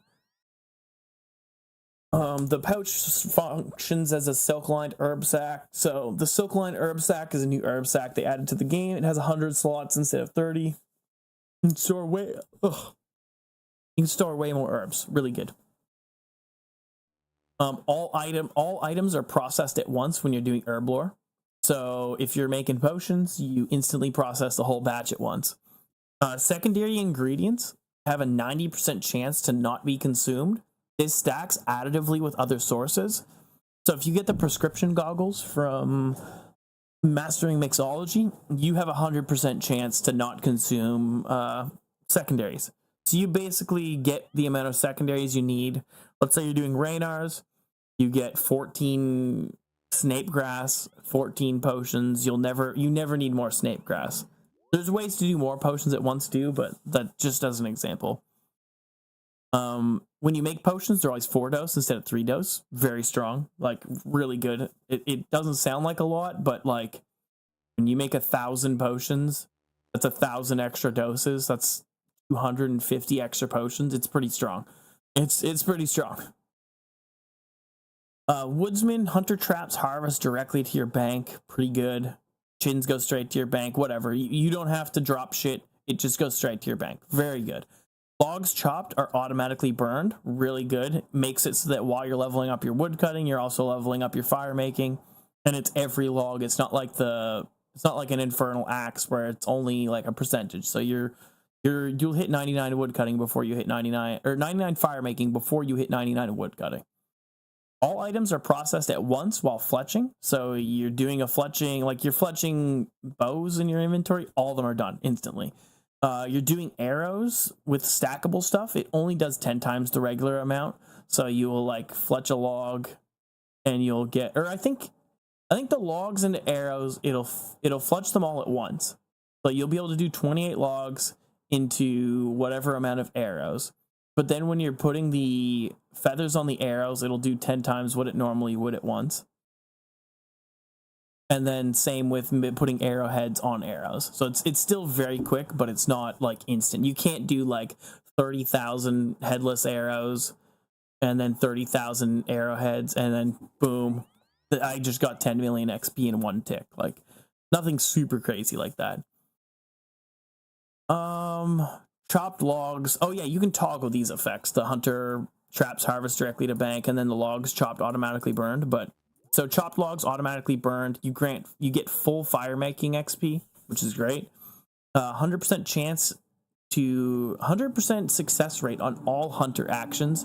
So you're guaranteed to trap no matter what. That is pretty strong, but there's a lot of traps that it doesn't matter. So like if you're like doing the teasing traps where you tease them and you put them onto a pitfall, like that's already 100% success rate. It only really helps for if you're doing chinchompas and like box traps and the other stuff like implings. Like there's a lot of shit that it helps, but there's a lot that it doesn't. Hunter's traps always drop a random herb seed or tree seed. This is incredibly strong. Like it's actually like it can't be said how strong it is to get random herb and tree seeds, especially with something that's later. I'll go to that thing here in a second actually. Hunter rumors give double XP and loot sacks from the rumors give twice as much loot. Very strong. All loot from jarred implings is doubled and noted. Additionally, they will no longer break upon opening, so you get 10 jars. That's all the jars you need. And you get double loot. If you're doing eclectics, well, you got 2 medium clues. Lucky you. Quetzal whistles don't lose charges. That's free. So I said I would go this thing here. Hunter traps always drop a random herb seed and random tree seed. Very strong on its own, but it also gets even stronger with this bad boy here. Transmutation. Upon choosing this relic, you get the transmutation ledger. Blah, blah, blah, blah, blah. Get very, very strong thing. Your alchemy spells turn into transmute spells. Transmute spells work on bank noted things. So alchemical divergence and alchemical convergence. Your high level alchemy and low level alchemy turn into these 2 spells. Divergence upgrades 10 of your resource into a higher tier. And divergence downgrades 10 of a resource into a lower tier. But what does that mean? Let's just pull up divergence. Do they have a list? Okay, they don't have the list, but they have an example. So, for example, raw cromwans can be upgraded to sharks after 1 cast, and upgraded again to raw anglerfish. When cast on a noted stack, it'll convert 10 at a time. This also, with transmutation, this auto casts. You don't need to cast this. You literally just, like, you cast it once and then it keeps casting. Even if you're in combat, it'll keep casting, keep casting, keep casting. So you're just getting magic levels while you're doing it, and you're turning a lower tier resource into a higher tier resource. The reason why it's really good with the seeds from Woodsman is seeds also work here. Do they have it here, I wonder? Transmutation. Yeah, here's the list of transmutable resources: hides, runes, ashes, uncut gems, compost, seeds, all of the seeds, logs, mining, bones, and raw fish. So you can take, let's say you get 10,000 potato seeds, you can up those to 10,000 snapegrass seeds. Let's say you get 10,000 oak seeds, you can up those to 10,000 magic seeds. I think you can see where this is really strong. Uncut gems, really strong as well. You can buy sapphires for dirt cheap from a vendor. You buy like 1,000 sapphires. You turn them into dragon stones. This only goes to dragonstone. It doesn't go to onyx or zenite, unfortunately, but still. You turn it into 10,000 dragon stones. You sell those dragon stones. You now have more money than you spent. You go buy 10,000 more sapphires. And I think you're seeing where the strength is with this relic in general, but especially with the seeds. I think this combos with Woodsman as one of the strongest combos, at least with Woodsman. There's other ones that combo well, like does it do herbs? I don't think it does herbs. It just does the seeds. But it's really good with like mining. If you're trying to get certain seeds for like actually leveling up your farming, it'll help you quite a bit. The logs are really nice too. So every region can get redwood logs or magic logs. So if you don't have magic trees in your region, but you want to make a magic short bow, well, you can just get a normal log and upgrade it, and then get your magic fucking log and go. So the tier 3 is teleport relics. So we have 3 teleport relics. The first one is Bank Heist. Gives you a banker's briefcase. Again, you can reclaim it from the League's tutor if you lose it. The briefcase allows you to teleport to any bank chest, or deposit box in the game, as long as it's in your region. So if you have Wilderness unlocked, you can teleport to any Wildy banks. If you don't have Wilderness unlocked, you can't teleport to Wilderness bank. Pretty simple. The Evil Eye, it gives you all of these will give you an item. This one allows you to teleport to the entrance of any boss or raid in the combat achievements list. This is actually a pretty good one for getting to a bank too. If you have a raid region unlocked, all of them have a bank, so you can teleport straight to banks. Very good. Barrows has an option. You'll be able to teleport to the Barrows thing, but you can teleport to either the surface or the chest, which is really strong. You can kill the bosses. Even, let's say you're target farming, you want Darox. You kill Darox, you teleport to the chest, you open the chest, you teleport back to the top, you kill Darox. You just do that, cycle it over and over and over. Very strong. The Moons of Peril, you can teleport to each of the Moons of Peril individually. So you teleport to the Blood Moon, you teleport to the Blue Moon, you teleport to the Eclipse Moon, you walk in, loot the chest, restart the cycle. All the teleports ignore wilderness teleport restrictions. So if you're in the wilderness, you can just teleport instantly. Even if you're deep in the wilderness, nothing stops you. I think maybe teleblock stops you, but that's life. The eye cannot be used to teleport to an area you haven't unlocked. That's all of them. If you don't have Mortania unlocked, you can't teleport to Mortania. Be simple. The Map of Alacrity. The map allows you to teleport to agility shortcuts. You'll be sent to the less favorable side of the shortcut, or the starting side if it's one way. Teleports can only be used if you meet the requirements to reach the shortcut's location. For example, if you don't have like a quest unlocked, you can't teleport to a place that you don't have the quest on to get there. That's what that basically means. I will give an example of the less favorable place. Let me see this. Let me just show you. So these are all the fucking teleports. There is a lot of agility shortcuts in the game. A lot. These are also agility shortcuts. A lot. So less favorable. If you've ever been to the let's see. OSRS map. Interactive map. This map is old, but it'll work. So this here, if you've ever been to this fairy ring, if you teleport to this agility shortcut, you're going to spawn over here. You're on the less favorable side. If it would be really OP if you spawn on this side, right? Probably this side of the bridge. There's a shortcut here. I don't know why it's not on the map. This map is really old, but Yeah, so if you teleported to this agility shortcut, you'd spawn over on this side. It's basically preserving the integrity of the agility shortcut. But yeah, it's a pretty strong fucking relic. There's a lot of agility shortcuts in the game. Like this puts you pretty close to a bank in Mortania. This brings you pretty close to a bank right here. There's a lot of shit.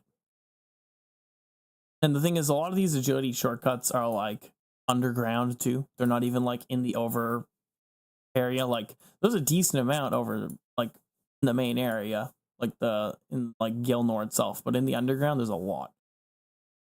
They're all really strong. I think Evil Eye is a little weaker, but Banker's Heist is easier to use, but I think it's also weaker. I do think the map of Alacrity is the best, but you can make arguments for all of them being good. Like this one is like you're used to using banks. You know where a bank is, so you can teleport to the bank. Yeah, Integrity Farms. We love Integrity Farms. I already did the transmutation spell, but I'll just quickly. So it gives you the transmutation ledger. The ledger acts as it gives you unlimited nature runes. The spells, alchemical, divergence, and convergence cost 1 nature rune, and you can do them at level 1. So you don't even need level 55 magic to like high alch, for example. The spell gives 10 magic XP for each item transmuted. You can transmute 10 at a time, so it's 100 XP. And that's goes with the multiplier. So at this point, it would be what? 8 times XP. So you'd be getting 800 XP every time it casts. It also auto casts.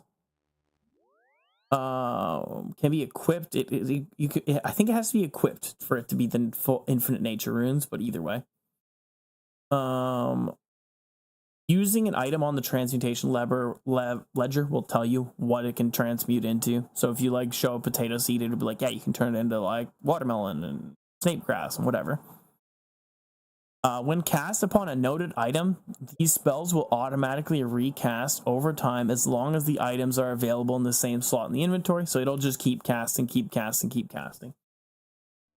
You can still do alchemy spells. You just need to toggle them. Just toggle the transmutes off, and then you'll be able to do your alchemies. Alchemy doesn't automatically recast. In my opinion, that's really dumb. I don't think the relic would be very strong. I don't think it would be OP if you did that, but it's really nice either way. Conniving clues. When opening a reward casket, you have a 1 in 3 chance to receive clue contracts, which can be consumed to teleport to your current clue step.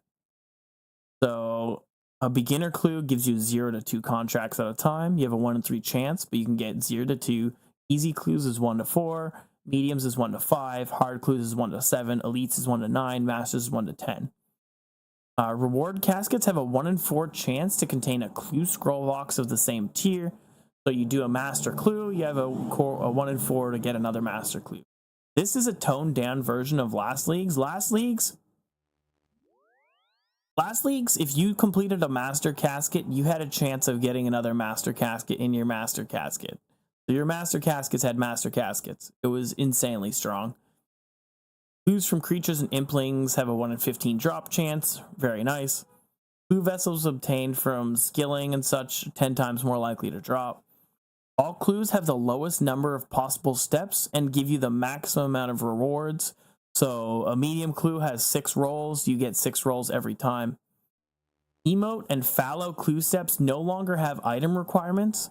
So if you have a step that's like equip full dragon and then do jerk yourself off in a corner, you only need to jerk yourself off in a corner. You don't need the full dragon.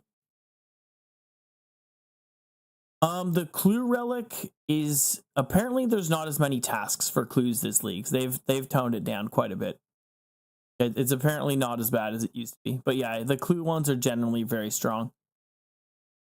And this one does give you teleports too. You can exploit this teleport. Let's say you have a clue step to go to, I don't know. There's the thing by Krill. You have a clue step. You got to go do an emote by Krill. You could just not finish that clue step, and then you can use your contracts to teleport to Krill. It's just free teleports. So you can be a little cheeky with it with this. You do have to like farm for the clue to help you with that, but you never know. This is a pretty cool one if you don't have a lot of time and you want to do the league. You get a butler's bell. When you ring the bell, a demon butler will be summoned to work for you. Yeah, the barrow's clue, for example. Yeah, exactly. Yeah, so you get a demon butler, you summon him to work for you. The butler's work will continue even if you were offline. So literally while you're offline, this guy is gathering shit. The butler gathers resources for you. He can get ore, fish, logs, flax, and herbs. He gets a certain amount per minute. So let's go with chopping logs. So he gets 10 per minute. That means in an hour he gets 600. And that means in a day, he gets 600 times 24. So you can get a lot of stuff really, like in like a day, he'll have a lot of whatever you need for him. You can also have the butler process the gathered items for you, but at half the rates listed above. So instead of like burning logs, instead of burning them at a rate of like 10 per minute, he burns them at 5 per minute. And he can do herbs into unfinished potions, flax into bowstrings, logs into planks. Oh, I guess he doesn't burn them. He turns them into planks, but whatever. Raw fish into cooked fish, and ores into bars. When the Demon Butler processes resources for you, he will share a 10 XP before League's multiplier. So it's 10 XP times, at this point, 8. So 80 XP. In the relevant production skill. So if he's doing herbal ore, if he's turning herbs into unfinished potions, you get 80 herb XP. Even though you don't normally get XP for turning herbs into potions, you do get 80 herb XP. I thought I read something about the Butler's Bell that you wouldn't get these supplies when he finished them. You get the XP, but you don't get the supplies. Logs into planks would give you construction XP, I'm assuming. Let's see. In here, the Butler's Bell.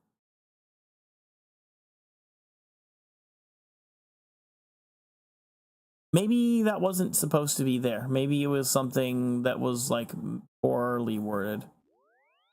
And they like fixed it. Because I remember reading that that you wouldn't get the resource. That he wouldn't give you the planks, basically. Like, if he turned logs into planks, you didn't get the planks. Maybe I'm misremembering, but it doesn't matter. It doesn't say it now, so presumably, he's going to turn ores into bars, and you get the bars. Which is really strong. You get XP for him turning the ores into bars, and then you take those bars, and you make them into something, and then you go bring them to Giant's Foundry. Like, you get a lot of XP with that. Nature's Accord. This is a farming relic. There's always a pretty strong farming relic. It also gives you the fairy mushroom. The fairy mushroom lets you teleport to fairy rings and spirit trees. Pretty strong teleport relic on its own. So farming patches and plants no longer have any level requirement to harvest, plant, or make. So at level 1 farming, you plant a redwood tree. And then when it grows, you harvest a redwood tree. It's pretty gross. You also gain the following perks to farming. You get a 10% yield from all farming patches, and it will automatically be noted. Did I say 10%? I meant 10 times. So, and you get XP for all the additional resources. So you're farming a Raynar patch. You'd normally get 6. Well, you get 60. It's all noted. And you get 60 XP, 60 Raynars worth of XP. And that gets multiplied by the multiplier, which at this point will be 12x. A lot of XP. Your plants never die. Very nice. You have a 20% chance to not use a seed or sapling when planting crops in patches. So you just have a 20% chance of not using your seed, and you get an extra one. Every 5 seeds, you should get a 6th for free, basically. The fairy ring allows you to teleport to... Oh, 2 leprechauns, too. I don't know if it did that before. I feel like they changed that. Those fairy ring, spirit tree, 2 leprechauns. So you have a teleport to all the farming patches, basically. Unlocking this automatically completes Tree Gnome Village, which just lets you use the trees. This item ignores wilderness teleports, blah, blah, blah. You gain, for this one, Larcenous, you gain the following benefits while thieving. You have a 100% success rate on all actions. You automatically re-pickpocket an NPC. Automatically re-steal from a stall. The one thing with the stalls is you will if somebody comes and steals from the stall, it'll stop you stealing from it. Because the stalls never deplete, so you can just keep thieving over and over and over. Also, guards will never catch you. I don't know how relevant that is. I haven't stole from stalls very much. But I know, like, if sailing was in the game, you could do the Port Roberts one. You could just stand there and steal from the cannonball stall all day. No problems. Items obtained from pickpocketing in stalls are noted. And coin pouches, if you don't have Ardoyan, you haven't unlocked Kandarin, well, you can hold 280 coin pouches. If you have Kandarin and you finish the Ardoyan Elite Diary, well, you can have 800 and whatever amount of coin pouches. You can have a lot of fucking coin pouches. Very strong. Very, very, very strong. Additionally, while thieving, loot is increased by 10 times for the following: pickpocketing, stealing from stalls, stealing house valuables in Varlamore. So you steal from a gnome, and the gnome gives you a clue, you get 10 clues. Gives you frog legs, you get 10 frog legs, or toad legs. It's very big ups. Lots of stuff. Free stuffs for you. Soul Harvest. While harvesting any farming crop, or when NPCs would drop bones or ashes, you instead harvest stackable soul shards. What does that mean for farming, though? Actually, now that I think about it. All dropped bones and ashes will turn into soul shards. So this, I'm kind of worried about this wording. I'm guessing it doesn't do it. Because up here it says all bones and ashes will be turned into soul shards. While harvesting any crop, or when NPCs would drop bones or ashes, you will instead harvest stackable soul shards. Does that mean you don't get the crop when you harvest from farming? I'm assuming you get the crop and you get soul shards. I could be wrong. Hopefully I'm wrong. So with the soul shards, you can stack them. You get, like, they stack, so they're really strong because of that. You can use them in place of pure essence while training rune crafting. And you can use 100 to sacrifice at the libation bowl. So it's prayer training. If you've ever done Varlamore prayer, it's that. You get 1 shard per 4 XP gained while harvesting your crops. This doesn't stack with the League multiplier. So if you do an action that gives you 100 XP normally before the League multiplier, you get 25 soul shards. So it's pretty strong, but it's not as strong. But it's still insane. You receive more shards for higher tier bones and ashes, roughly equal to the bone shard equivalent for that tier of item. So if you've ever chiseled down a sun-kissed bone or something, you get a certain amount of bone shards. You basically get that in soul shards. The thing is, they stack. So if you're sitting there, you have 10,000 soul shards, and you're at the air altar or the nature altar. You can just spam click the altar, and you just get a bunch of XP really, really fast. Same with the libation bowl. You also don't need wines for the libation bowl when you're using it like that, so that's very strong as well. Tier 6, we don't know. There's 1 relic that we haven't seen yet. One of them, the 2 that we have right now, Arcane Grimoire. It gives you a grimoire, which you can use to swap freely between spellbooks. It also acts as a Book of the Dead. When you unlock this relic, you unlock all prayers and spells. So if you don't have the desert, you automatically get the spells anyways. You get fucking ancient magics. You get lunar spells. You get Arceus spellbook. You get everything. You also get piety. You get rigor. You get augury. Everything. Right.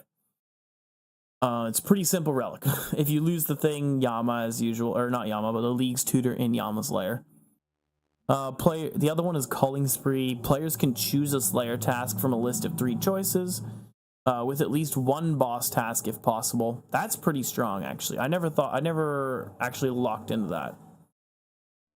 The fact that it always has a choice for a boss task means, like, you can actually, like, use your Slayer thing here really quick. You can choose the task, how many kills you get. You can choose between 5 to 200, so you get a choice of 3 tasks. You get a Vardorvis, you get a Abyssal Demons, and you get a Gargoyles. Well, you choose Vardorvis, and you choose to kill 200 of them. Superior Slayer monsters have a 50% chance of spawning another superior on death. So if you get one, 50% chance of getting another one, pretty sick. Superior Slayer monsters always drop 1 to 3 elite clues. Strong. All effects of Slayer Helmet Eye are gained without needing to wear one. So you're wearing full Blood Moon and you're killing gargoyles. Well, you have a Slayer Helmet Eye in that Blood Moon helmet. It just you're automatically Slayer Helmet Eye. I didn't realize that you had a chance. You could there's always a boss task, at least if it's possible, which is actually really strong. That means anytime you're bossing, you would have Slayer Helmet, and you don't really have to hunt for tasks as much. You still have to hunt for the specific boss you're trying to do, but it's not as bad. All Slayer Shop reward perks are free, so Basilisk, if you want to block basilisks, it's free. If you whatever, it's all free. The Rune Pouch, Herb Sack, Looting Bag, all free. It says purchasable from the Slayer Reward Store. They're free though, I'm pretty sure. I could be wrong. I'm pretty sure it's free because they are purchasable from the store. We know that, but I think it's free is what it's meant to say. Let me refresh this. Yeah, okay. I was gonna say because they did announce this one. So tier 7 only has 2 relics. The one they announced today. The following all occur at a rate of 2 ticks: mining, woodcutting, fishing, cooking, fire making, any logs or adding to a bonfire. Offering bones at a prayer altar, fletching, smelting, crafting, farming, magic, and then minigame interactions as well. So Wintertot, Temperos, and stealing valuables, all of those are 2 tick now instead of 4 tick, 5 tick, 3 tick, whatever it is. The best example I can give is the Dragon Pickaxe is a 3 tick, so instead it becomes 2 tick. The Adamant Pickaxe is a 4 tick, instead it becomes 2 tick. And then you also get the other choice is reloaded. You can choose another relic from any tier below this one. So you can choose another tier 6, another tier 5, another tier 4. You get to choose one other relic from all these previous tiers. So if there's something like you went through, you picked Transmutation, Nature's Accord, Larson, or whatever, and then you're like, oh shit, I really wanted Butler's Bell. Well, you can choose Butler's Bell and Transmutation. You can double up. Yeah, they announced this today, Flow State, the 2 tick all actions, and then they also announced Banker's Briefcase, the bank heist. They gave us 2 relics today. And then the tier 8 relics are combat relics generally. These in every league, it's we know it's I just said the tier 7 dog. It's this, Carly. It's the Flow State. You get 2 tick rate for everything, for mining, woodcutting, fishing, cooking, fire making, offering bones at a prayer altar, fletching, smelting, crafting, farming, magic. Magic, they were saying like alchemy spells. It's on the page, just refresh. Oh, it might not be on this page. Yeah, I guess they didn't announce it on this page. They announced it during the, it's because they announced it during their YouTube video, so they probably have to do some more shit. It's on the wiki, though. If you go to the Demonic Packs wiki, they have it here. The tier 8 relics, these are the last relics you get to choose. It's a bunch of shit. It's generally combat-focused stuff. You get the Minion Whistle. The Minion allows you to summon a powerful minion. It's basically a Giga Thrall. I mean, I don't know what to say. I'm on the wiki here. You can see. If you literally scroll down, you should see him. You might have to, I don't know, refresh. Like the news post doesn't have it, but it's not on the news post, but it is in the wiki. The minion thing that you get here is basically a Giga Thrall. When you're in multi-combat areas, it literally does AoE hits, so it'll hit everything in an area. It's pretty strong. I think it's a 3x3 area, same as like a Barrage or a Chin.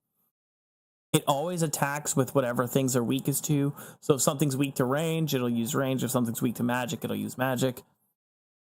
The Whistle can consume 5 unique equipable Zamorak items by using them on the Whistle. So you get like I don't know, like the unholy fucking symbol. You use it on it, it takes it. If you use the Zamorak rune plate body, it does it. It increases your minion's max hit by 2 per unique item. The minion can hit from 3 to 10, and if you give it 5 unique items, it can hit up to 20. So 3 to 20. It's a 3-tick attack speed, and it has 45,000 accuracy. It basically doesn't miss. And it can hit 3 to 20, which is, it's insane DPS. I think that means its average hit is 12, I want to say. 12.5 or something.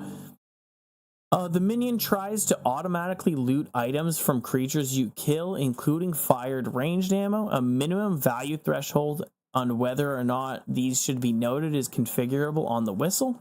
So you can have it so it doesn't pick up things that are worth less than 1,000, and you can make it so it always notes everything that it picks up. Very strong. Just this alone is really strong. It's really good. Or at least it's good quality of life. It's not really strong, but it's good quality of life. The minion deals damage to targets which are immune to thralls. So something that's normally immune to thralls, it'll hit. The minion won't fight in PvP, and it won't fight against Yama. That's basically flavor text, they said. But these, I think probably all of the tier 8 relics won't affect Yama, because this one doesn't deal damage to Yama, and this one doesn't deal damage to Yama. This one will still heal you during Yama, but it's, yeah. So the last one here is the Flask of Fervor. When you consume the flask, your hit points will be restored to full. Your prayer points will be restored to full. Your special attack energy will be restored to full. Over the next 2.4 seconds, the sigil will trigger 3 explosions, which deal 60 damage. 60% of your base prayer level to all enemies within 3 tiles of you as typeless damage. So it's a 7x7, 3 tiles. Yeah, so it's a 7x7 explosion around you that deals 60% of your base prayer level. Let's just say 9 instead of 99 prayer. Let's just say you have 100, just because it's easier. So you would do 60 damage times 3. You do 180 damage. It's also typeless. Typeless damage. Typeless damage always hits. Like if you're doing Theater of Blood, you're at Nilos. Typeless damage hits all of them. It claps everything. For these 2.4 seconds, you also can't take damage. All damage done to you is 0. This also works in the gauntlet, so you can bring this one item into the gauntlet. Very strong. It has a cooldown of 3 minutes, so you can drink it every 3 minutes, but every 10 damage you deal in a single hit reduces the cooldown by 0.6 seconds. They were talking today in their stream. One of the guys said that the lowest he's gotten the cooldown to has been a minute. So he's reduced the cooldown to a minute before, which is pretty strong. So assuming you can do, let's say you can get like a minute 30 consistently, every minute and 30 you have a full health and prayer point restore that also does 180 damage of typeless damage. It just claps cheeks. Very strong. I mean, it's never been to the news post first. It's always on their Twitter first and then the news post afterwards. But yeah, it's weird that they didn't put it on the news post yet. I feel like they should have had it ready to go while they were doing the stream. So I'll show really quick before I go into the demonic pacts. So this is what you get for completing the leagues. You get those league points that unlock your relics and stuff, but those points get translated over to the main game. You have those points and you use those points to buy the different things here.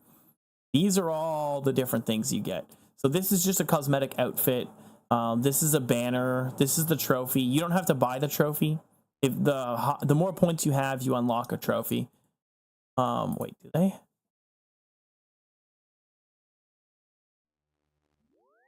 Oh, okay, it's just the colors. So yeah, the points, you have to use points to buy the outfit. There's the teleport animation. This is a home teleport.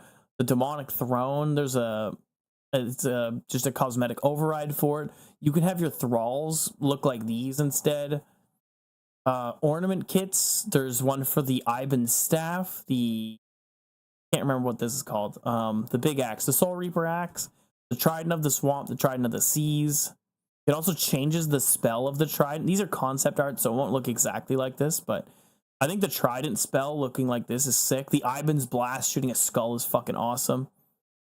There's a Slayer helmet recolor. You'll be able to buy that, and you can turn your Slayer helmet into Oath Plate, which is fucking sick. Your Butler, you can change your Demon Butler to look like this Demon Butler, which is sick. And then there's also a red skin override, so you'll be able to change your skin to be red. You can buy all these. Also, these all can be sold on the GE. So, like, if you're quick and you sell it like day one, as soon as they are able to be sold, you can make a good chunk of money. It's not bad. Okay, let's go. Yeah, no, the Iban staff looks sick, but the thing is, like, you're not using an Iban staff much. The staff itself actually is whatever. It looks not bad. The cast is awesome. Like, look at this cast. You're shooting a fucking skull with fire. Like, fuck, that looks awesome. It's too bad nobody uses Iban staff past level 60 magic, really. Or maybe 70, I can't remember. There's a point where it's, like, better to just use a trident. I think it's as soon as you can equip it. So demonic pacts. Demonic pacts are basically the different things that give you different buffs to your different combats. Everybody gets this at the start.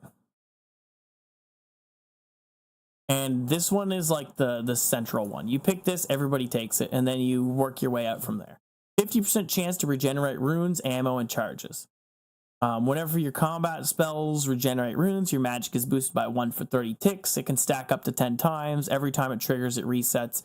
So you can basically have boosted by 10 forever, theoretically. Whenever you regenerate ammo, you have a 25% chance to fire ranged echo against the enemy. A ranged echo is an additional ranged attack which rolls with your ranged accuracy against the target's ranged defense. Echo attacks cannot trigger additional echo hit attacks. There is something later that makes it so they can, but whatever. Your minimum hit when attacking with a melee weapon is increased by 3. This minimum hit is further increased by 3 for each additional tile between you and the target. The Noxious Halberd, for example, gets a 6 for this, so it gets a +6 to its minimum hit. Very strong, very cool. Rather than reading them like this, I'm going to open up the planner. This is just one plan. I've made like a couple plans. This is one. Do they have the DPS calc working with this now yet? No? No. They need to fucking have the DPS calc in here or it's going to be pointless. If I can't run this into the DPS calc, it's not very useful. But yeah, so there's like a bunch. Can I like save this? I think if I just copy, yeah, if I just do this, it like gets rid of everything, right? Nope. That's cool.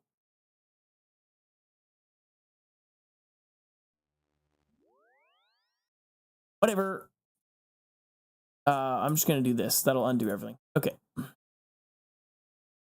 So you do different combat tasks and you unlock shit. I know they like explained some of them, like killing a hill giant is a task and stuff, whatever. You kill shit, you get task, you put shit in here. Apparently we're gonna start out with 2 points. So you'll get the point to put in here, and then you can put 1 point into whatever you want. The melee starter, the mage starter, or the range starter. And then you'd probably go kill a hill giant to get another point right away. So basically, all of these things do different shit. These are all the mage ones, these are all the melee ones, these are all the range ones. These end things are like very strong buffs to different styles, basically. So over here you have, whoops. Over here you have the halberd. If your melee attack range is at least 4, it's increased to 7. All halberds lower than 5 ticks have their attack rate set to 5 ticks. So like the crystal halberd is 7 tick, well it's 5 tick now.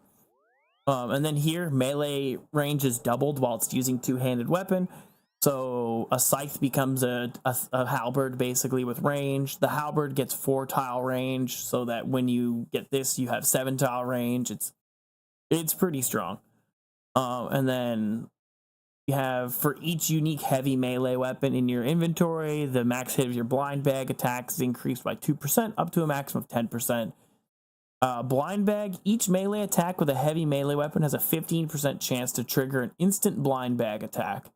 Blind bag, automatically attack your current target with a random heavy melee weapon in your inventory as though you have it equipped, ignoring all stat requirements and attack delay. Blind bag attacks can trigger additional blind bag attacks, but cannot trigger from special attacks, so you can't like Dragon Claw and get a blind bag attack or something. That doesn't work like that.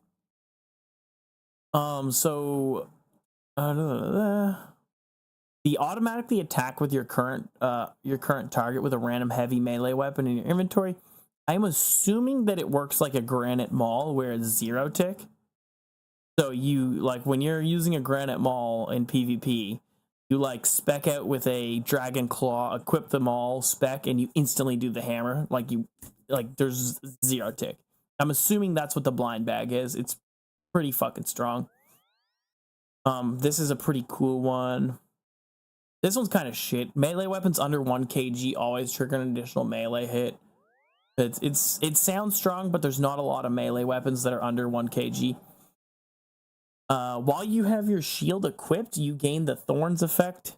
While you have a shield equipped, whenever you're attacked, enemies will instantly be hit with 3 melee damage. This effect can only trigger once per hit splat and will trigger if you take 0 damage. So if something hits you with a 0, you do 3 damage to it. I think it works with prayers too. So if you praying properly, you just are hitting things and they're taking damage. There's a bunch of shit that like buffs thorns. So attacking with a melee weapon or thorns has a 10% chance to heal you.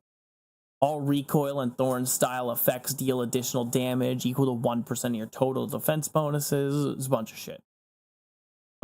There's also throughout the thing, there's a bunch of like little shit. So like healing with demonic packs overheals you up to 30% of your base hit points. There's 3 of these in the tree. You can end up healing, like you can overheal to 190 attack health or something. Whenever an attack deals 0 damage to you, either a two-handed shield or an offhand is equipped, you're healed for 2 and restore 2 prayer points. There's a bunch of these around the thing. All attacks have a 15% prayer penetration. You can get up to 100. There's 1, 2, 3, 4, 5, 6, 7, 8, 9, I believe. I think that's it. There might be another one that I missed, but there's these all over the place. There's like a few of them that give you 35% accuracy in all combat styles. There's some that give you 15%. There's some that give you a 30% chance to regenerate runes and ammo charges. There's some that give you 5 permanent defense level boosts. So you have 99 defense, you get the 5, you have 104 defense. There's one that gives plus 15 to defense. That's pretty strong.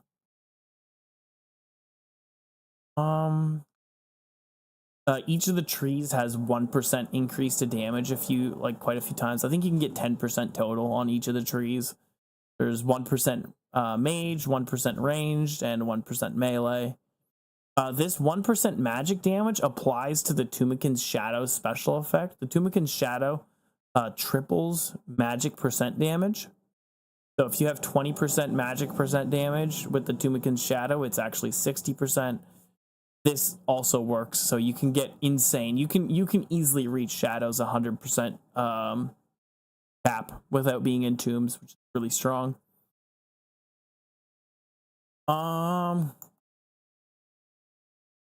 Yeah, so I'll just go through them a little bit. I'll skip melee because I kind of went through them. They're interesting, but the melees are pretty straightforward. Like melee weapons under 1 kg increase your melee strength by 20%. Melee weapons under 1 kg attack 1 tick faster.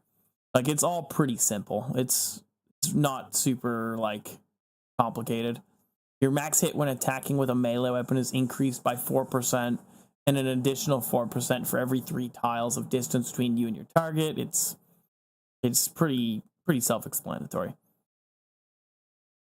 So the mage, the first tier of mages, it's all whenever you regenerate a rune, you do something. So whenever it's an air rune, you have a 15% chance to restore 1 prayer point per rune regenerated. Water rune, you're healed 1 per rune regenerated. Fire rune, the next spell you hit, the damage is increased by 1 per rune regenerated. And earth rune, your defense level is boosted by 1 per rune regenerated. Pretty cool shit. Okay, and then there's whenever you regenerate charges from a powered staff or a wand, also regenerate 1 water rune, which would stack with this. Oh wait, no, it wouldn't because it's not a combat spell. Whenever you regenerate charges from a powered staff or wand, you regenerate 1 air rune. So water and air rune, same effect basically. Attack rate with powered staves is sped up by 3 ticks. All one-handed powered staves have their max hit reduced by 8. And the attack it can't reduce attack rates below 1 tick. So the Eye of a Yak becomes 1 tick. Trident of the Swamp becomes 1 tick. The Shadow becomes 2 tick. It's pretty crazy.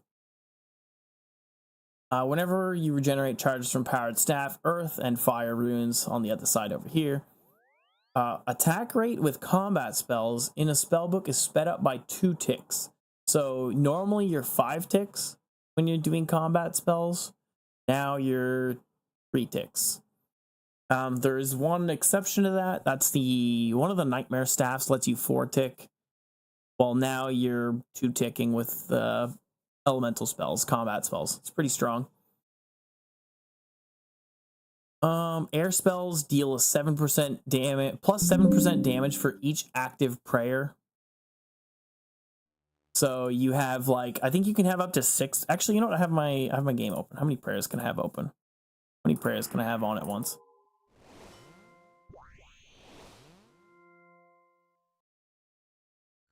One, 2, 3, 4, 5, 6, 7. So you can have 7 prayers on at once. So assuming you have all 7 prayers on, that's a pretty decent max hit increase or damage percentage increase, but it's only for air spells. There is things that change ancient magics and air spells, but I'll say those after. Water spells deal increased damage the higher health percentage you have. At 100% health, you get plus 20% damage. Pretty strong. Fire spells cast burn up to 6% of your maximum hit points to increase your damage dealt by double the amount burned for. So you have 100 HP. You cast a fire spell, you take 6 damage, but it increases your max hit by 12. It increases the damage dealt, not even your max hit. So it's pretty strong. If it just increased the max hit, it would be whatever. But just straight damage increase is nice. Earth spell hits reduce the enemy's defense and magic defense by levels by 2. The earth spells are kind of weaker, but having one person running earth spells in your raid would be insane. Like, you're doing Toas and you have one guy who just chickens wardens. Because magic defense, defense can't be reduced below a certain level in Toa. Magic defense can't. You can chicken every boss in that raid if you have, at least to magic, if somebody's running this. So you could bring their magic defense all to 0. They'll still have defense, but they won't have magic defense. So you'll just cast spells on them and kill them. It's pretty fucking cool. And then there's shadow spells count as earth spells, blood spells count as fire spells, ice spells count as water spells, and smoke spells count as air spells. So you can do these things with ancient magics, basically. You can do any of the things I said. So air spells having increased attack, water spells having increased damage, fire spells burning you, earth spells doing defense and magic defense reduction, while shadow and so on all count for that. It's pretty strong. I think, don't shadow spells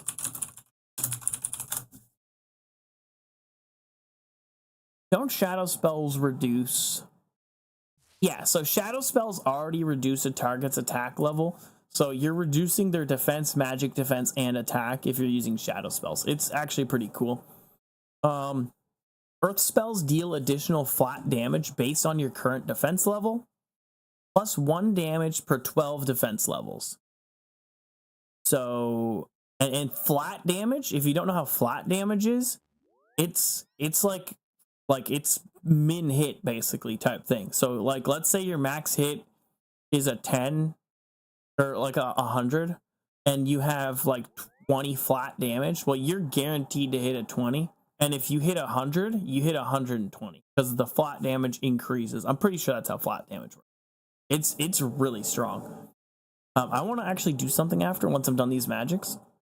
Fire spells apply 1 burn, max of 5, and bounce up to 2 nearby targets. Presumably it can burn the nearby targets it bounces to. This is the same burn as the Eclipse Atlatl and Burning Claws. Water spells hit, bounce back to you, healing you for 60% of the damage dealt to your target. Very strong. Very strong. Honestly, all of these are very strong for the end, the capstone magic stuff. It's all really good. Air spells have a 1% chance to max hit for every 1 prayer bonus. This chance is doubled against enemies weak to air.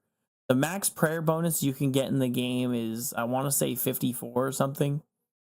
So you have a 54% chance to max hit. And then it's doubled against enemies who are weak to air. So like the Barrows brothers, you're always max hitting. You're just dunking them the whole time. This earth spells deal additional flat damage. I want to see how much flat damage you can get. So let's say you have 99 defense. Let's go through and find all the defense. I'm going to find all the +5s first, and then I'll add +15 to it. So 1, 2, 3, 4, 5, 6, 7,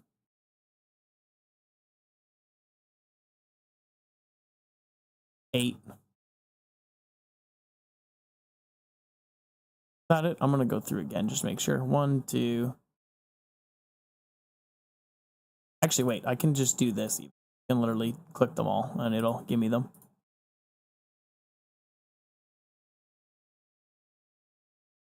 Yeah, it would be really good for Cox, the Earth thing. Because you just rinse Olm.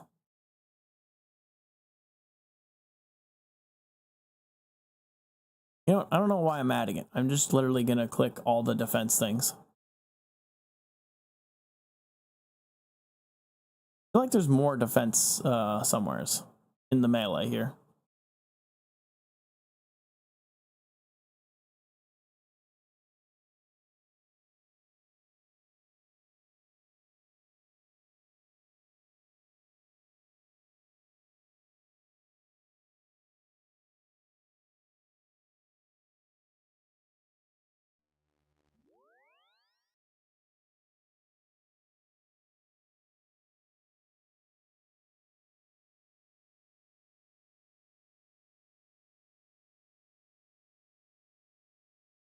Okay, I think that's the maximum amount of defense.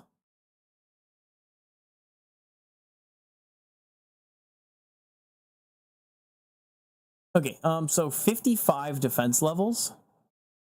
And then, so 99 plus 55 is 154. And then divide that by 12. I just multiplied it by 12. Or wait, did I? 154 divided by 12. So, yeah, so with earth spells, the flat damage you get is a 12.8. I don't know if that rounds up, but let's just assume it's 12. So you get a flat 12 damage. You also, assuming you don't have the nightmare staff, that's and you grab this, which you would want to grab this. That's 3 ticks. So every 3 ticks, you're guaranteed to hit at least a 13. Like if you roll a 1, you get the +12 flat. So you hit a 13. So you're guaranteed at 3 tick. What is that? Your minimum DPS, no matter what, is like 7 DPS or something. But that's obviously not going to happen because you're not going to just hit 1, 1, 1, 1, 1, 1 and hit 13s, right? You'll obviously hit higher things. That probably increases a +13 flat damage. Probably increases your DPS. I would say by 6 points, 7 points. Probably 6. So it would increase, like, let's say you're getting 14 DPS. Well, you now have 20 DPS just by taking those armor things. That's pretty strong, actually. I just kind of read this and I was like, that sounds pretty good. But it's actually better than I thought. The thing is, though, you'd have to go, like, kind of all over the place to like, get all these defense boosts. You need the defense boosts or else you aren't getting that nasty. It only takes 17 points to do, though. Here, let me see, actually. You would take this, you would take this, you would take this, you would take this. So with 21 points, you are the Earth monster for your team. Oh, you'd want the shadow spells too, actually. Basically, you take this and you are a fucking monster for your team. And you still have 18 more packs that you can put in. So you could like go down another route here. You could go down like the fucking water spells thing and make yourself really strong. Or you could skip water spells and you could take this, so you could use a shadow. And then you just like, you use earth spells, chicken whatever boss you're fighting, and then you whip out your shadow and then you just start deleting it with the shadow after. And then you even still have 17 things left after that you could dump into other shit. Like, I don't know. Let's say you want to also have the halberd, the nasty halberd shit. You take that. And then you have this nasty halberd set up, and you still have 10 points left over there, too. You grab some prayer penetration like this. And yeah, like, you oh, wait, I missed a defense actually here. Wait, you can get 60 defense then, I think. Do I have 50? Oh, no, I hit this one last time. My bad.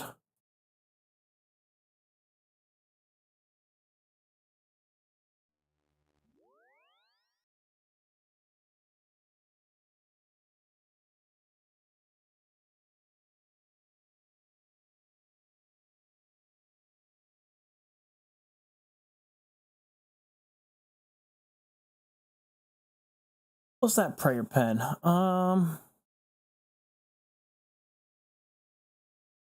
Yeah, I guess this alone is like, this is a pretty strong setup here. You have 95% chance to regenerate your shit. Oh, this is shit though. You don't want this. You wanna skip that.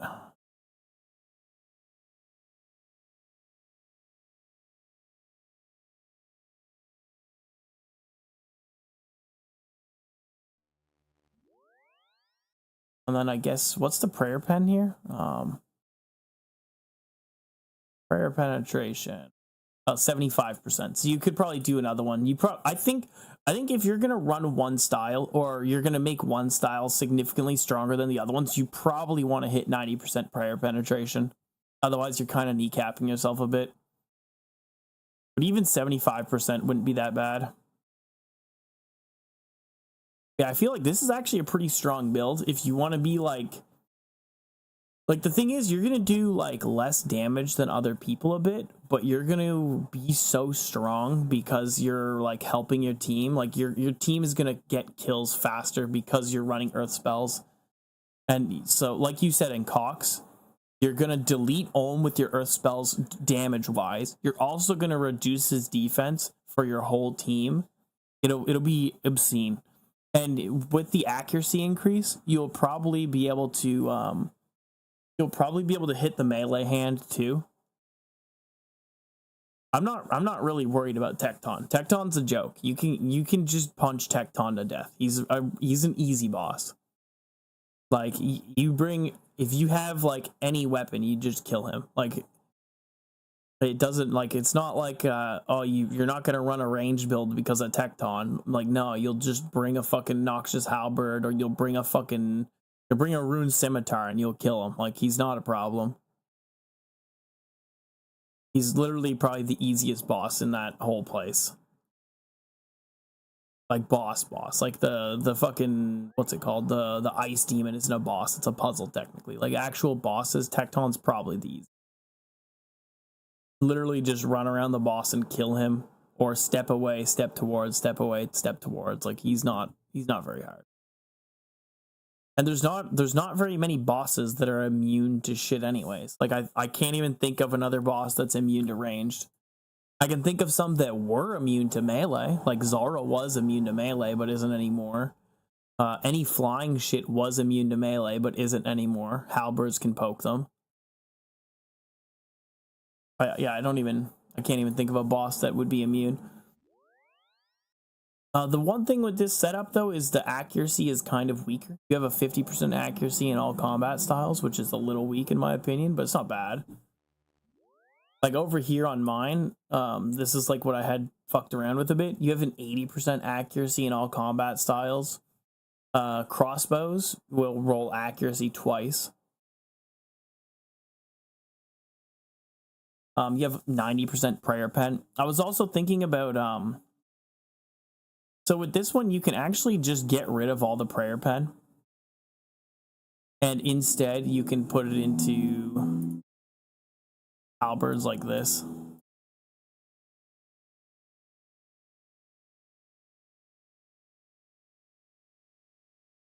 Yeah, so you can also just ignore the prayer pen and you can just have 3 combat styles that are giga strong. Like giga fucking strong, insanely strong. The only thing that would kind of make this better would be if you you kind of ignore this here. You'd get 3 more points and you put them into this here. When hitting a target with a 2-handed melee weapon, you have a 5% chance to trigger out ranged echo. So you just have a chance to do ranged echoes with your halberds, which is fucking strong. But I honestly think that you probably don't even want to go 3 styles. I think going 2 styles is the way to go. Because you can have your 2 styles be giga strong.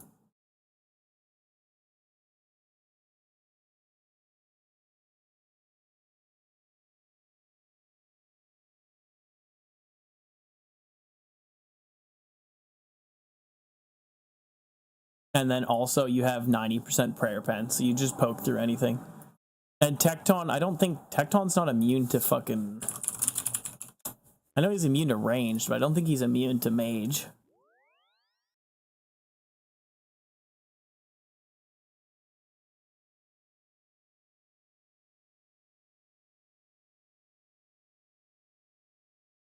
Oh, he takes 80% reduced magic damage, though. That's funny. That's really funny. He's actually got massive reduction. But again, I think you just melee him. It's not going to hurt you to have one boss be slightly slower. Because, like, your speed on everything else... I know he's immune to range. It literally doesn't matter, though. He's literally the only boss in the game that's immune to range.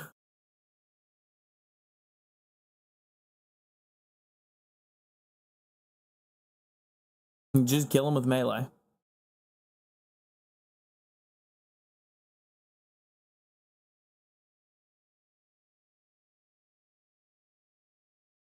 But yeah, the demonic packs, they have a lot of fucking crazy shit.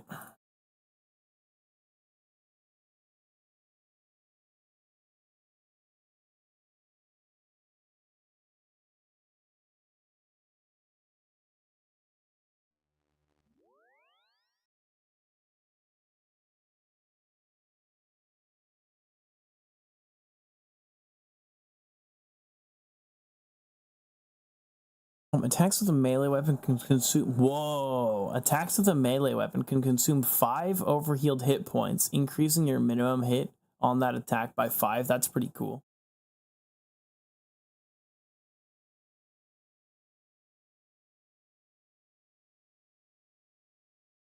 That's also cool. You can overheal with this.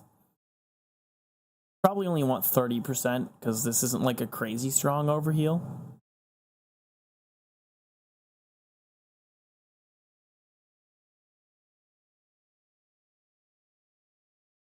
Then you probably do something like this.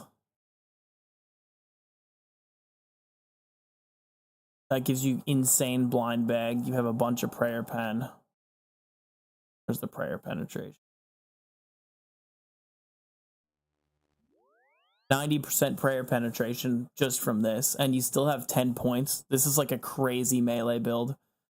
Like giga strong melee, and then maybe you decide to go into like crossbows. 35% accuracy in all styles. And then you can even have your crossbows roll accuracy twice. You could also skip this too, but you miss out on the 70% increased damage, but you could skip 2-tick crossbow. And you could just like go for like a different way. It would be a bit of a waste of a point, but another strong setup. So they didn't say it at first, but it's not about the speed for the blind bag, it's the weight. The blind bag, it has to just be more than 1 kilogram. So basically like every weapon in the game Like, there's not very many weapons that are more than that aren't more than a kilogram, melee wise.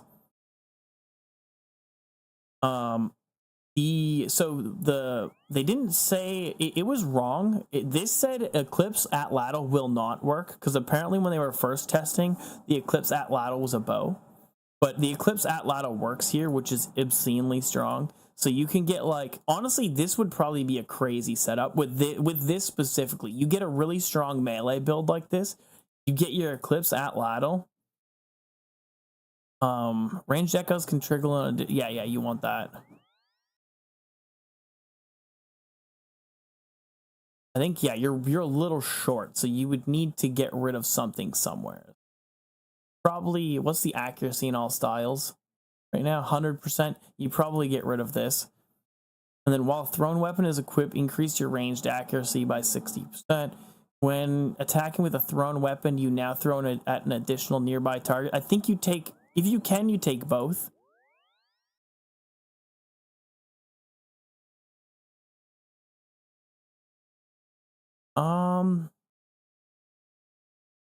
I think you probably just get rid of one prayer pen, or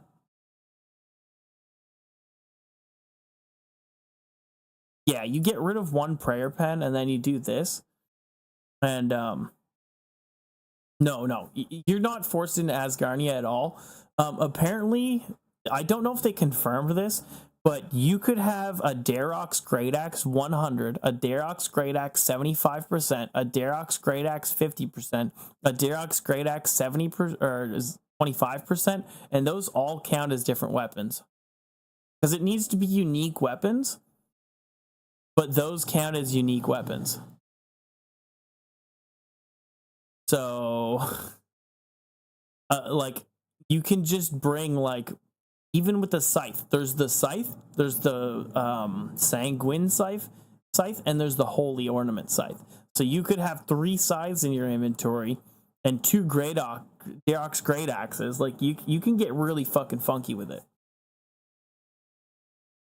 I do think the Atlatl might be one of the stronger setups too with this. I think if you run Atlatl and you run this melee thing, you have Atlatl in your inventory and you have like 4 Darox Great Axes, a scythe, and you're using the Noxious Halberd.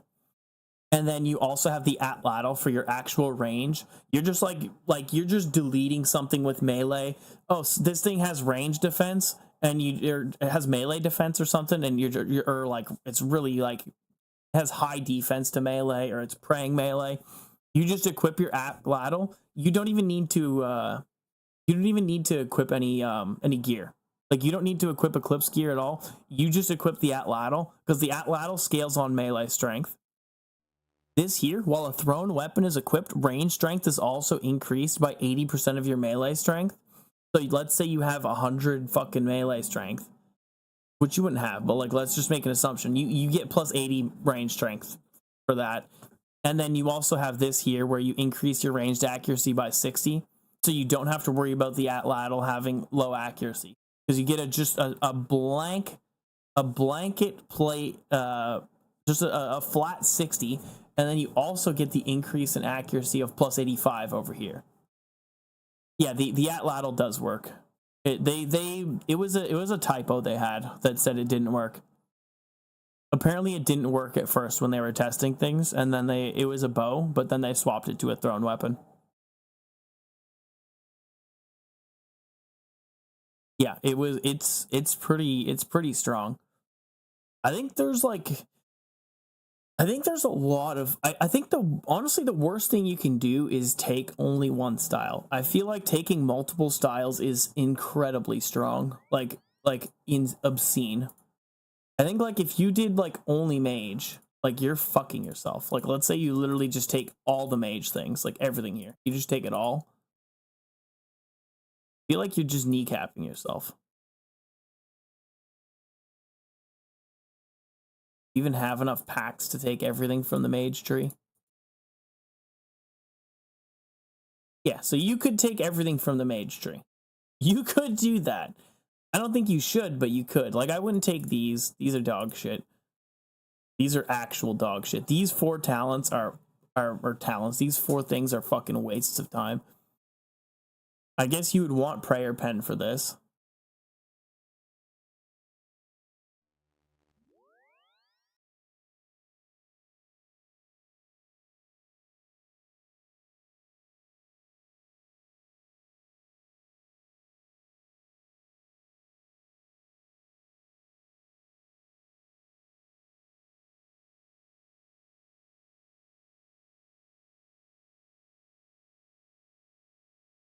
Oh, I was kind of wrong actually with the earth spells. You can actually boost your defense level higher. You can boost it with this, so you probably can get a flat armor or a flat damage of like 25 then with this, maybe 20. But like, let's say you get rid of that, that gives you 2 more points to put into here.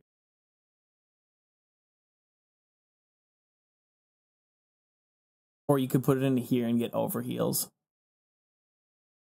1, 2, 4, 5. That's 75. Prayer pen. It's not bad. Yeah, I feel like just going down one tree like this is a bad idea. I feel like you're kind of just nerfing yourself.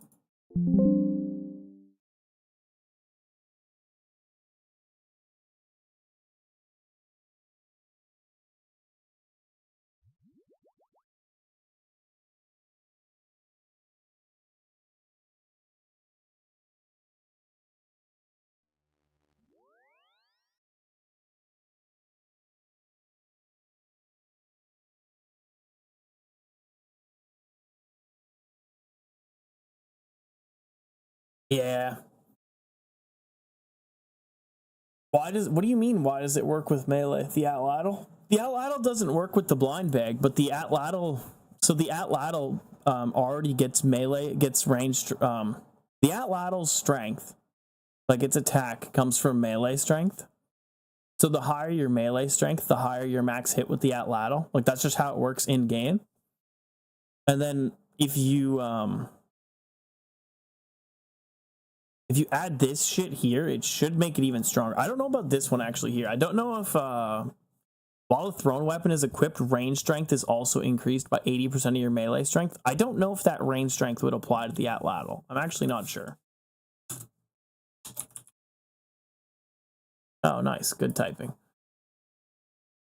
I don't think it does. Pretty sure it doesn't. Its max hit is determined by the player's melee strength, while accuracy is still based on range bonus. Yeah, so I'm assuming that the 80% here doesn't actually apply to the atlatl. So honestly, this is probably a skip if you're doing the atlatl setup. You probably skip this.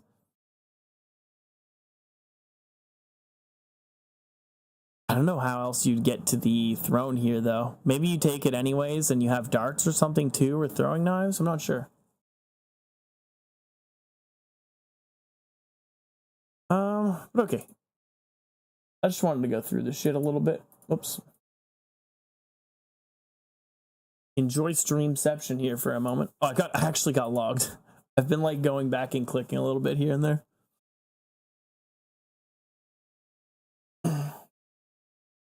The atlatl, what is it?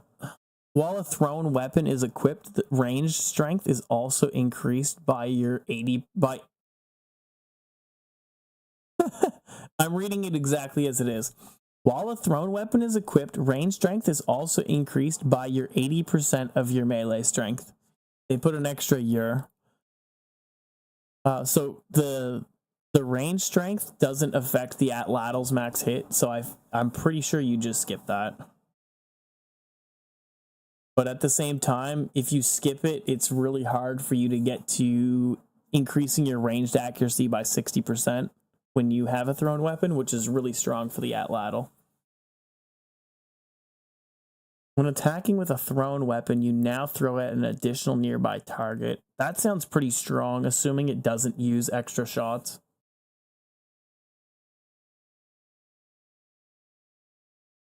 Okay, I will be back in a moment. I'm gonna use the bathroom and probably get a little snack, like a little maybe a pickle or a little piece of bread or something.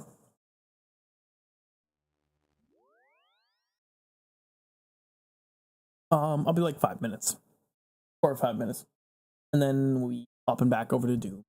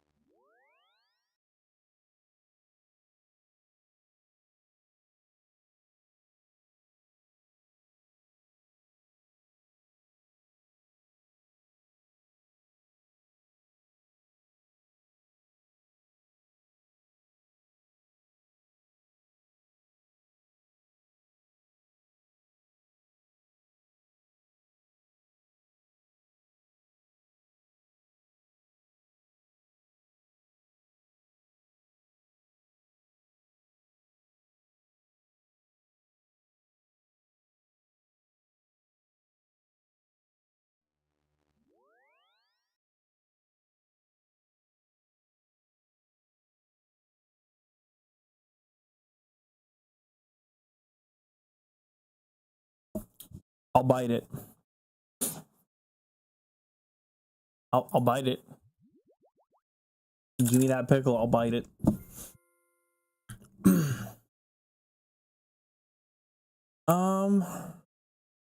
Yeah, I was talking to my mother. Has some crack filling she would like done, so I'm gonna do some crack filling for her. Oh, you're not gonna like it, Caught. You're gonna get caught in my teeth. You hear? You heard?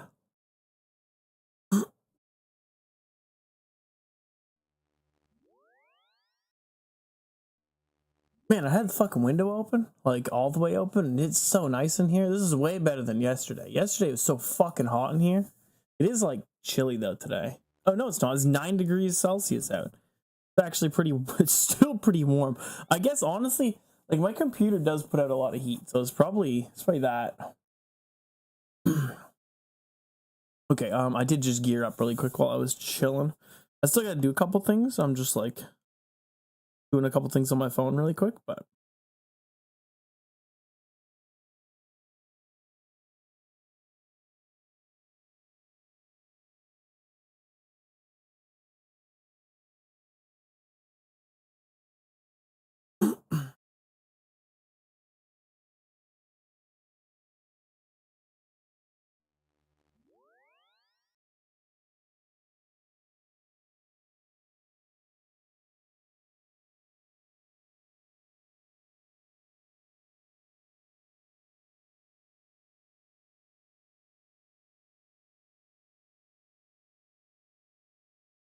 that's crazy. This guy's a beast at leagues, and he's saying it's fucking a noob trap, the flow state one, that tier 7, where the following all occur at a 2-tick rate. And I kind of agree. Like the reason why I specifically said like, oh, the dragon pick is 3-tick, like everything being 2-tick, the mining is literally 1 tick faster.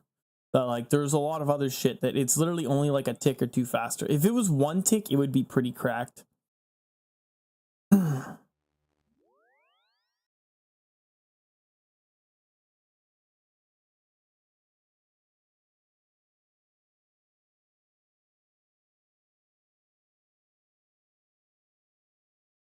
One second.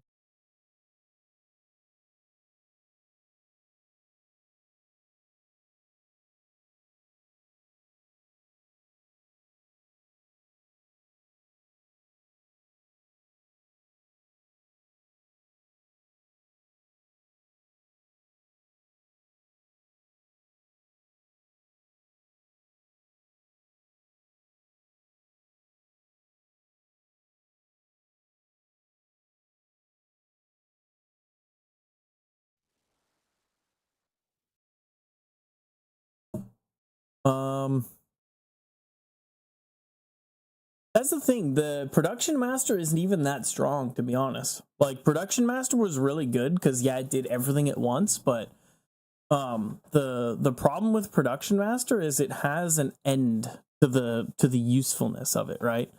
Like you hit 99 in a skill, like you hit 99 in any of your production skills, and you're suddenly like it just doesn't do anything, right? It literally does nothing.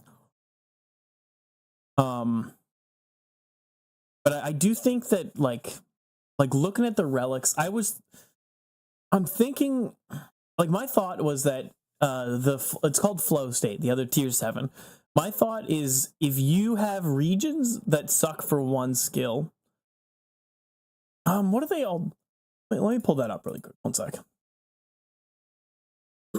Holy shit. Okay, that's all. Leagues 6. Okay, tier 7. What does it do? Fishing, cooking, fire making, wood cutting, mining. You know what? It's probably pretty shit for everything. But let's say the one thing I can think of that it would be pretty good with would be smelting. So let's say you don't have let's say you don't have blast furnace, so you don't have Fremnik. Let's say you don't have the Giant's Foundry, you don't have desert. and let's say you don't take hot-footed, so you can't get smithing XP through mining, right? If you have all of those things that fuck you, then maybe it's worth taking flow state, because it'll make your smithing grind faster, because you'll smith at 2 tick rate instead of the 5 or 6 tick rate that it is. That would be like the one reason you'd want to use it. And because I can't see. So it makes mining, woodcutting, and fishing, and cooking and fire making all 1.2 tick. All of those don't need to really be that fast. The fire making is kind of cool, but fire making's already a gigafast skill. Cooking also gigafast skill. It's kind of cool that you cook faster. Doesn't matter though. And also if you have hot foot, you passively get cooking and fire making. Wait, not fire making? No, you don't, because woodsman is fire making. You get passive fire cooking and smithing XP. But mining, there's no region are you going to be fucked getting mining XP. Every region has mining XP. You'll be able to get it. Same as woodcutting, same as fishing, same as cooking, same as fire making. Everybody has access to Varlamore's prayer, so prayer is not a problem. Fletching, same thing as woodcutting. Not a problem. You'll be able to do it. You get arrowhead, you get headless arrows, and then you buy what are they called? Broad bolts or broad arrow tips or whatever. Smelting could be a problem depending on your regions. It's going to just be slow, but you can still get it. Farming is really not that bad. There's a lot of things that help with it. There's multiple relics you can take. And even Varlamore has a hardwood tree and an herb patch and allotment. So you're not really fucked there in any way. And then magic is like you don't need faster magic casts. Minigame interactions is actually pretty strong. Minigame interactions being 2 tick is pretty crazy, like Winter Tot. Yeah, Fremy with Blast Furnace. Yeah, like I said, smelting, you can fuck yourself out of smelting, though. If you don't take Fremy, Desert, like I said, if you don't take Fremy, Desert, you don't have any real smithing methods. Oh, Tyranwin, if you don't take Tyranwin also, because you can do the pickpocketing method where you get, you just, like, make crystal weapons over and over or whatever, and then you get smithing XP. But, like, I feel like the strongest part of flow state is minigame interactions. Because Winter Tot being 2 tick, fishing, Temporos being 2 tick, stealing valuables being 2 tick, like those are pretty strong. And it also, the effects stack with Fletching Knife and Diabolic Worms. I think that means Fletching is 1 tick, and fishing with Diabolic Worms, I believe, is also 1 tick. I just like it feels like the only reason you would take Reloaded is if your relics and your regions fuck you on a skill, right? Let's take smelting for example. Let's say you aren't taking Desert, Fremy, or Tyranwin. Why would you take Flow State when it just gives you earlier smelting? Instead, you can just reload into Hotfoot, and then you have your smithing done. Like Flow State doesn't, like, they hyped it up quite a bit on the stream, and I see where the hype comes from. It's really cool to be 2 ticking everything, but I feel like you just take Reloaded to shore up your weaker sides, basically. Whatever's weakest, you just shore it up with a reload into a good relic. Yeah, I don't know. I'll have to, like, really look into it. When all the relics are released, I'll have better, like, I'll know more what I want to do, I guess. I do think that I'm definitely not taking that, and I'm reloading. I just don't know what I would reload into. Okay. Let's go.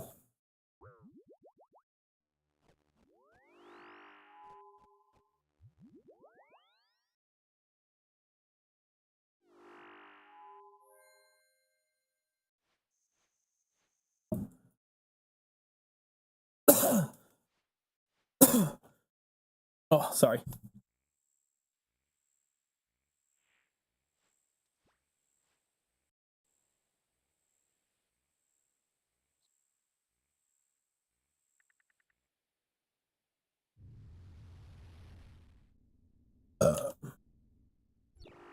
I'm so excited for leagues, man. I can't get over it. Doom is going to be so fun.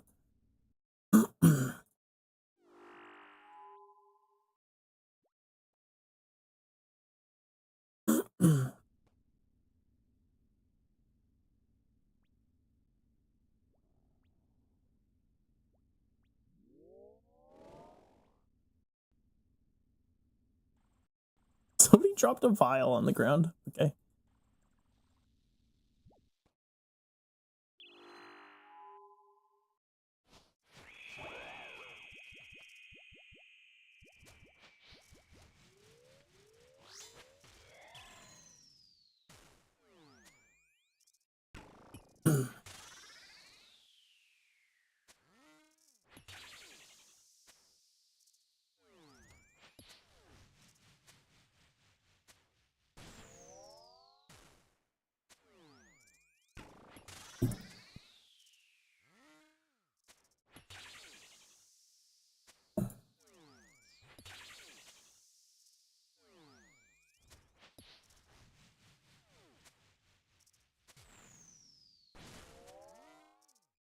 Sir. Sir. Sir. Sir.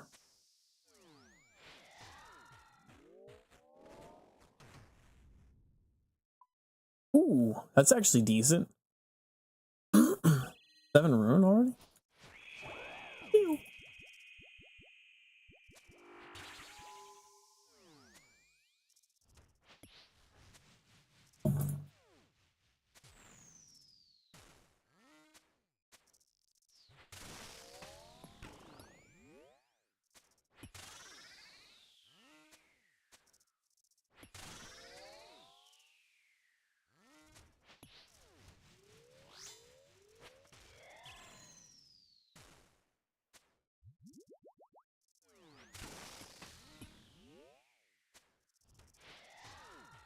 Sit down, bitch. You little bug bitch boy. 495 earth runes. Nice.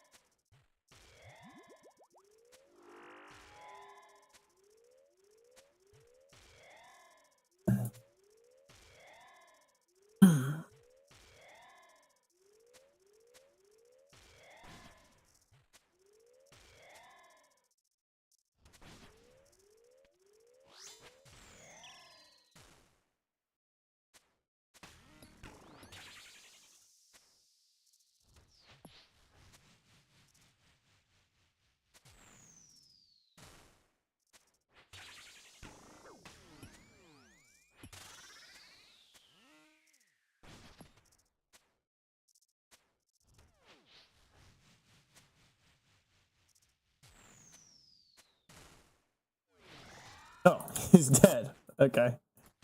Sure, man. Oh, what the fuck? My buddy who I like duo shit with, fucking, he's playing Elden Ring. I've never seen him play Elden Ring.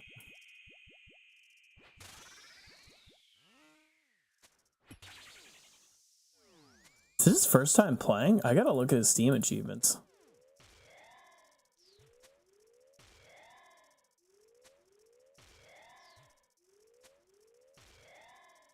Oh shit.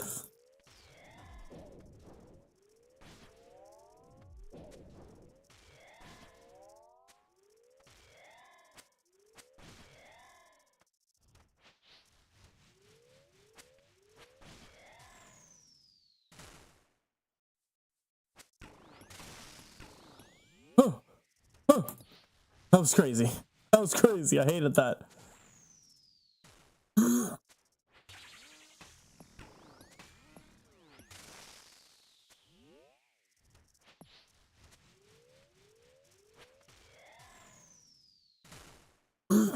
I mean, honestly, I like invading literally does nothing. Like you can go try to kill people, but all people invaded me in Dark Souls, I would run away from them, and then the second they got near me, I would just jump off of a building or something and die. I would just waste their time. They want to join my world to waste my time, I'll waste their time. And it's like, I don't even care. Like, I might have the most OP build that could just destroy them or something. I'm not wasting my time fighting them. I don't care. It's such shit PvP in that game. If I want to play an actual PvP game, I'll play Apex Legends or something. It's really not, though. The PvP in that game is dog shit. Like, the PvP in Souls games is it's so dog shit.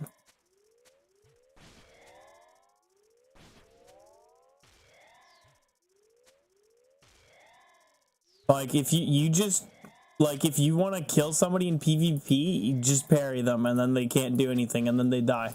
Like, it's, I don't know. When I PvP, I'd rather people have a fighting chance, and it be, like, giga sweaty PvP. Like, Apex Legends, Dark and Darker, like, a giga sweaty PvP.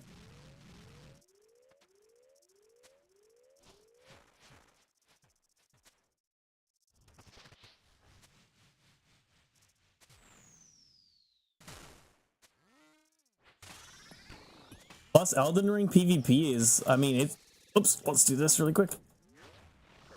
Elden Ring PvP is pretty fun because when you do it, you're 2v1ing. Like, there's two of them versus one of you. It's a lot of fun when you actually go and, like it's much more sweaty because you actually have to be, like, giga cracked to kill both of them.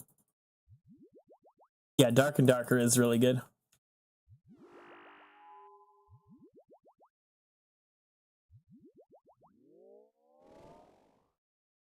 Like, I don't mind PvP in games. I just want it to either be, like, giga sweaty or, like, really hard for me. I want to fucking have hard, difficult odds.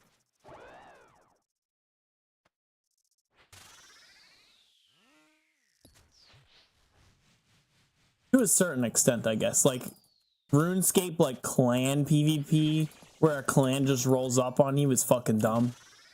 But then, like, if you're, like, 2v1ing or 3v1ing in RuneScape PvP, that shit is sick.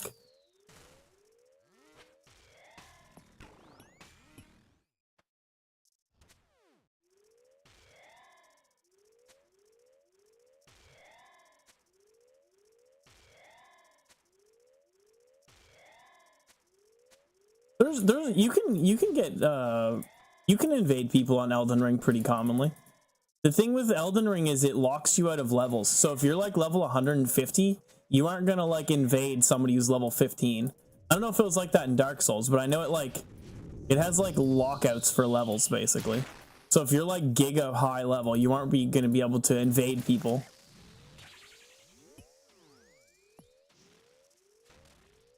If you're like giga high level, you won't be able to invade people because not a lot of people will be high level, and a lot of people just make new characters when they get to high levels.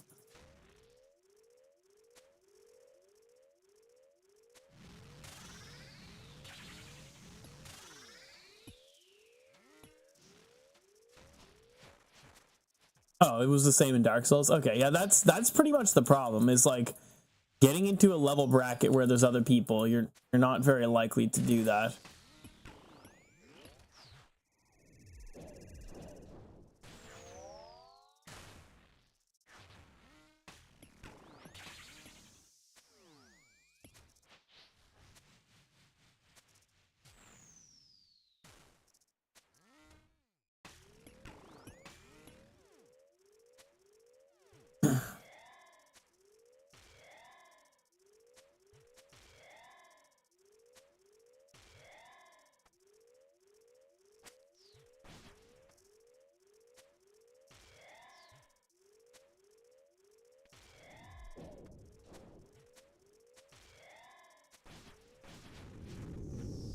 There's no upwards cap. That's interesting. Now, I don't know how Elden Ring has it, but I know it's really hard to find PvP because of the way the levels work. But either way, it's like, I don't know, it's not really the best PvP in Elden Ring in general, and Dark Souls. it's just not a game that's built around PvP. It's something that's like tacked onto the game. And when something's tacked onto a game, it's never going to be as like well fleshed out as other things. Like if you want like goods, it's not that like fucking popular anymore, but if you want like good sword combat, like killing people PvP, For Honor, when that game came out, that was like the best PvP game for shit like that. Oh, I know how weapon scaling works. Do you like, if you have high weapon scaling, does that like limit you from who you can join on a world? Like, that's what you mean, maybe? Right, I know how weapon scaling works. Like inside of like just normal gameplay, but like invading people, I don't know. Oh my god, that was so bad. I've never played Mordau, but I've heard of it. For Honor was sick though, because like it was really hard, and then also if you were really good, you could like cut people's fucking heads off and shit and just like delete them. Like if you were like giga better than the other person, you just won. I clicked.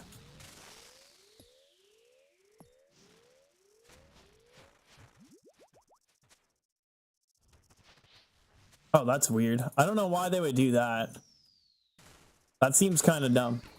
That's probably why it's so hard to find PvP and shit, is because you have to be the level cap, you have to be the scaling cap.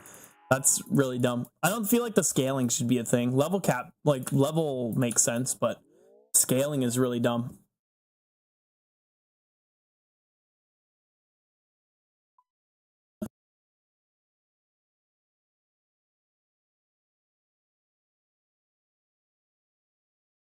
Yeah, that's dumb. I feel like it shouldn't be like that.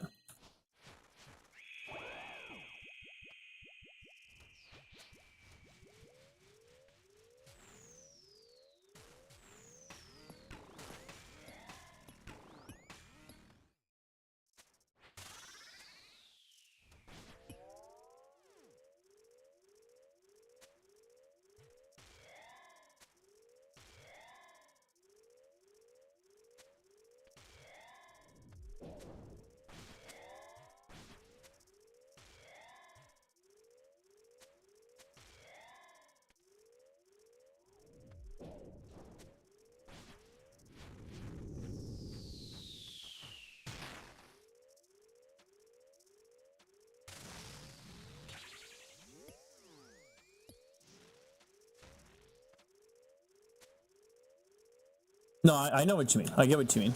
That's really dumb that it works like that, honestly.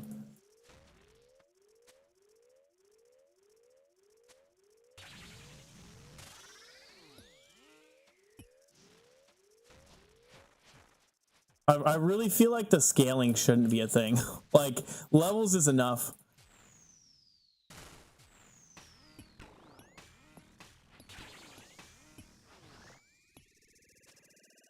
Like, I feel like your like level difference is enough. If you like poorly scale and like you have invading open and you like get fucked because of your poor scaling, like that's skill issue, bud. Like, ooh, the last chance I had at Holy Water, I got it. You guys seeing this? I don't know where my hole went. It's gone.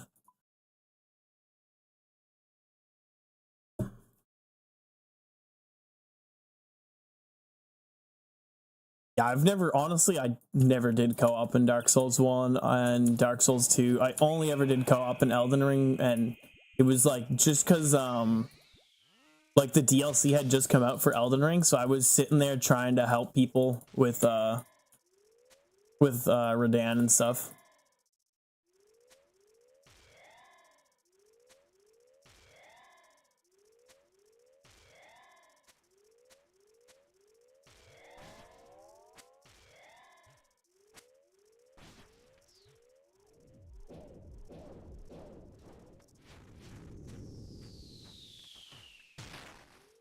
Oh shit.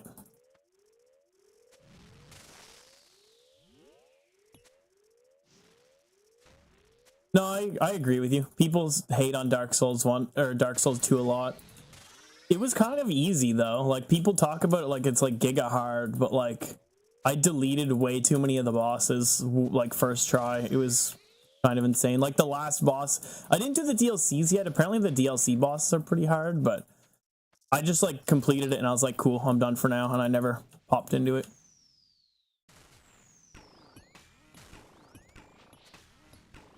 Oh my god, I hate this.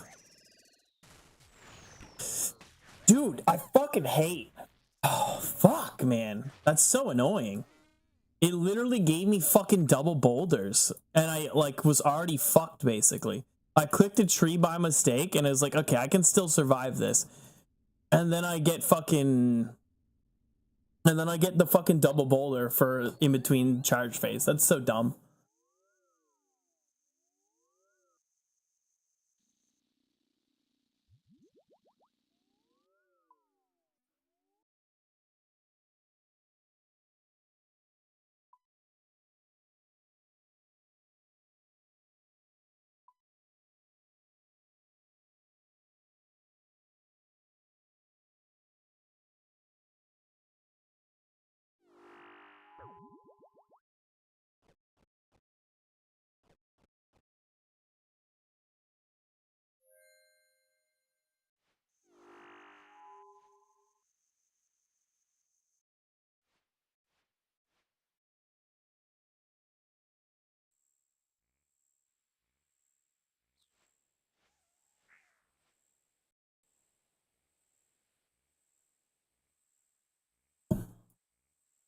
Oh, this is a cheap Doom setup. This is like low death cost. When I use the zombie axe, it's only like 17k or something like that, 20k, I don't know. It's a really low death cost. And when I have enough money now, so I'm just using the Noxious Halberd, but I had like a couple mil like GP when I was making this. I just like got rid of Verfarnic Treads and got rid of Noxious Halberd and the Emberlight. You don't really need the Emberlight, but it brought my death cost down from 311,000 to 21,000 or something like that. And then right now it's 120 something. 121k right now. It just saves a lot on death cost. Also, it's really easy to melee punish with a with like any melee weapon. It's just a little more dangerous because you can get meleeed like that, but you just go like this. Just hit him. It's free.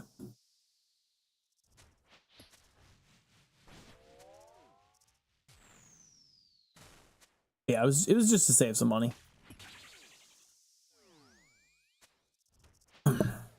And this is, if you look, it's literally called Doom Cheap Death. So this is just my fucking setup for cheap deaths.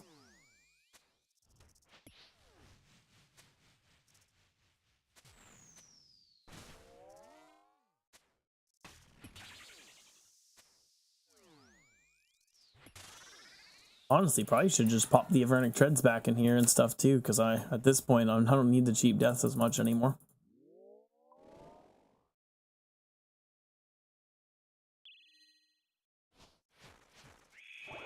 Big 110.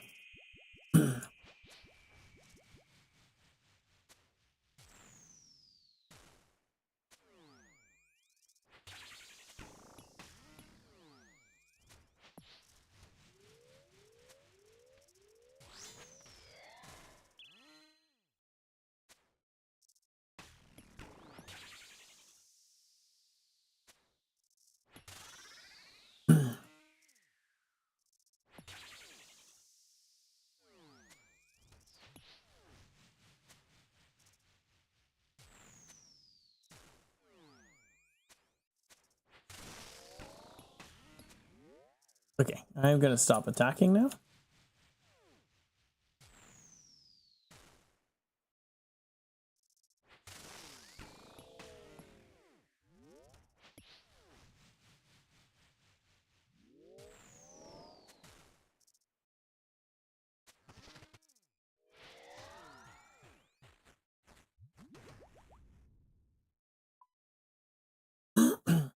$118 Aether Catalysts. We love it.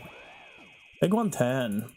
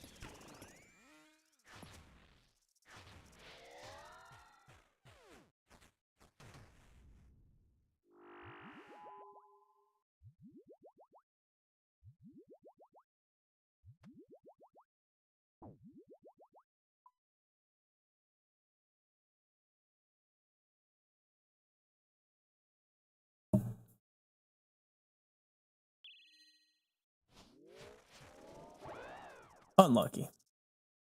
That sucks.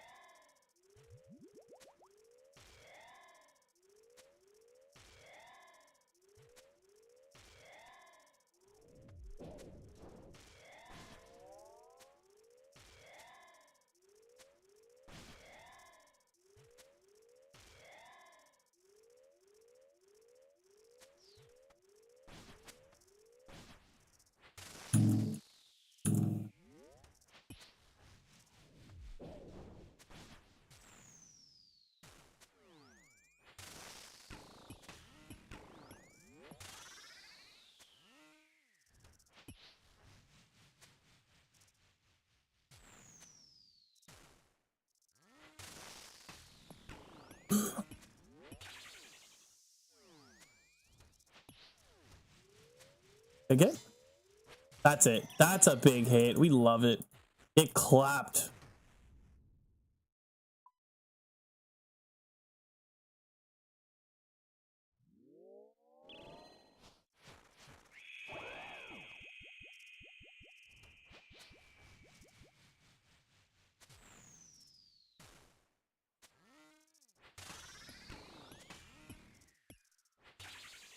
Dude, I just missed like 4 shots in a row, 5 shots in a row. I keep missing.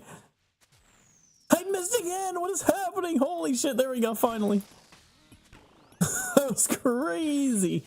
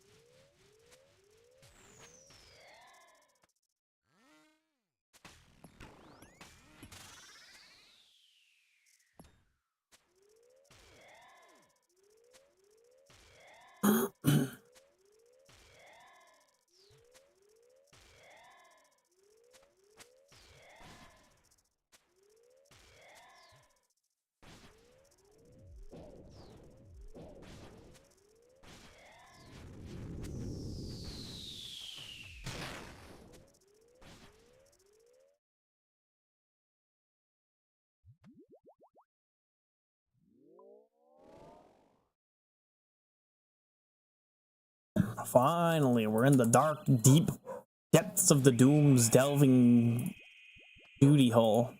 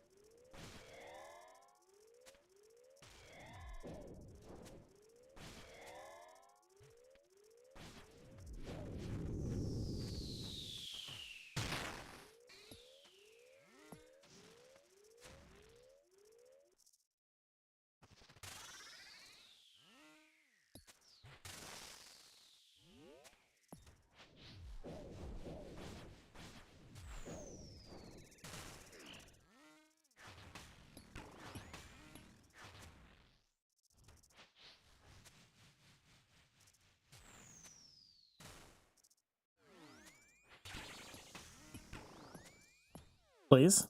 Thank you. Way too close. Oh.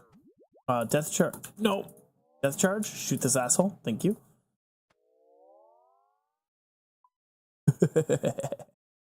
I love it when grubs just are fucking bugged just sitting there. Bugged? Get it? Because they're bugs?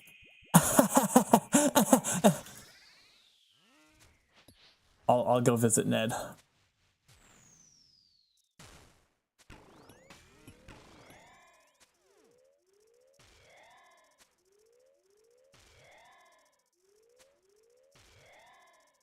course, we got the double melee.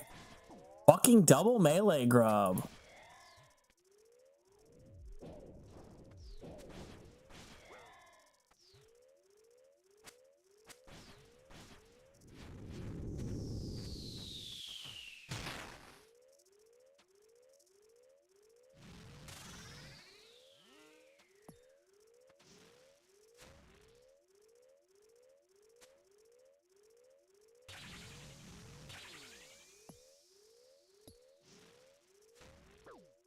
What? How did that hit me? Like, I was on the diagonal. That's crazy. I guess at really far distances like that, you still get hit even if you're at the proper diagonal?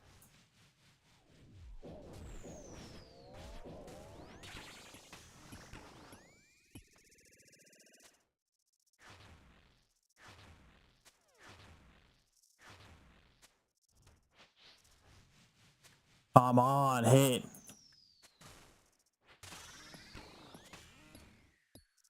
Boom.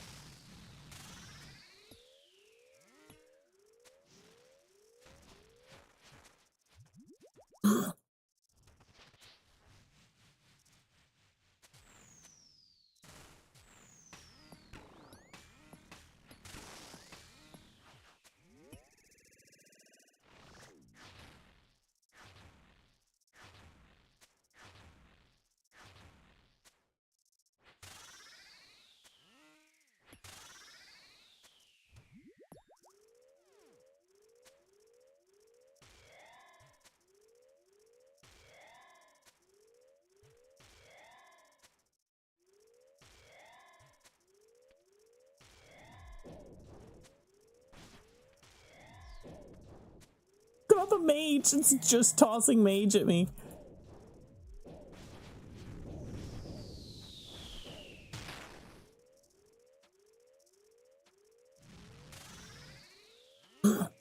Just fucking nuts. Yo, Stoic, how you doing? Ooh.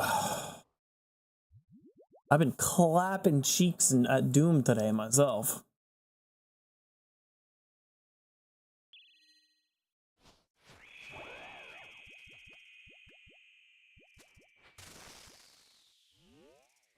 Oh shit, I did too much damage. Oh no.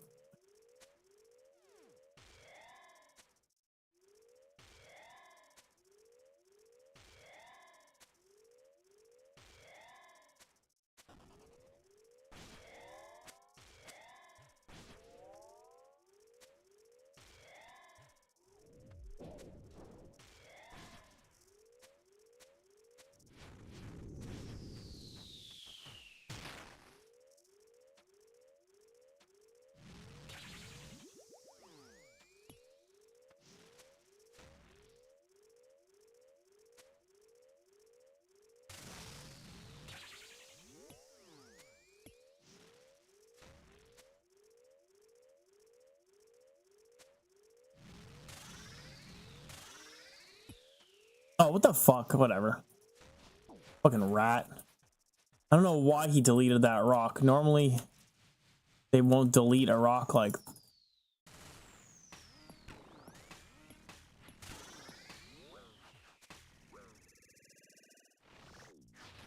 Oh, wait, why am I missing? Oh, I hit a fucking melee instead of a ranged prey. Oh, you bitch. Fuck! Oh, God, that pisses me off. He fucking melee punished too. Like, perfect timing to fuck me. Oh, and then I fucking prayed fucking melee instead of ranged one time for some fucking retarded ass reason.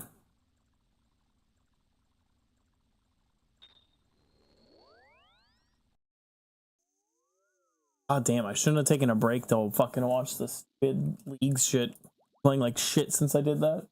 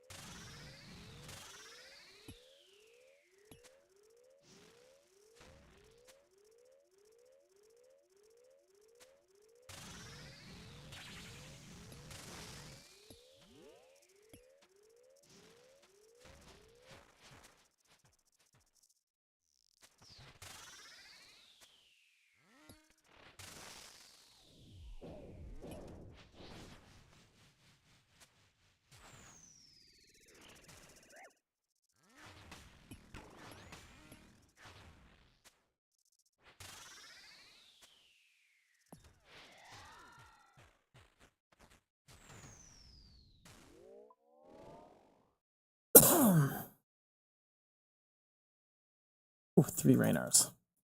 Sorry about that. Definitely coughed in your ears.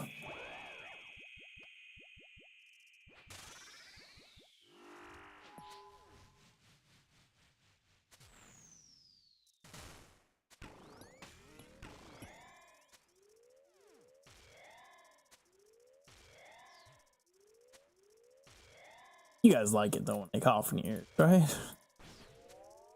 Everybody loves it when somebody just does a loud, abrupt noise out of nowhere's in their ears. It's fucking amazing.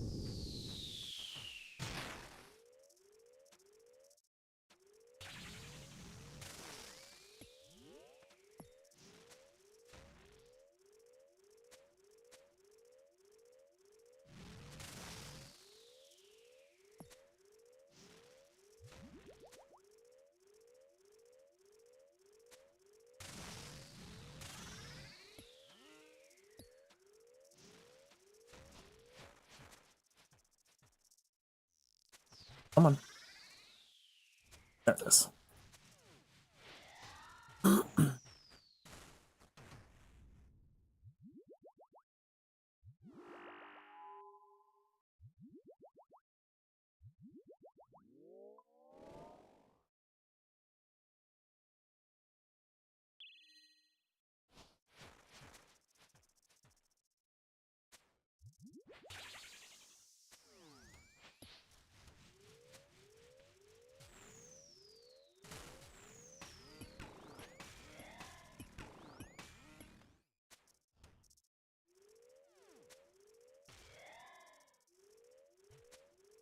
Fucking asshole spewing acid all over south side.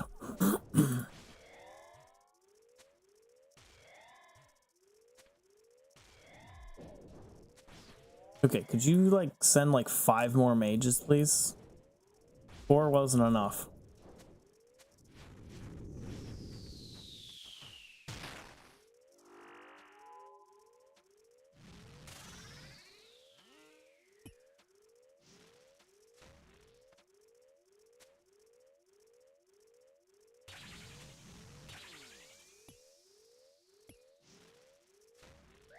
Okay, yeah, I believe that.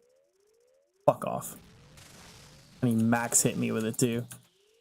Fucking rat.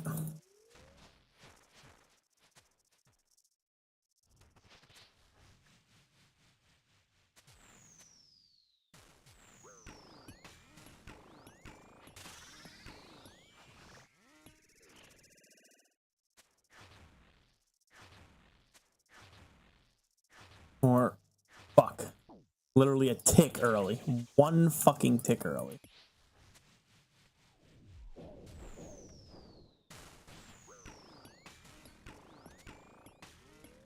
God damn it, dude. Holy shit. I took like fucking 60 damage from debris there. It does so much fucking damage. I shouldn't have taken any. Like, I know how to avoid it, but fucking Christ, it does way too much damage.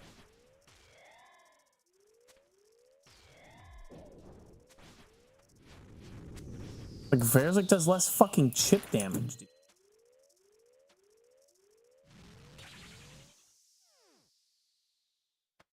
Okay, let's fucking drink a whole ass brew plus 1 dose.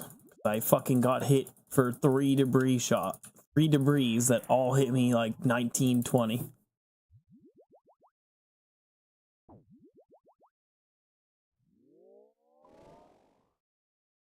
Not getting to Delve 16 this run. Hopefully I can get 15 though.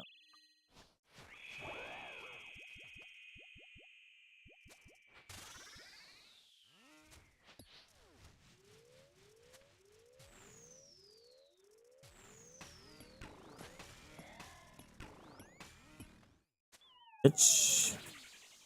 Bitch. No, I missed the second one. Could have fucking shoved him into like 60%, 65%.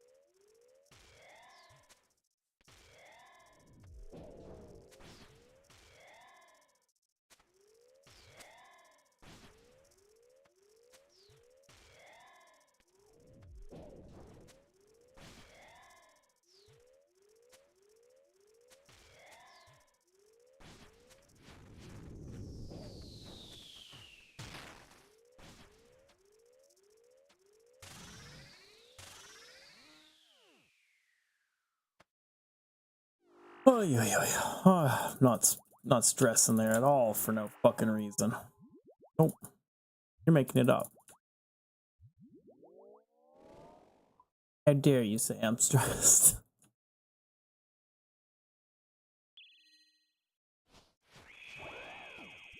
Big ZCB.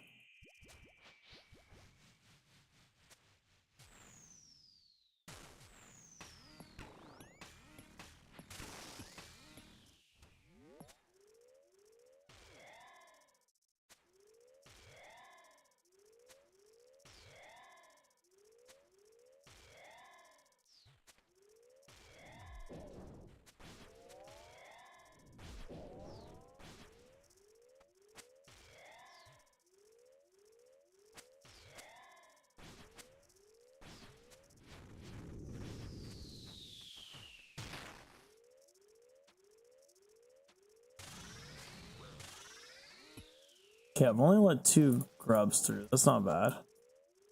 Know where to go after this.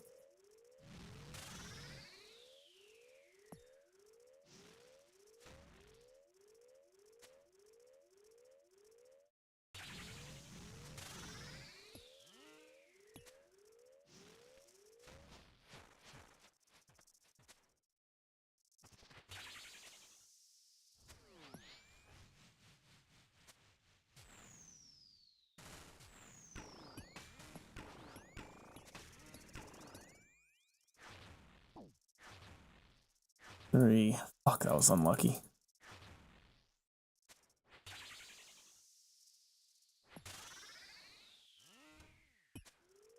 Damn it. I really want to clear this right here. I have so much acid on one fucking like line of tiles there. It's really fucking me.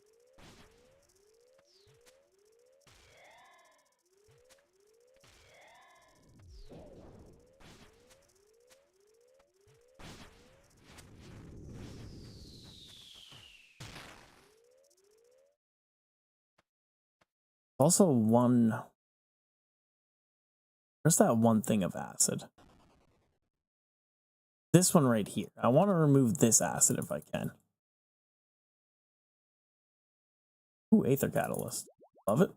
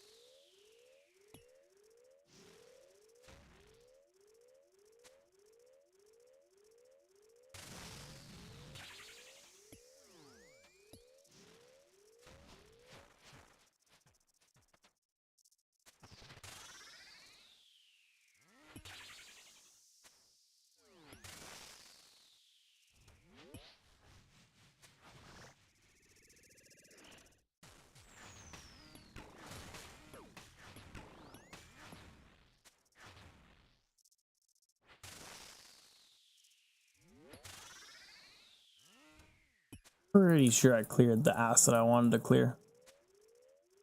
No, I didn't. I wanted to clear this one. I did clear some of the acid though. That was annoying the shit out of me.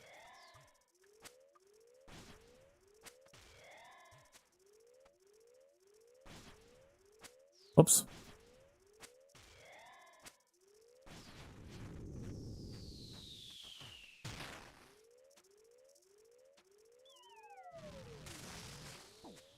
What? How did that get through? What a scam.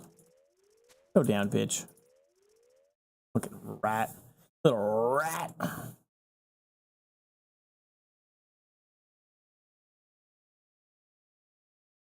I just try to do that movement instead. If I do that slight diagonal,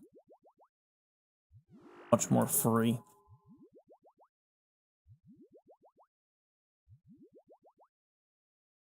Ooh, a useless item. The tooth half of key that I'm never going to use because I don't fucking skill in Varlamore early. I don't think you can get it from Hunter, which is like the only thing I do skilling wise in Varlamore.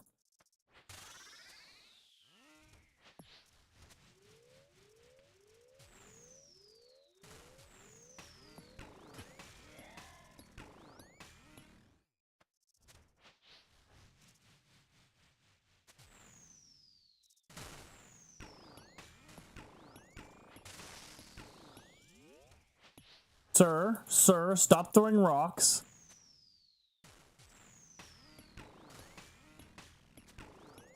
Holy shit. Fucking kept throwing rocks at me. Fucking monster.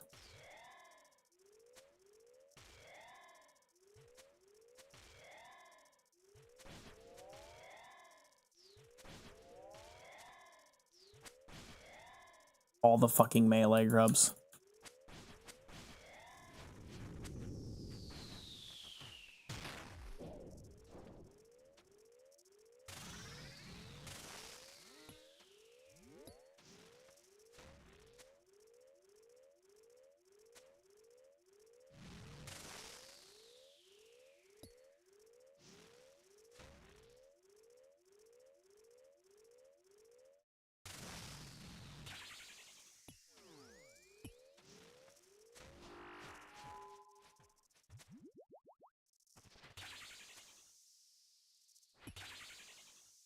Yeah, this is brutal.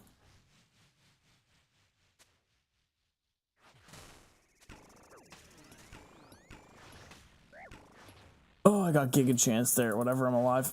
Not even Giga Chance. Just did dumb shit I shouldn't have did. Should have trusted my instincts, but I didn't.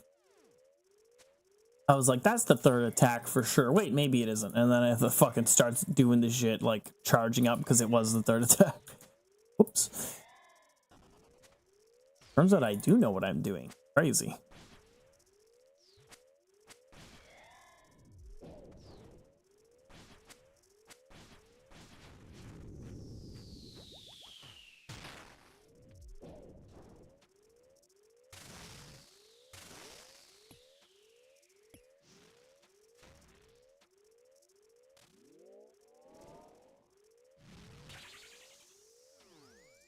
Sir, please die.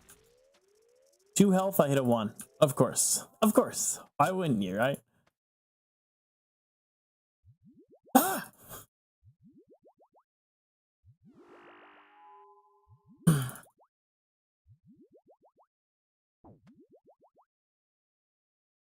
Ooh, what did I just get? Is it just the cannonballs that made it a mill? Something there just gave me a good chunk of cash. I think it's the cannonballs. The luck on this delve has been pretty crazy. Not once in fucking like 7 delves or whatever has he shot acid in my direction over here. At this point, I would take a little acid this way. Like, please, I'll take it.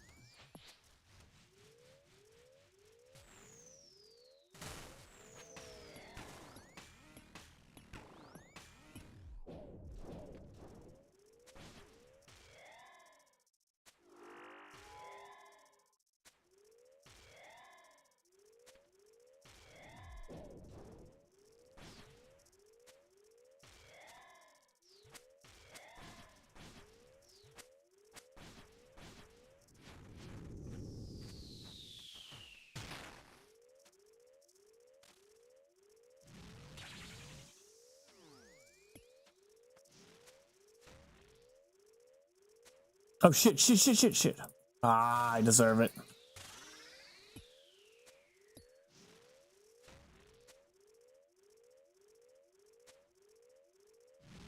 You know what? No, I really do deserve it. I'm gonna just sit here and take this hit because I fucking earned it.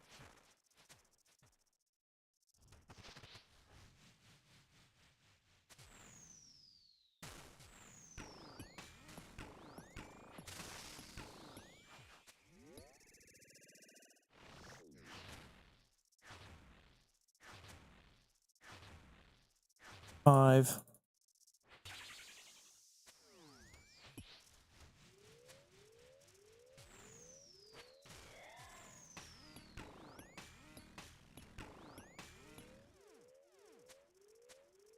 Dude, it had like 1 health left. No. My melee punish hit so hard. If I just sprayed piety, you would have been dead. It's literally gonna die as soon as this finishes. I don't even gotta attack it.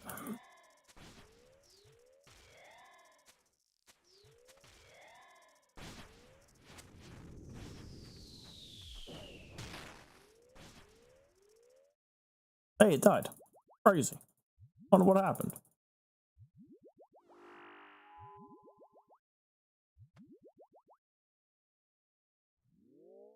No way my prediction could have come true. 1.12 mil. Ew.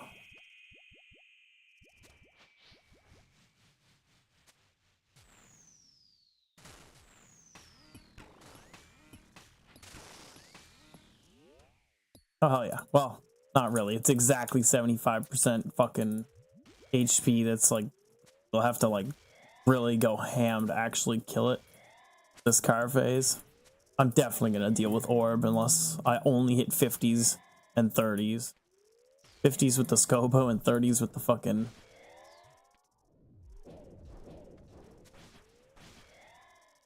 Yeah, I'm chilling, I'm chilling, I'm chilling. I'm waiting till this grub gets in.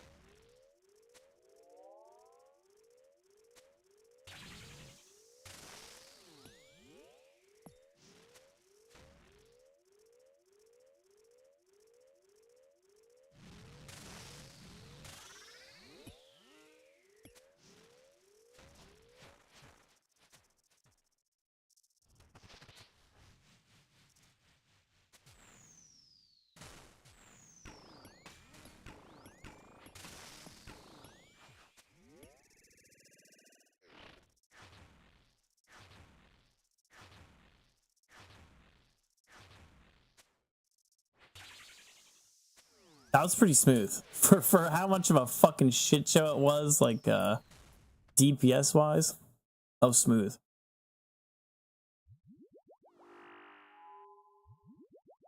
Ah shit, nah, I just fucking do this.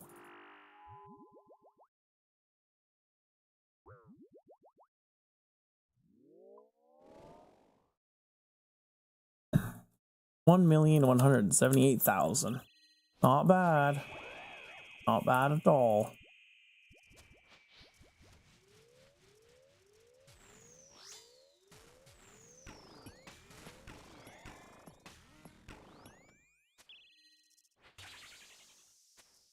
Bitch. Yeah, boy. Got him down to like 65%. Not bad, not bad. How can I hit this melee? I see I can just slip through.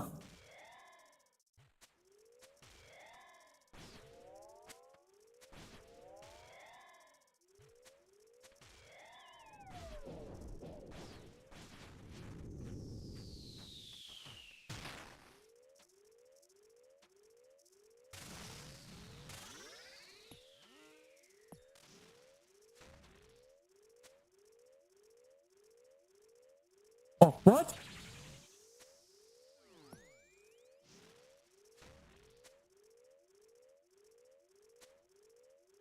I need to go to this rock. I can make it in time, just barely though. I want to take some acid damage, but it's worth it to not get my cheeks clapped by the fucking rocks.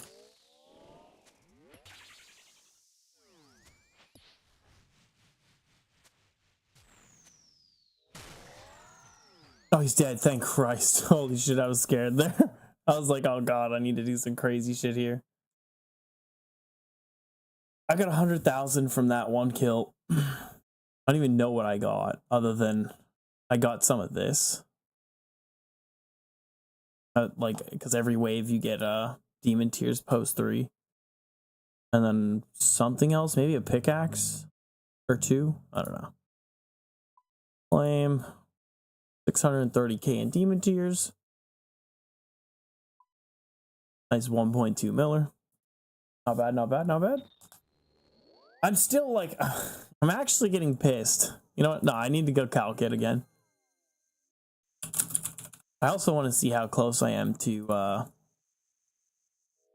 I'm working my way up right now to, the fuck is that? I heard an audio cue from something over here. I'm working my way up to having more deep delves than I have delve ones, which is, I would like to have that before leagues would be cool, but that is quite a bit of deep delves. But where every run I'm getting like 8 to 10 deep delves, it's gonna happen.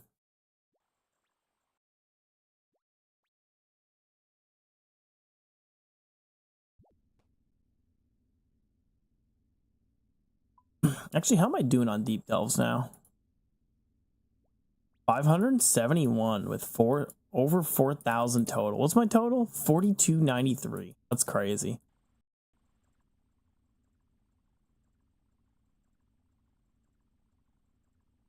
You delve stats. 649 delve ones. So if my next 20 delves, I got 8 extra delves. I got 8 deep delves.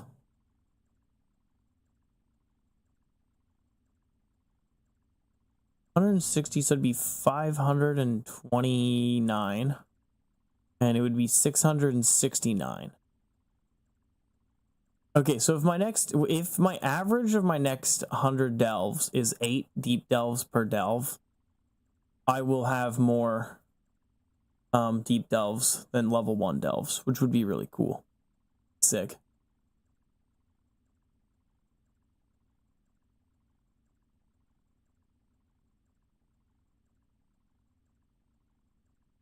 Okay, let's calc my deep delves. Go to and 369. Okay, I finally have hit it. This pisses me off now. So my expected quantity is 1 Mocha Addle Cloth, 1 Eye of a Yak, 1 Avernic Treads, and then 1.8 DOMs, which is whatever, the pet doesn't matter. So I should have, in my deep delves, I should have 1 of every drop. I have 1 of one drop. I gotten an Eye of a Yak on, I think it was a delve 9. I've never gotten any other deep delve drops. And it's kind of pissed me off. My expected value from just my deep delves is 320 mil. What's my total expected value actually?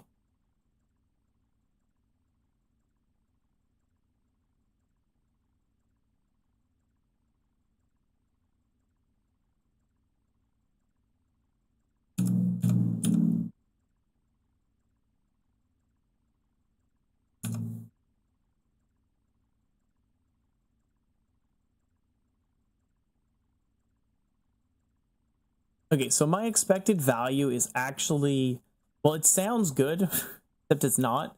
My expected value is 1.04 bill, and my value here is 1.01. But, it's a big but.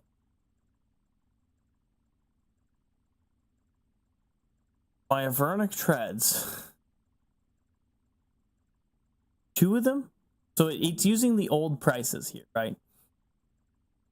2 of my Avernic Treads were sold for 330 mil, and currently they show for, it's a little more than a little less than 200 mil, but let's just say 200 mil. So I have 260 expected value that's actually missing from the unique loot table. And then also missing from over here. So basically, my expected value, much higher. The only reason I even have, like, the expected value is even equal is because I have these 4 boots. I should have 3 cloths and 1 less boot. I don't have any cloths. I just want cloth at this point. Even I should have 10 drops. Excluding Dom, yeah. I should have 3 pairs of boots, 3.3 Eye of a Yaks, and 3.6 Mocha Auto cloths. I have 7 drops. I'm actually fucking getting giga dry, and it's pissing me off. At least the boss is fun, and getting completions feels like crack cocaine straight to the veins, but you know.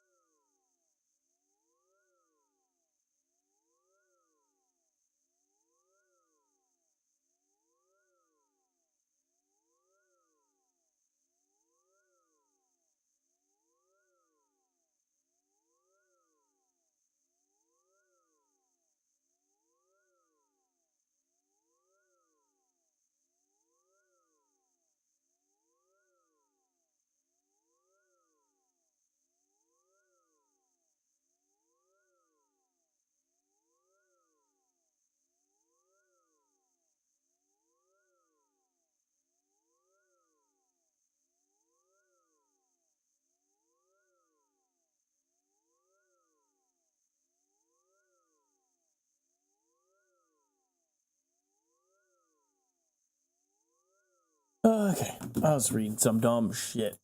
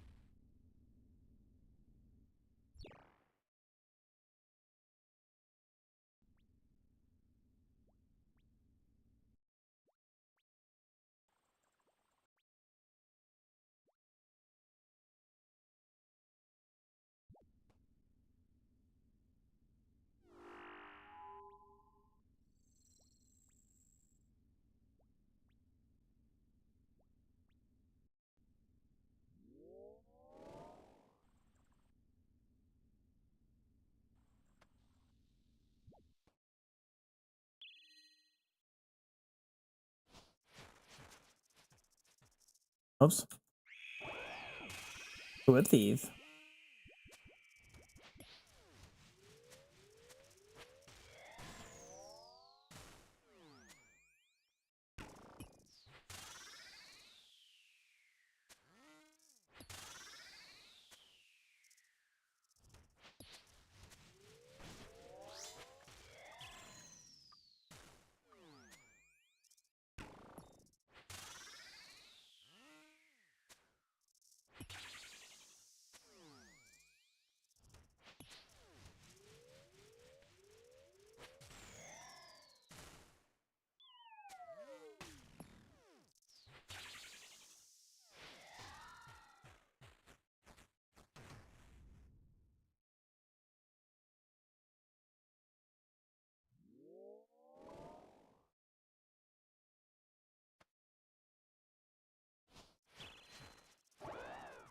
Uh-oh.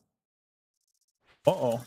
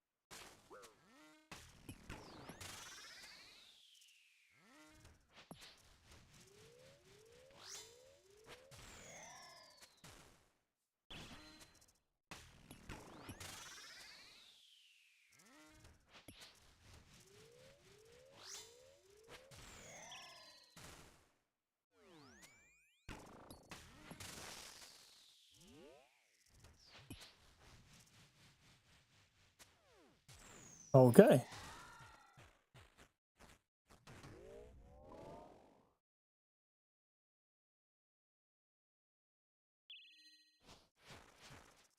No, please.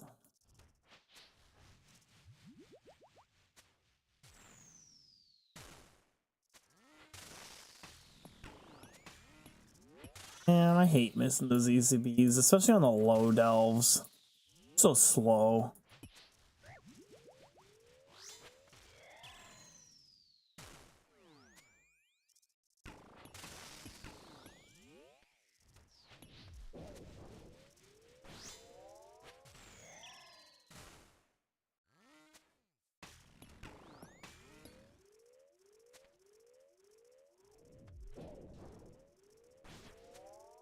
How am I doing on dragon arrows? A little less than 3,000 now.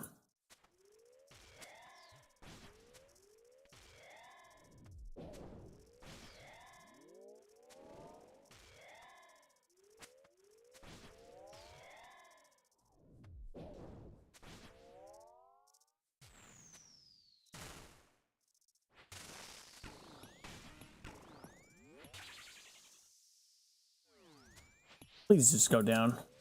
I'm begging you. This is such a long a long kill. Yeah, there's the trees I was expecting.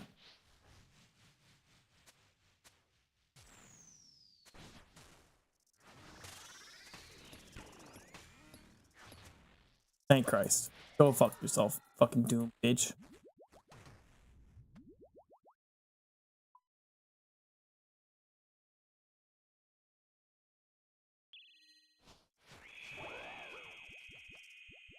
Bop. Big 110.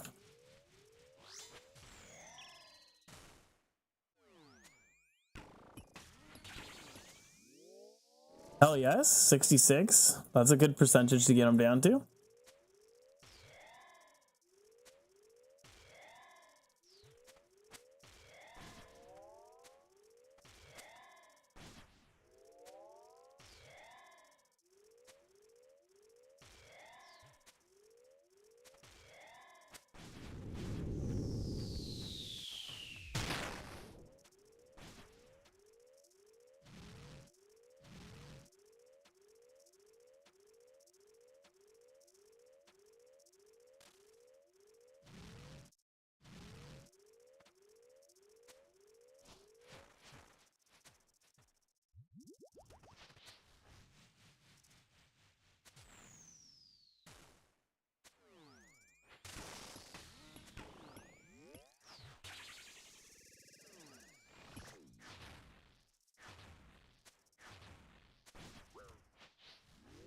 What? I how? What?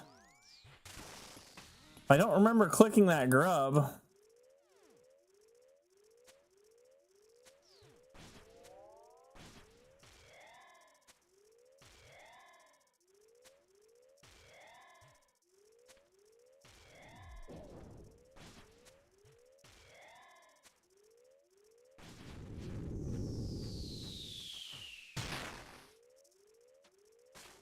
No way.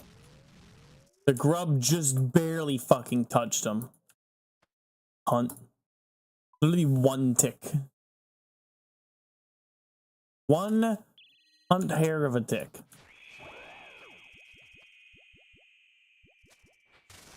Oh, he's shooting fucking piss and shit my direction. There's no way he'll do it next wave too, right?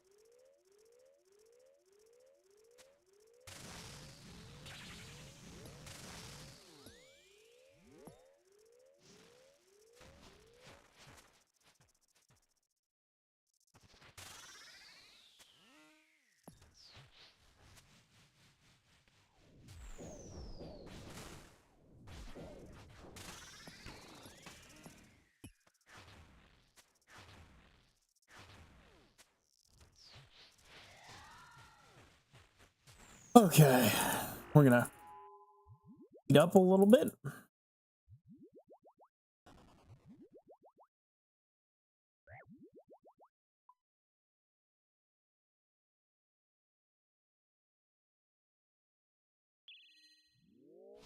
Go for the natty bolt.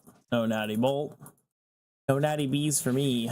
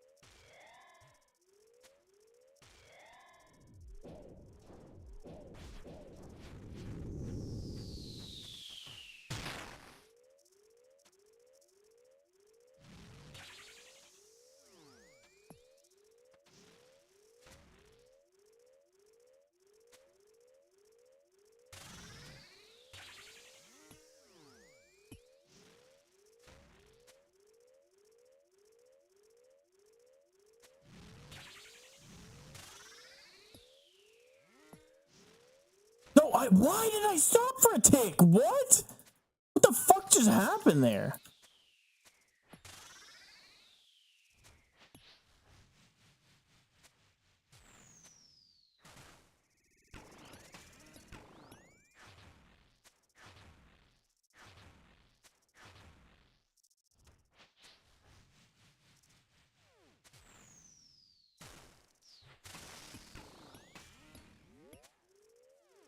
No.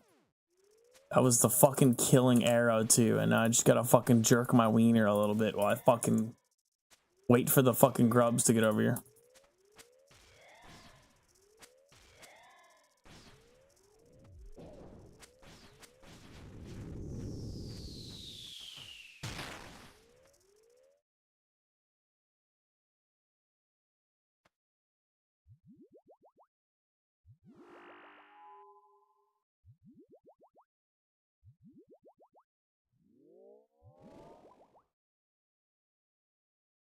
Okay.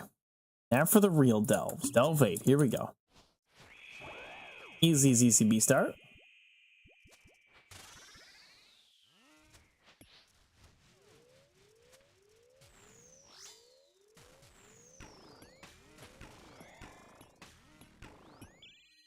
Slip that fucking arrow right in your cheeks. Right between the cheeks. Fucking, while I'm doing the fucking, the in-between boulder part, I equip my fucking scope.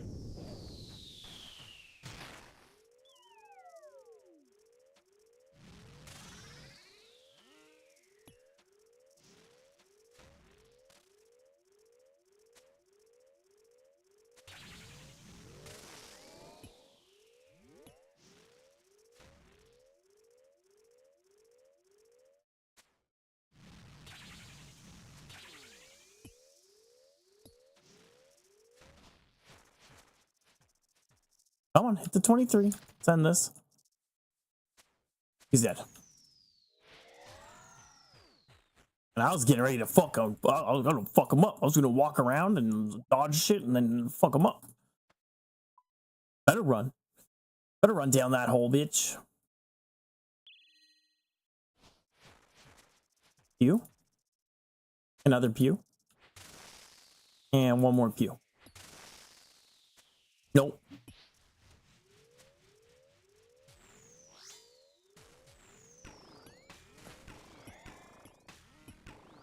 Again, we fucking do that quick prayer and we slip an arrow in his cheeks.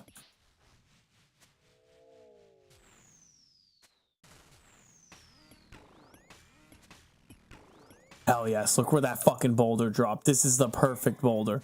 It lets me fucking range his ass. Like, I'll just be able to fucking pop him with arrows with darts.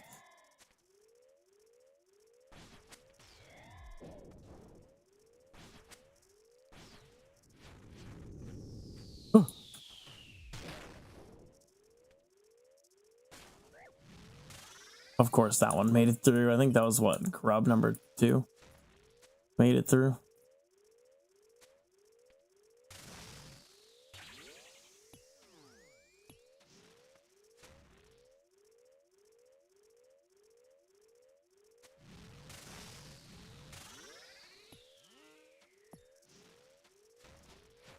I get many blowies in.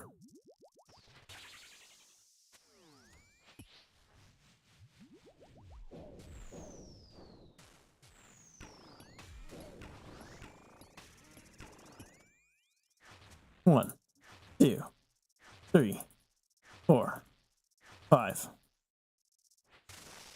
And get your cheeks clapped.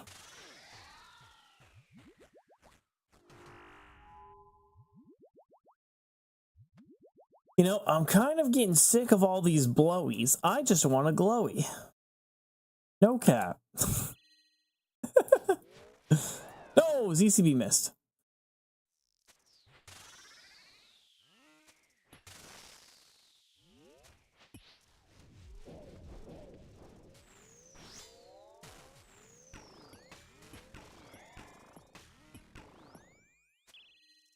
That's when I'm guaranteed to get the glower. Is when I fucking fail a ZCB, because then I have to work for the kill.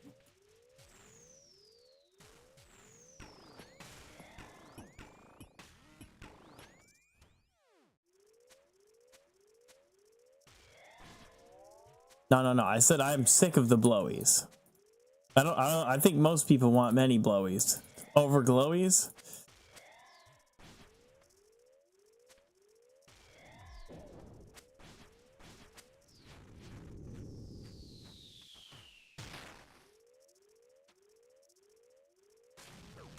I think most people who don't play RuneScape would prefer a fucking blowy.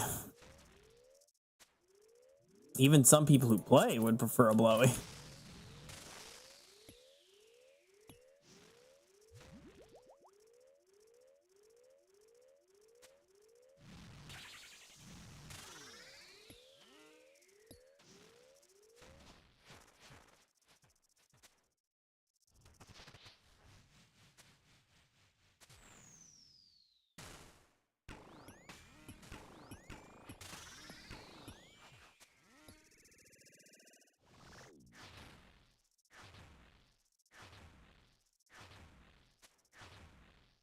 Oh, fuck off. I thought that fucking thing was gonna disappear. Please hit 3. Please hit 3. Please, thank you. If I didn't hit 3, I was fucking gonna die, probably.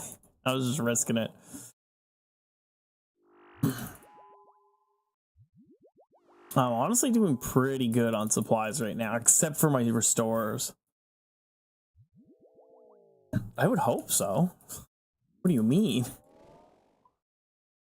They're autistic, not brain dead.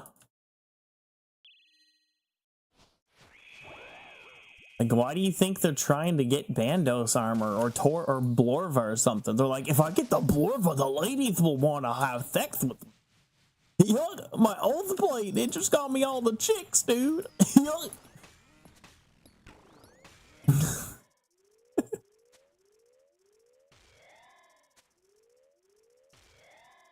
Dude, I got white oath plate. The second I got it, I was making ladies white oath plate.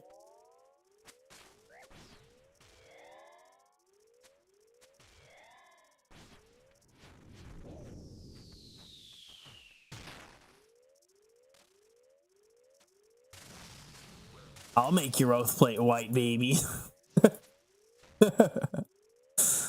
Oh, fuck.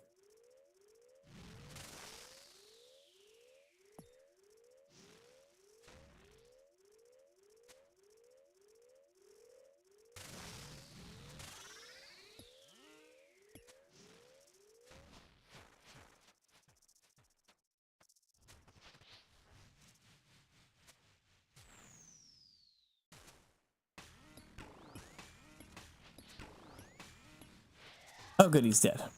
He fucking gave me a double boulder, too. I was not fucking happy. I would have been fine with that one, but still way harder than it needs to be. That's what she said. It's way harder than it needs to be. Take it out. Take it out. Like a rock.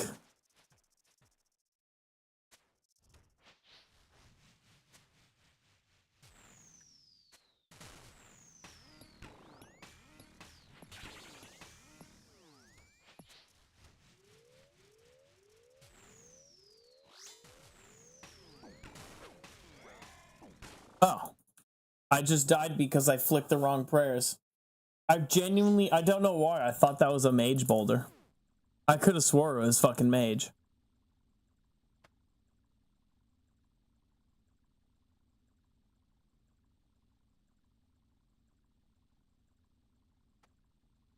Whatever. The loot was really shit for that delve. I had a lot of supplies that were just sad because I could have PB'd there, probably hit like 18, 19.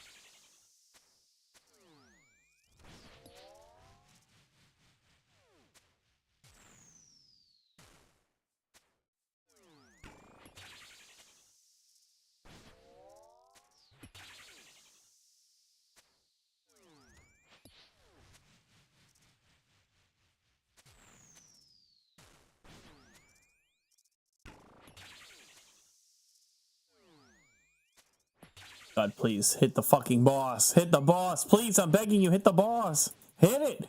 Fucking kill it.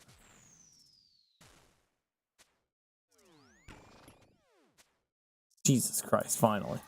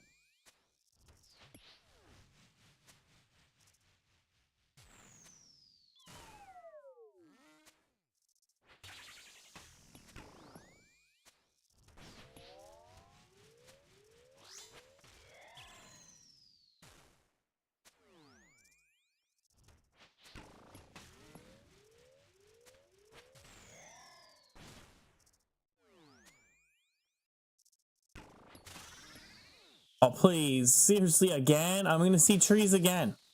I'm actually going to see trees again right now.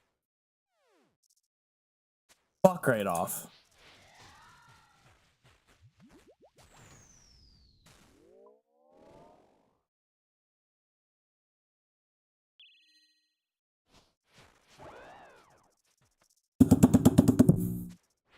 Holy shit. I'm going to go insane.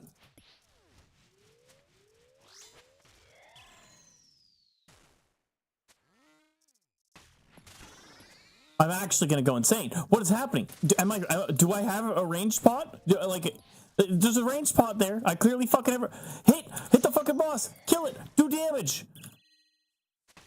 Damage is real, right? Holy shit! I'm going actually insane. I swear to God, if I see trees a third fucking run in a row, I'm claiming and I'm done for the day. Like fucking Christ. I hit my desk a bunch. Okay. No. It was me fucking hitting my desk. Not like hard or anything, but like fucking just like tapping it a fucking bunch. Slapping it.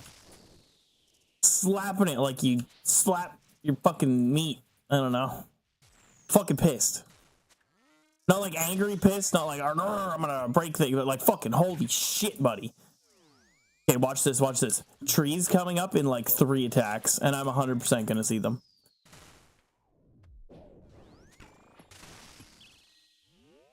Here it comes, trees. Oh, wow, I got trees again.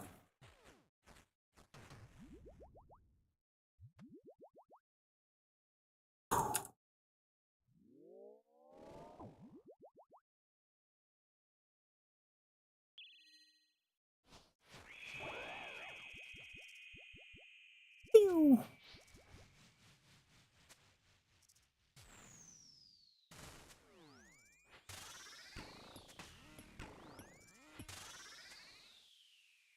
I like, what is going on? Do I not have... I keep missing. I keep missing.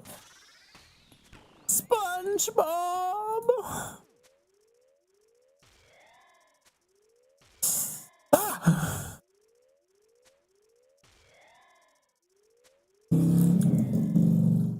That was fucking loud.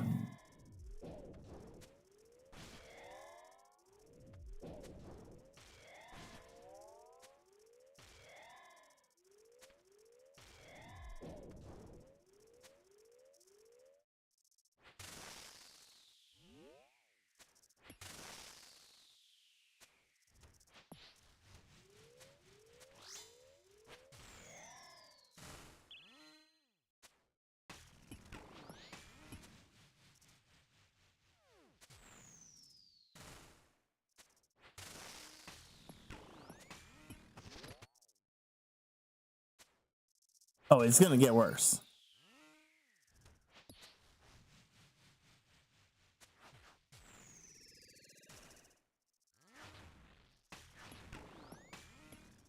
I'll show you worse. I'll fucking clap your little sponge cheeks.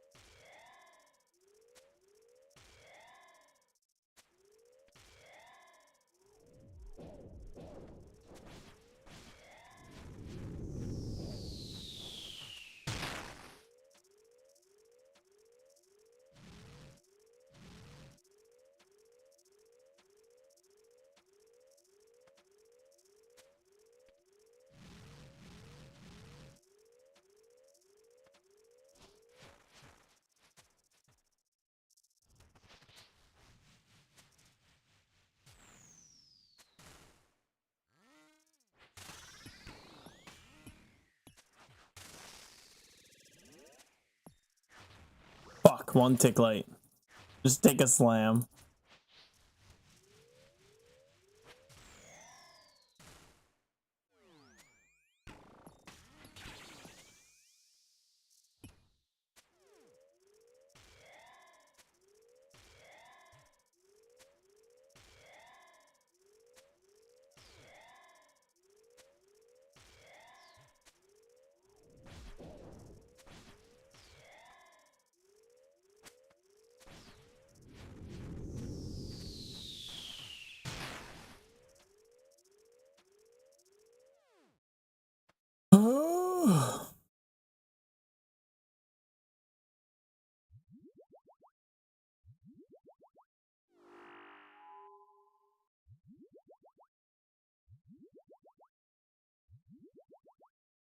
Ooh. Bunch of Aether Catalyst. Oh, but look, CC.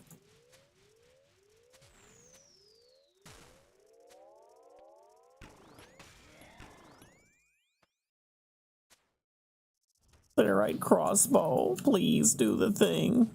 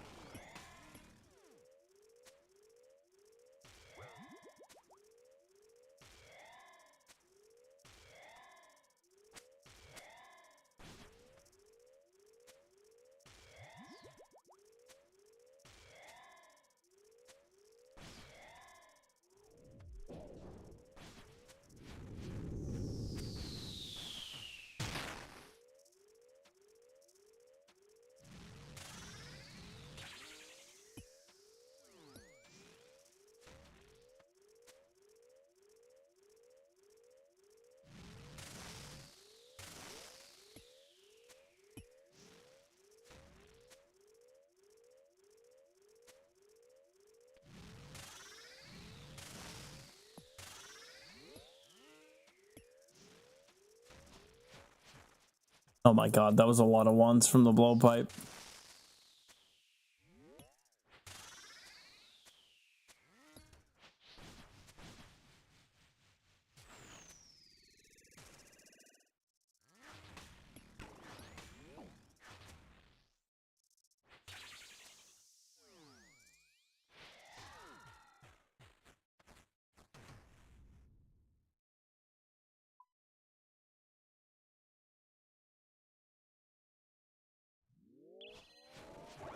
Dude, again? What is wrong with my... Oh my... Nothing works. All my equipment is broken right now.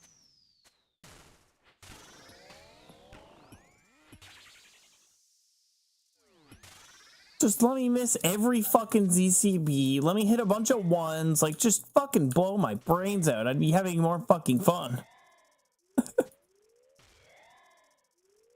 Don't listen to the laughs. You're imagining I'm laughing.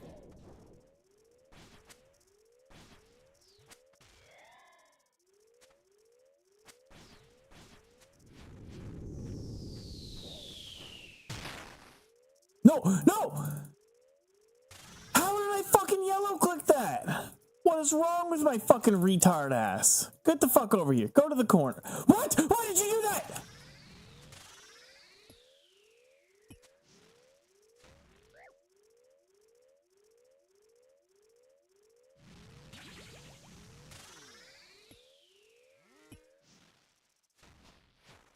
Ugh.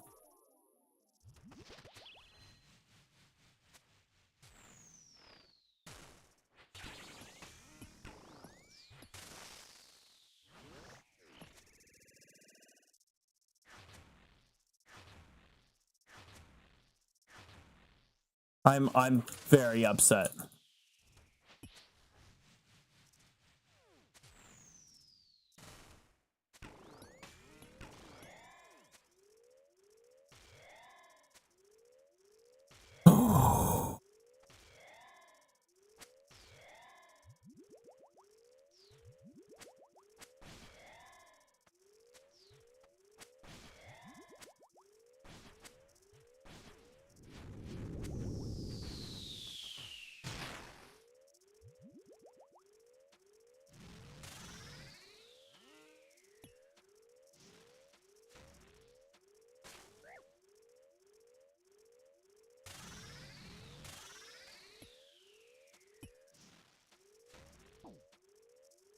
Fuck you, Doom. You're a dead little bitch now. Shove it up your ass. And by it, I mean you're fucking averting treads that you're refusing to give me right now, little bitch.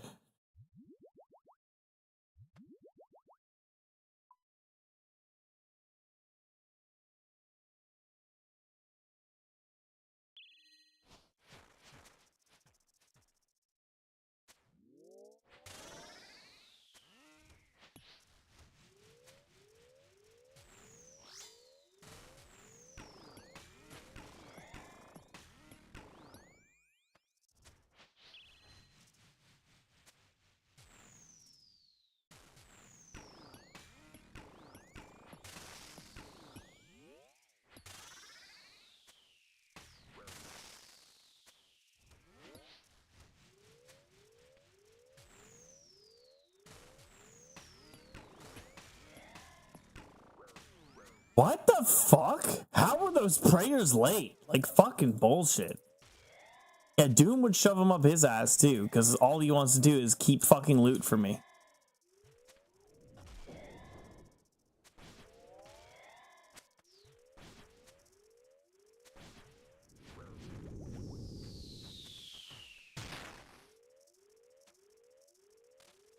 Shocker. The non-blowpipe spec is a 30, and then I hit a 13 and a 9 when I do spec. Nobody would ever expect that.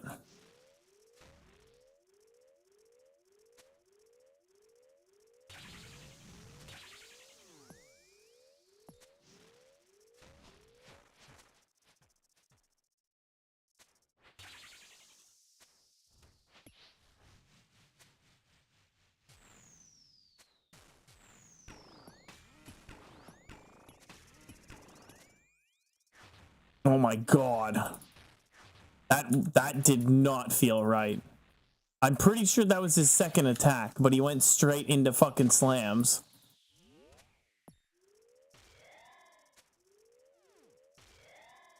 This is such a bad run. Jesus Christ, I've used 3 fucking Ceridome brews and I'm not even done Delve 8.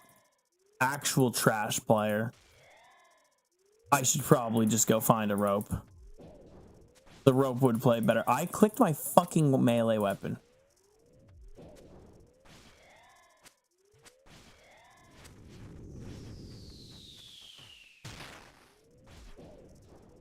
Oh, good, he died.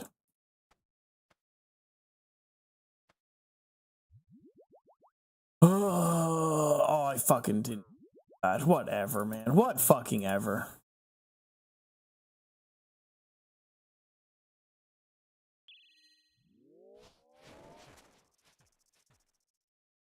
Oh, now he's spitting fucking piss and shit in my direction.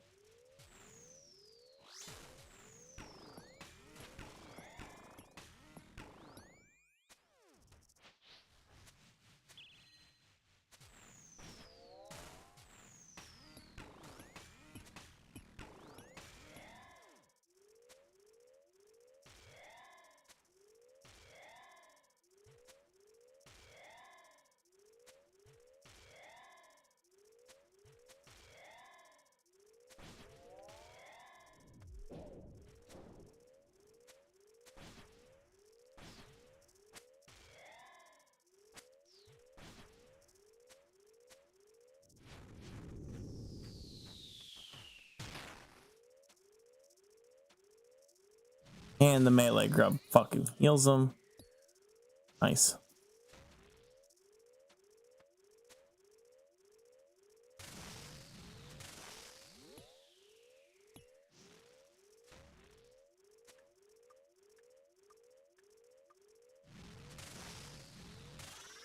Why do the boulders under him sometimes break and other times don't in this corner? I don't get it. Like normally I've had that boulder, that specific one, not break many times. This time it was like, fuck you, I'm breaking, bitch.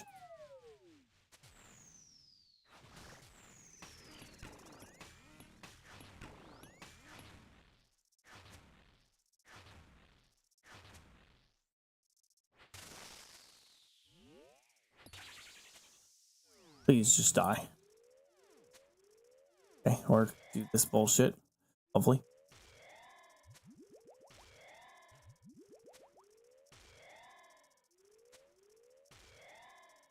At least I got me some blowy specs if I want to heal. It'd be free, bit pop, cheerio.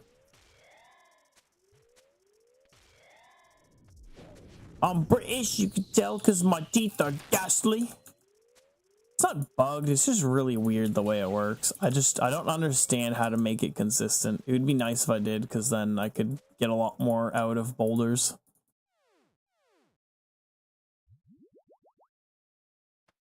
Like, it tends to be when he stops. If he's stopping as he's running over a boulder, it, like, doesn't break. But there's, like, something more to it that I don't know. That I don't understand.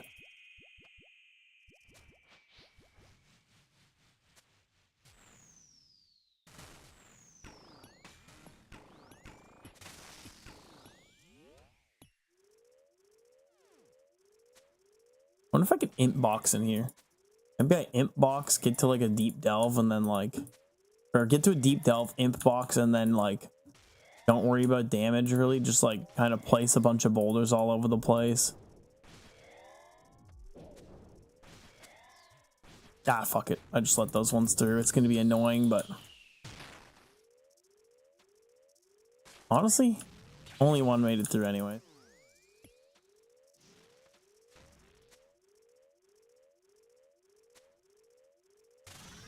But fuck, I'm just realizing there's no fucking boulders over here.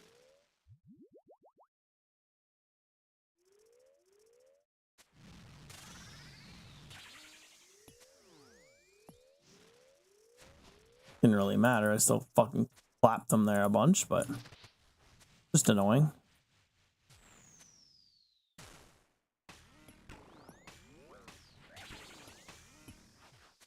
Okay, I apparently fucking clicked protect from melee. I love taking a bunch of damage for no reason. I literally got giga chance there too.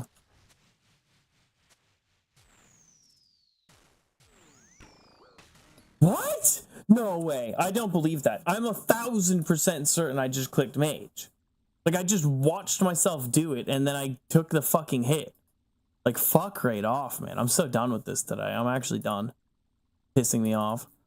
It was so good, and then I took a fucking break to watch a stupid fucking video. And then now I just can't do a fucking thing. Motherfucker had 31 health left, dude. Oh my, I did click mage. Why did I take the hit? That makes no fucking sense. You literally see the prayer. What? What do you mean I died? I actually did, like, what? I turn on mage.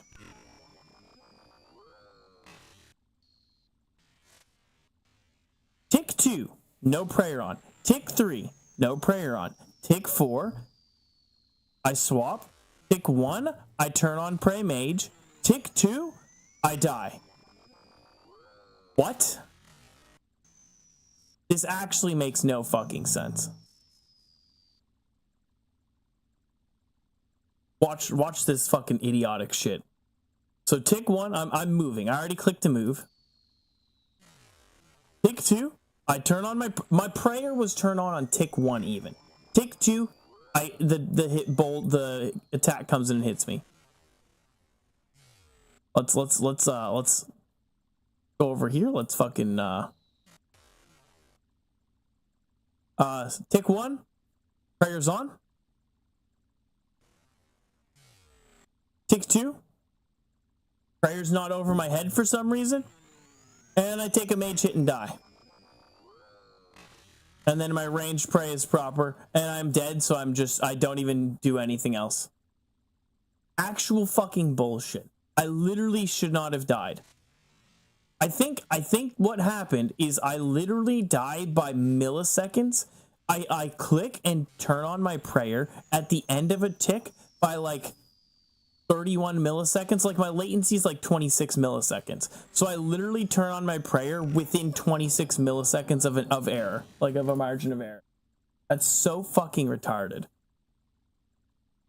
Like, holy shit, man. And honestly, the amount of time between my click and the thing and then the like attack, like the next tick is definitely way more than 26 milliseconds. So there's no way. I don't know what the fuck just happened there. That was actual fucking scam. It just shouldn't have fucking happened. Like, plain and simple.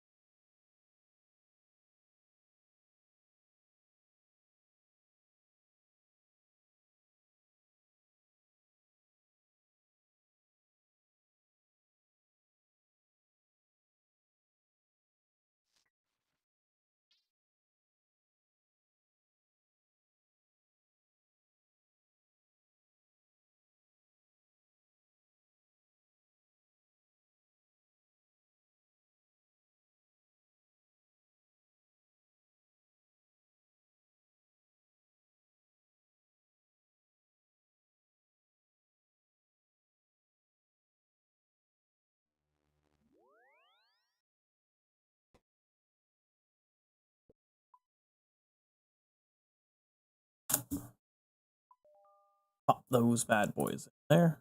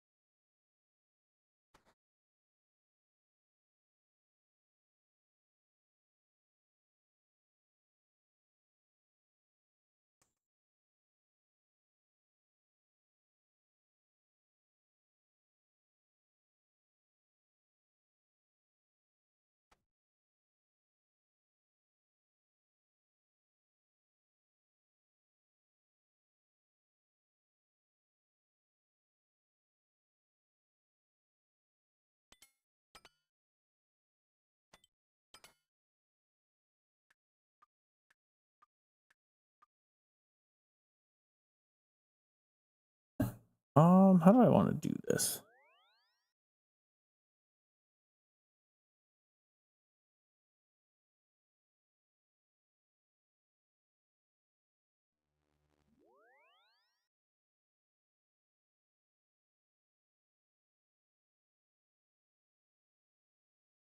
I think I just let's one of these bad boys. One of these bad boys.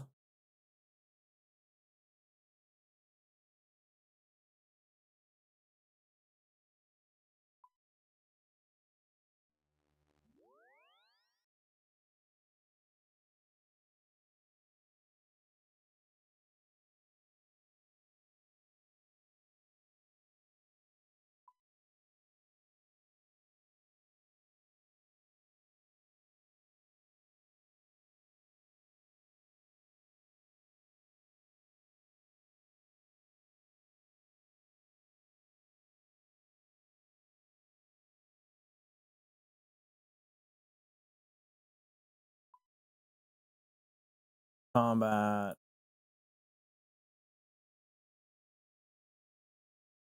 Don't want divine combat. And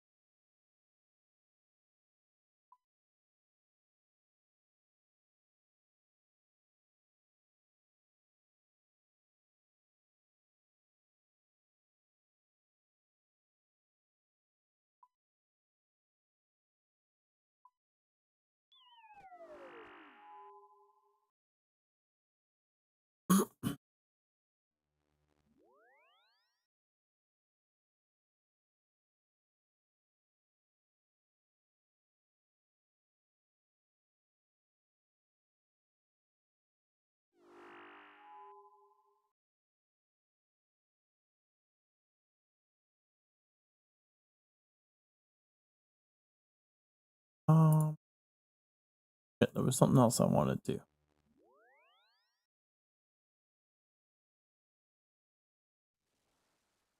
No, I think actually I just wanted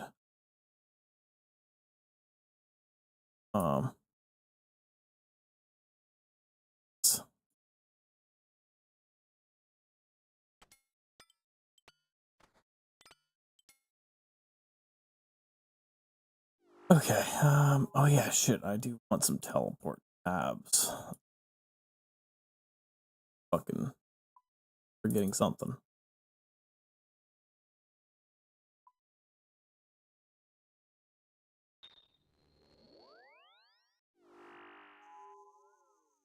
Fuck is with the servers having huge ping spikes here?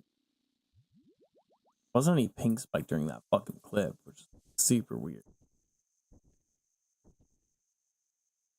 Okay, Stranglewood. Oh, back to my head.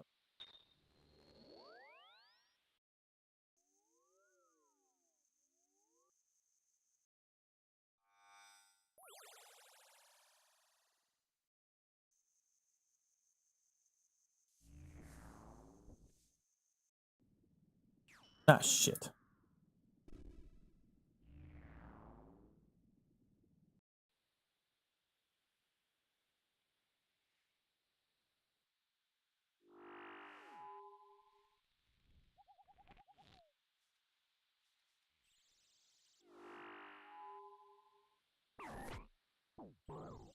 I wasn't sure that would happen, but okay.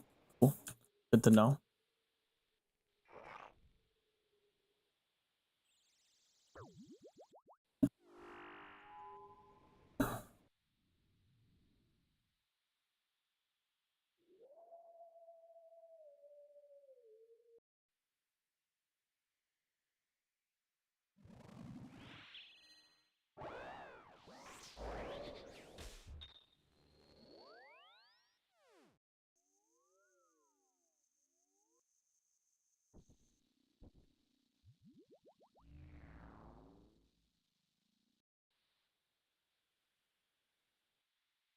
It is asshole.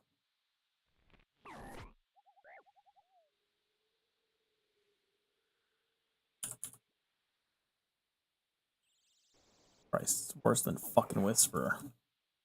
Crazy.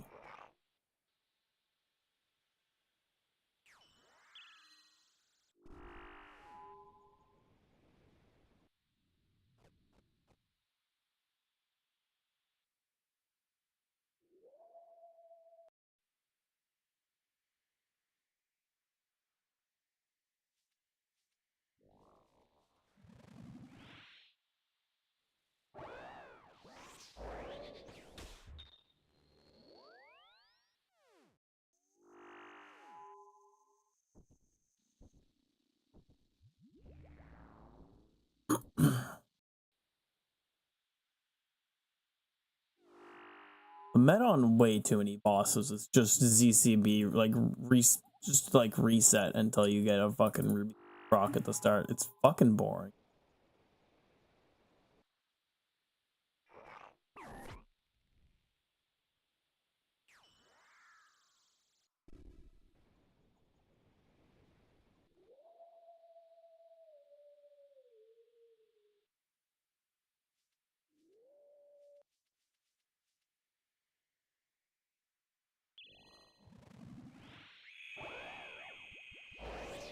What? I didn't know he would do that. He doesn't do that with a claw attack. If you hit him with dragon claws, he doesn't eat your dragon claw spec. But with a ZCB, if you attack him, it just deletes your ZCB. That's crazy. I did not think that was gonna happen. Okay. We'll have to do that differently. I'm actually like fucking shook, dude. What the fuck?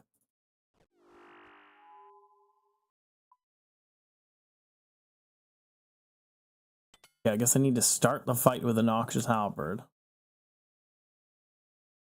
Okay, lovely. Reset Scape.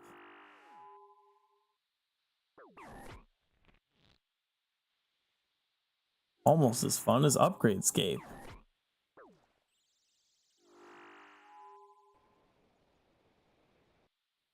And AFK Scape.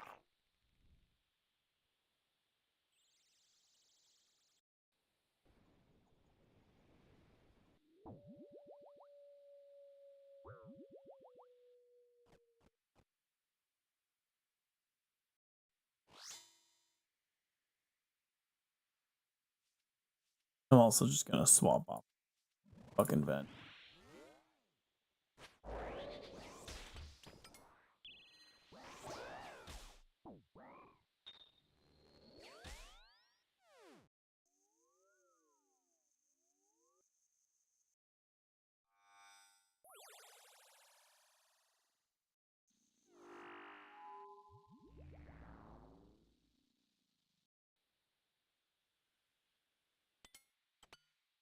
Why are these assholes here?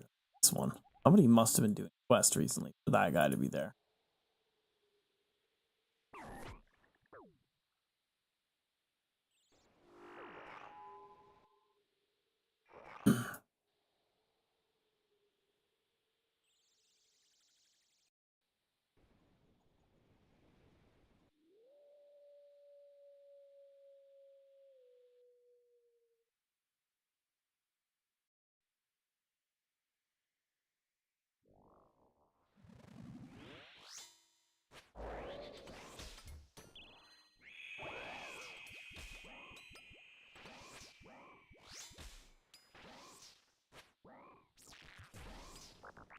Ah, I could have gotten a free hit there. I'm dumb. I forgot to fucking right click and get him.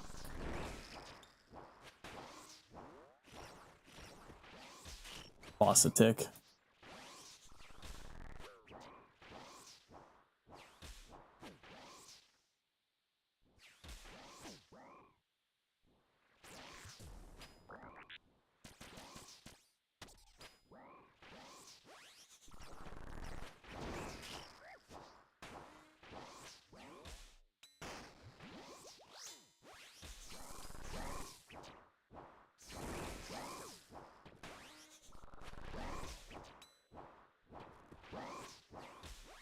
Damn, I was kind of close to the CA. Not hitting for shit right now.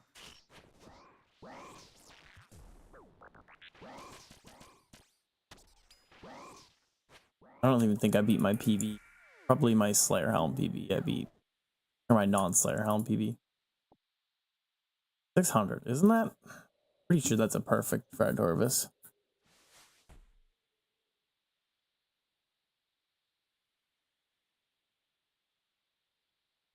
Oh, let me sort by name. Yeah, perfect for Adorvis. Not surprising. Kind of an easy fight.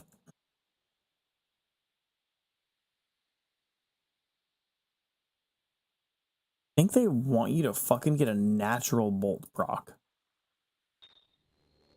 For like reset until you get a natural bolt proc, which is a 50%. I have like a 46% chance to hit, and it's a 1 in 10.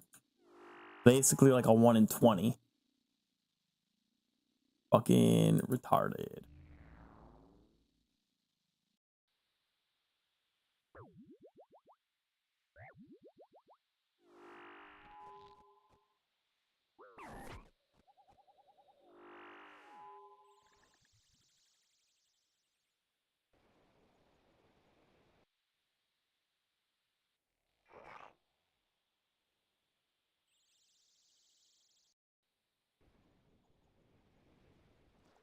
Soul Reaper axe would also be really. I don't have the money for that. Even if I did, I wouldn't fucking buy it.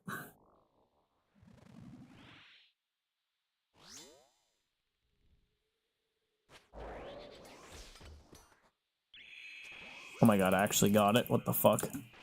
It's crazy.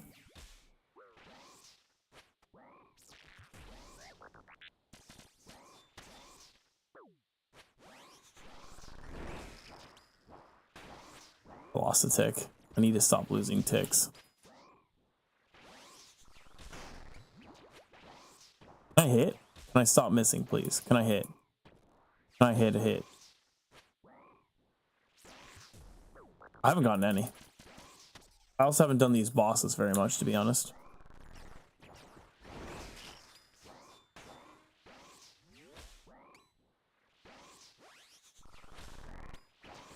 Bardorvis is the one I have the most kills on and only have like maybe 300 kills or something.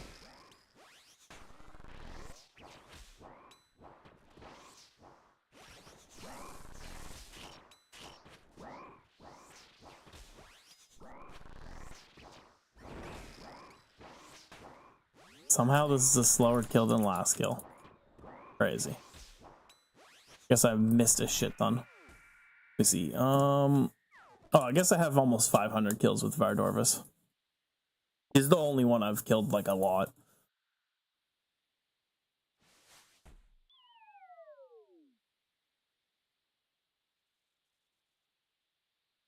What even is the drop rate on those?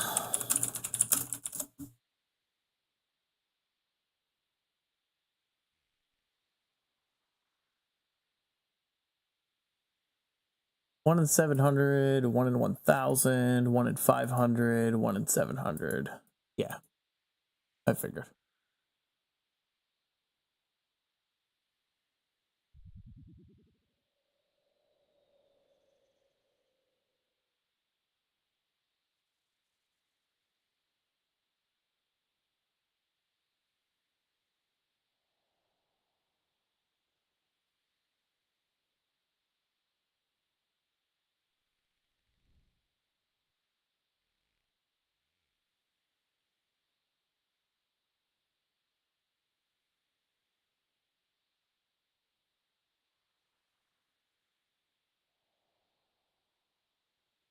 Hmm.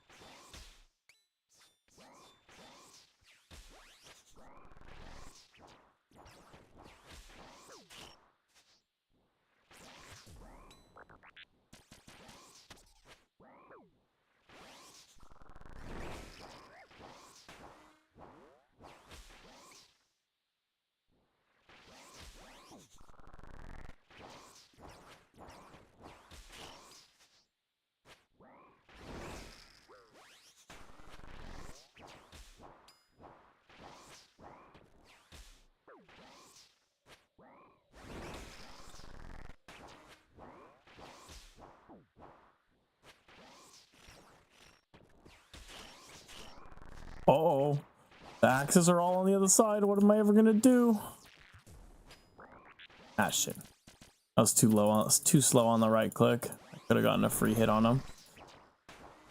The free hit when he fucking like shoves his hentai in you is fucking great.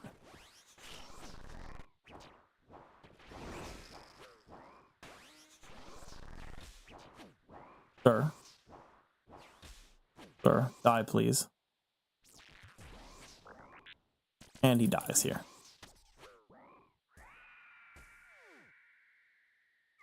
Adamant javelins. Ooh, roll drop.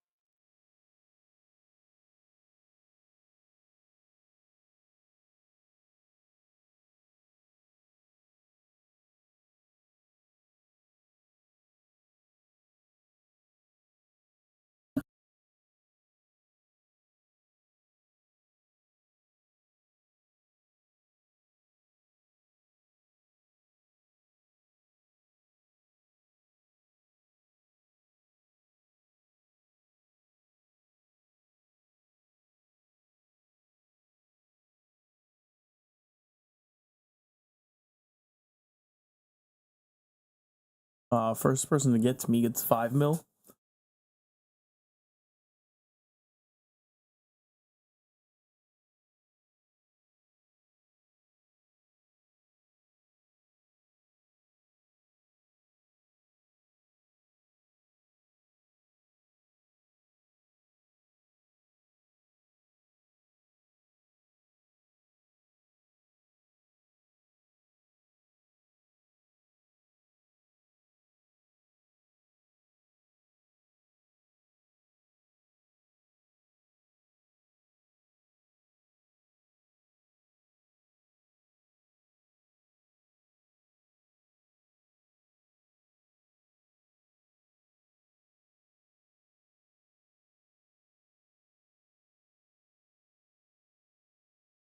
Oh, 416.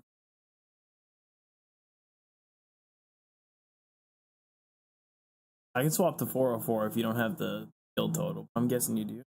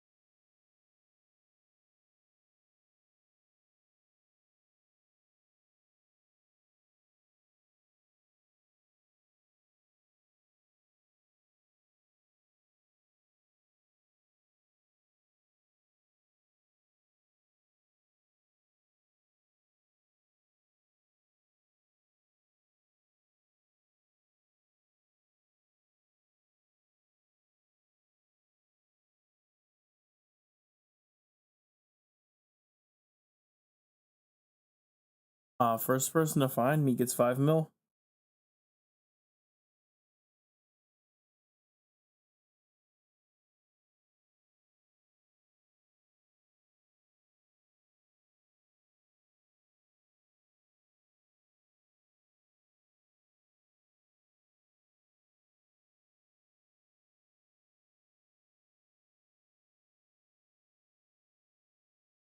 The fuck? You actually found me?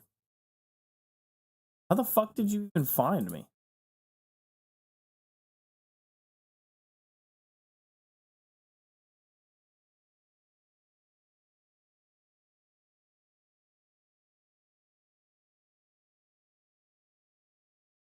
That's insane. Like, genuinely, how'd you even find me? Especially back here.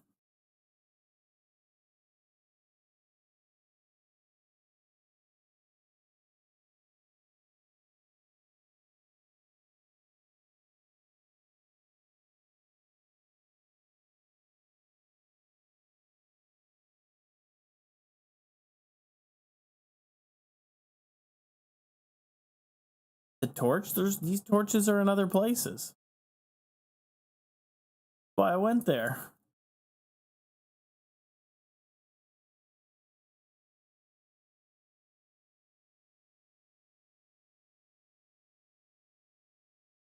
There's other buildings in the place that have these torches, though. In Civitas, there's other places like that. Crazy. You found that really quick.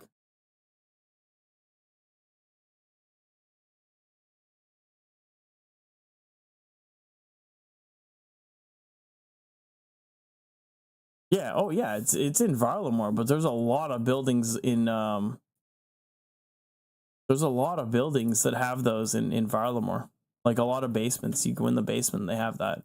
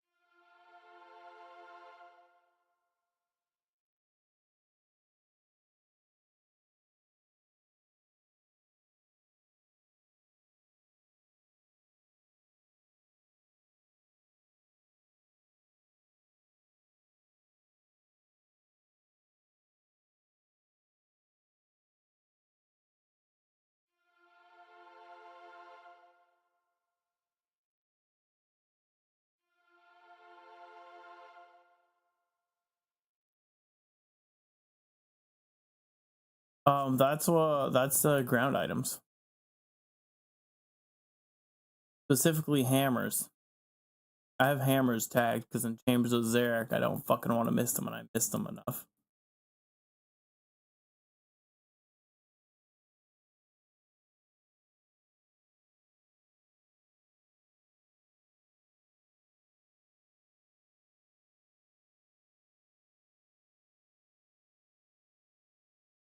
Okay, again, 5 mil for whoever gets here. 416.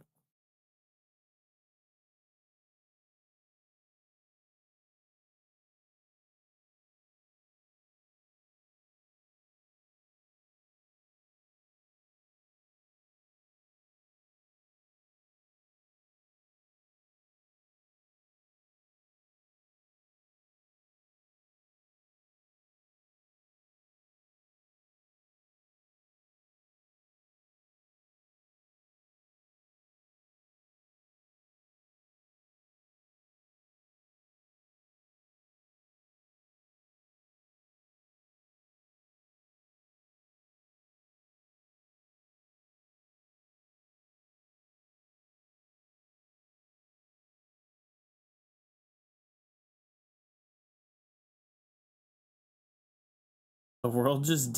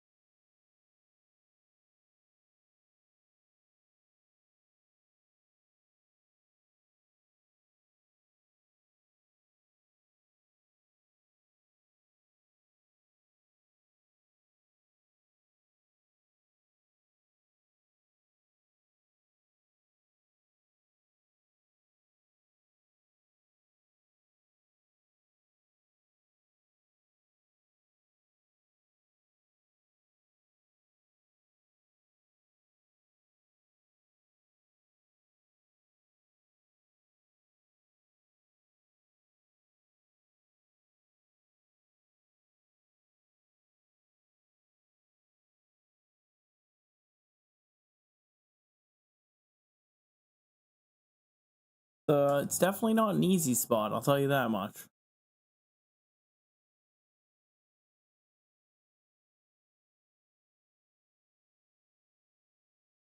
That's as far as I'll zoom out. That right there is a good.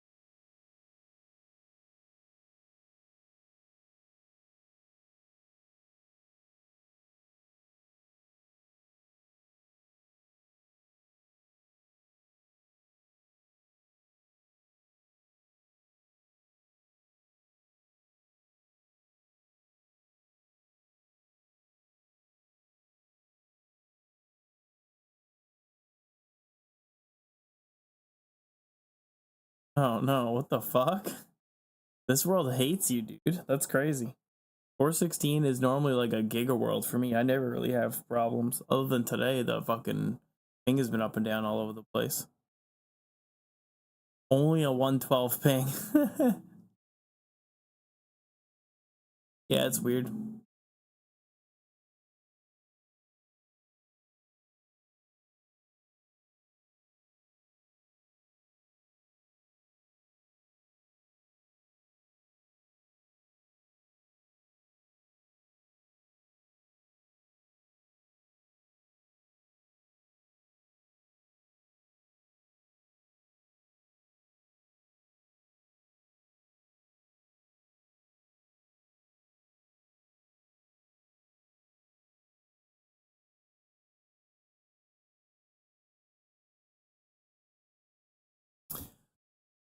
Um, Give it like another 30 seconds or something, and then I'm gonna teleport out. I'm not giving away this spot because this is a good spot.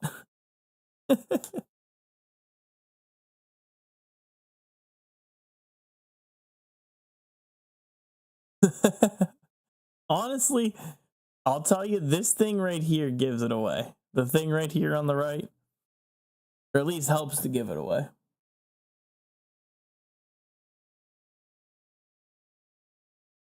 There's two things here on the screen that you can see that give it away.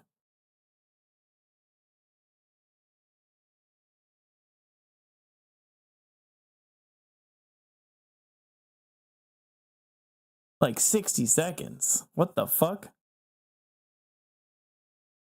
I've already given you guys like 8 minutes or something like that.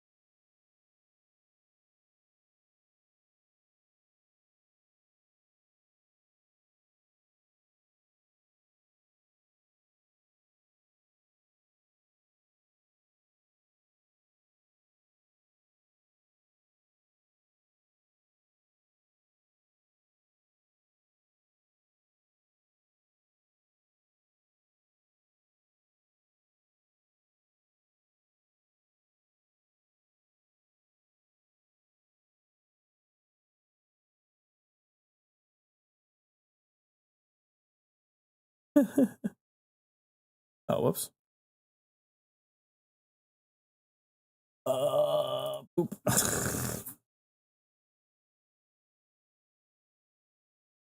That's crazy.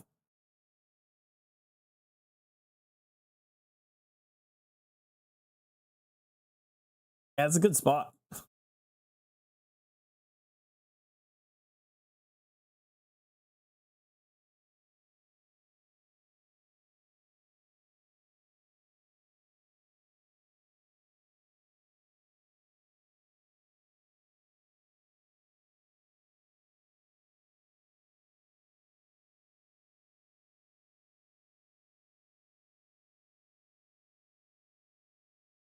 Oops.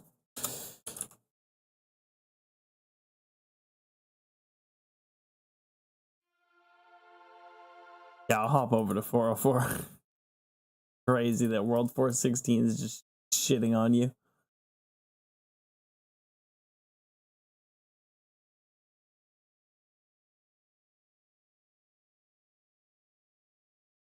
I'll pop over here in a second. I'm just getting to my spot first. Oh, dude, what the fuck? Yeah, you must be having internet problems then.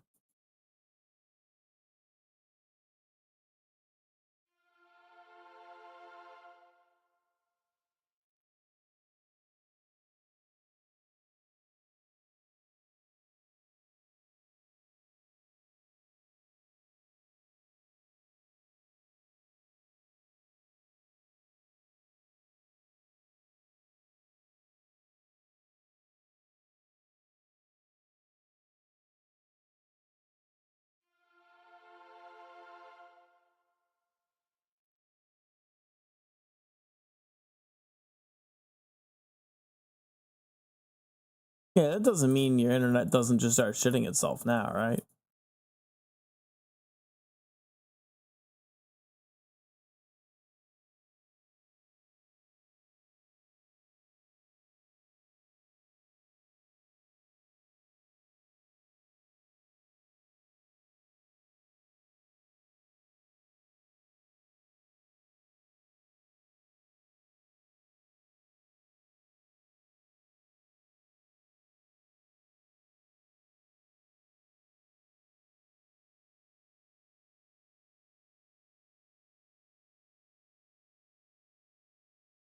Okay, yeah, I guess that's weird then. It could be, I guess, maybe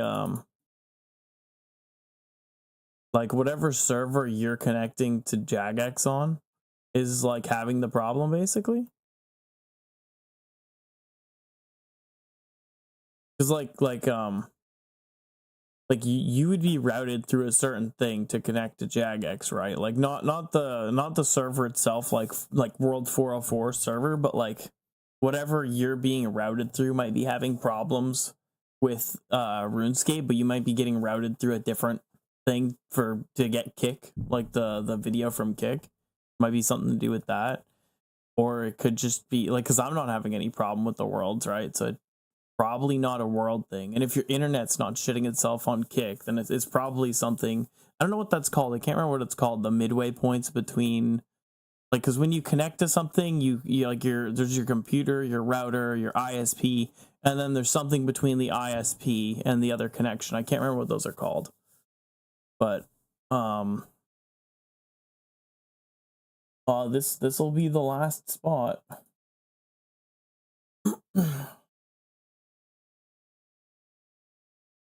I'll zoom out for this one. The other one I couldn't zoom. Like, I zoomed out on the last one, but just not a lot, because if I zoomed out anymore, it would have been kind of obvious.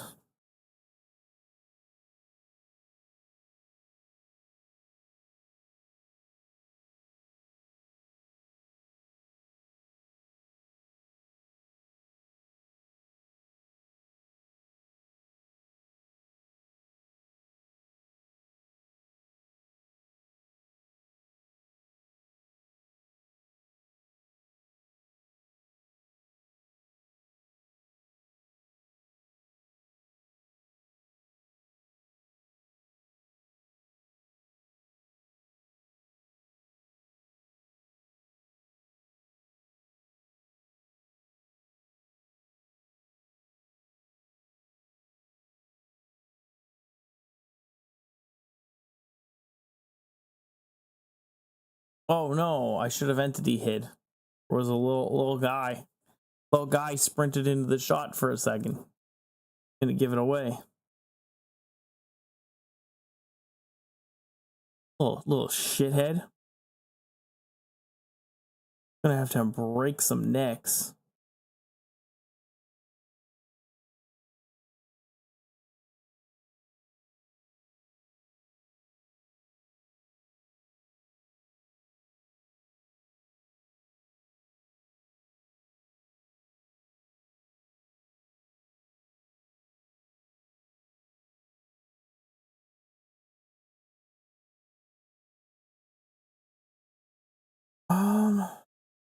I'll look at something on OSRS Leagues 5.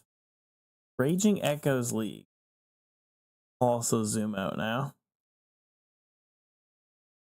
There, that should be good. Honestly, probably giving a little too much information. Nah, it's fine. Ruinous Powers. Where the fuck did we get Ruinous Powers?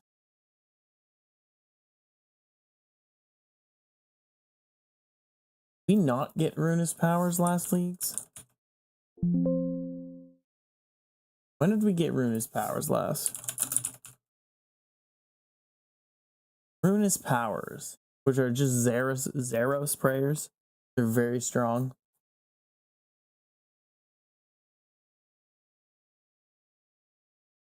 Oh, fucking, I thought. Player available having, so they were in leagues in Trailblazer Reloaded, and they were in Deadman Annihilation, which was the Deadman mode that just went by. Yeah, they should add them for this. 50 plus 50% accuracy in all styles is like the highest level prayer. There's attacks draining monsters magic.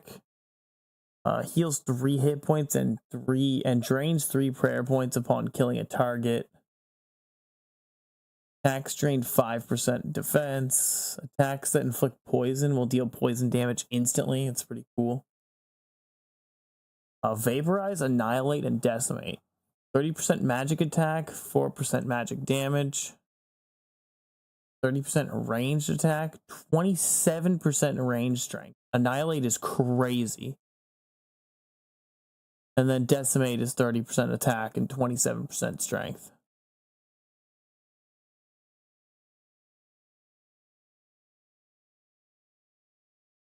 Increase recoil damage by 10%. Yeah, honestly, they need to add Ruinous Powers. It'd be crazy.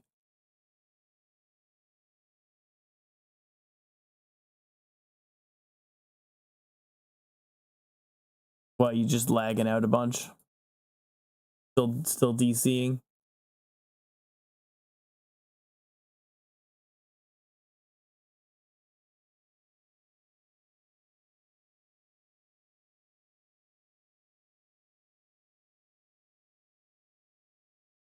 Combat stats last 50% longer. That's pretty cool. Just combat stats. It's interesting.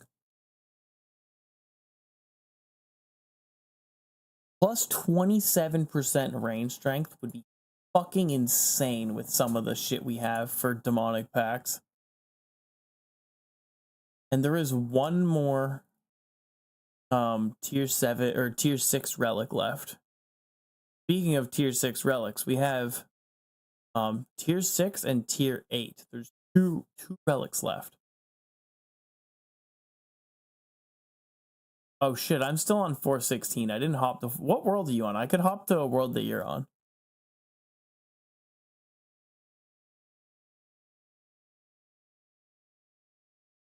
Just tell me what world you're on, Carly, and I'll pop over to it.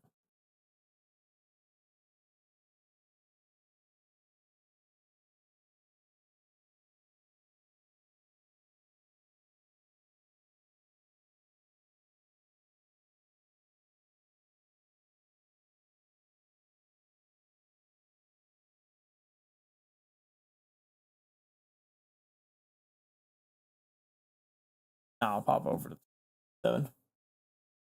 I'm just gonna turn off because I don't know if it'll zoom me out or something.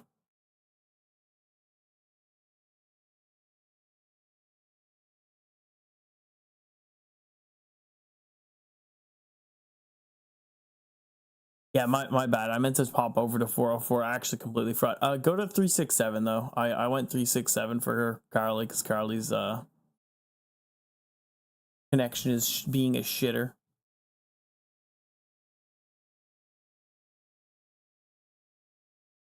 You good on 367 caught? Not gonna like explode. I know for me, I have 100 ping here, so I'm fine.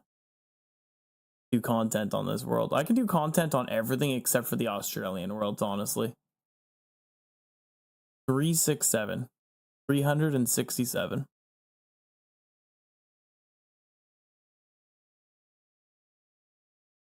Man, if they did ruin his powers for a tier 6, that would actually be a hard choice. Grimoire, ruin his powers, or culling spree. That's like, I mean, I would be taking ruin his powers, but you know, because then I would have ancient magics from picking desert. Ruin his powers would be my prayers. Nuts.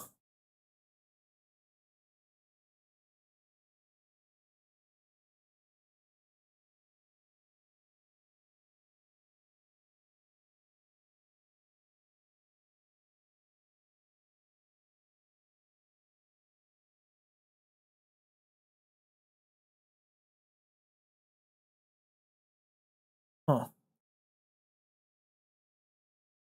Well, they updated the blog, which is nice. I actually have the shit there.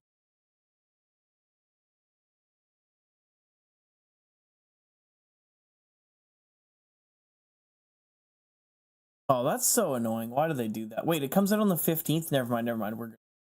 I was like, fuck, man. They're fucking doing the relic reveals on the last 2 days before League, but they're not. So we'll have the 13th, 14th to fucking actually plan.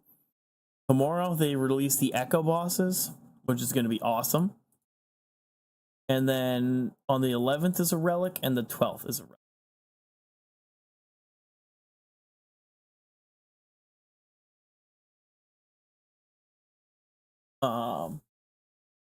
Going to turn off the screen a second because I want to zoom out and see. Okay, I will zoom out a little more.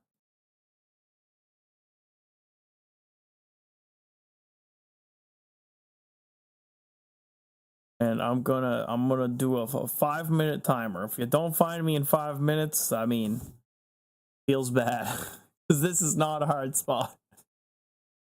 This is way easier than the last one.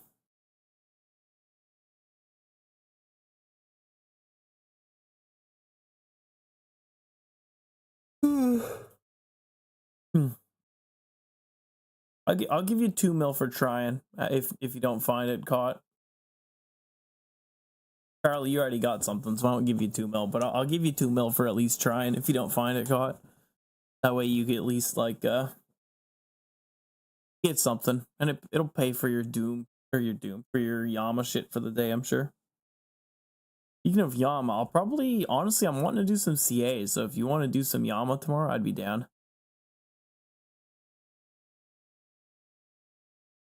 Oh yeah, no, for sure. That's why I went here. Very hard to tell where this is.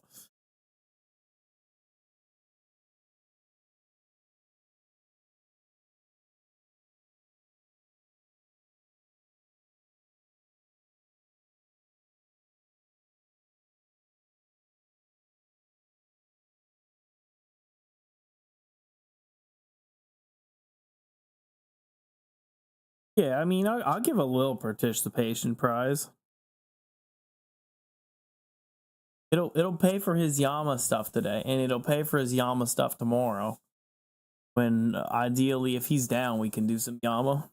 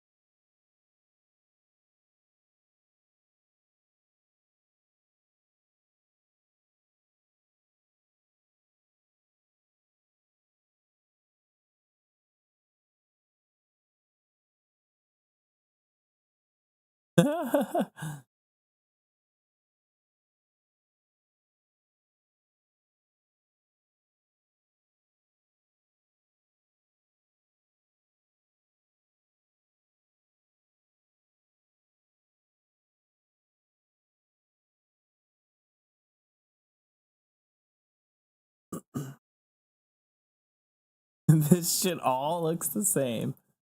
That's racist.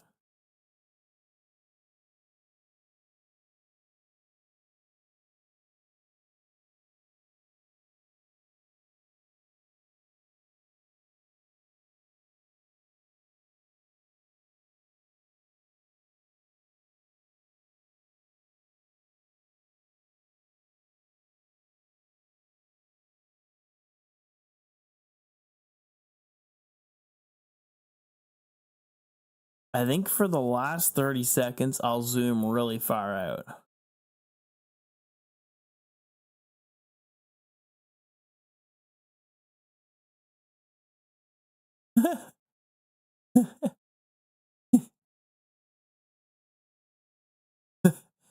If I tell you where if it's in Varlamore, that's gonna spoil things a bit.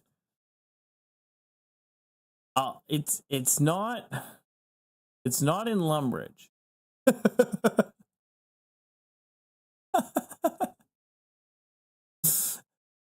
It's not on the Eastern Continent. It's Corin, Varlamore, Kibos.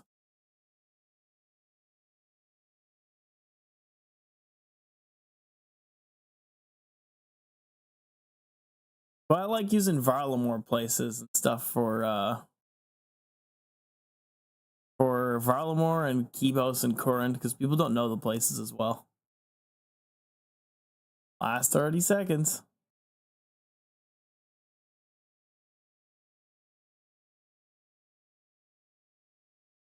Oh no, it looks similar to around Huey. Oh no.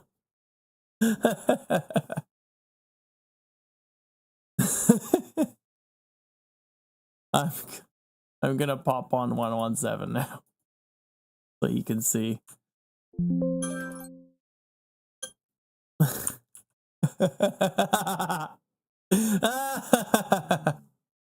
It's not.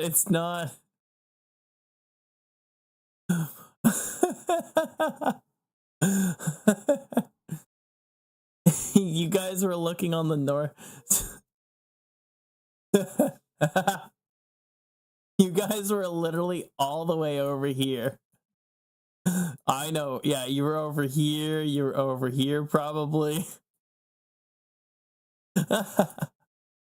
It's over here by Mr. Rock on Alderaan.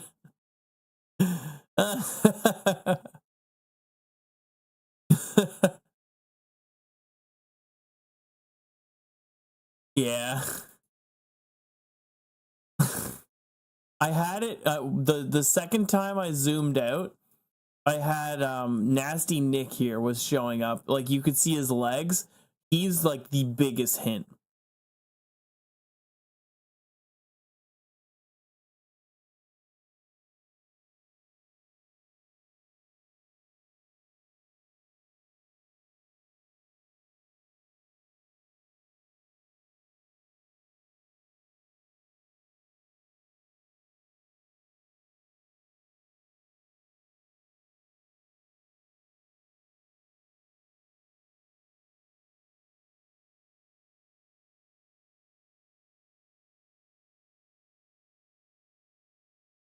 Okay, I guess meet me at the G dot.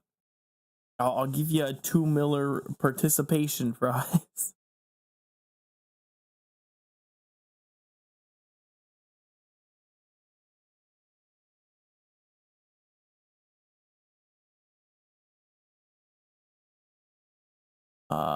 Whoops.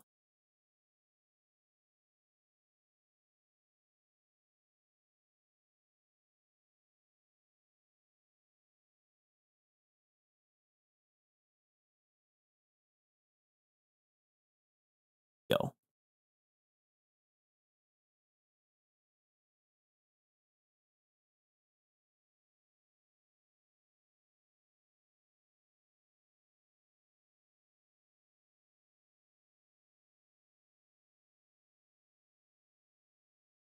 I'm gonna have to like I'm gonna have to like do some more crazy hiding spots like that. That was pretty good. That was funny. My shit's all here. Nope. Stupid fucking Addy javelins.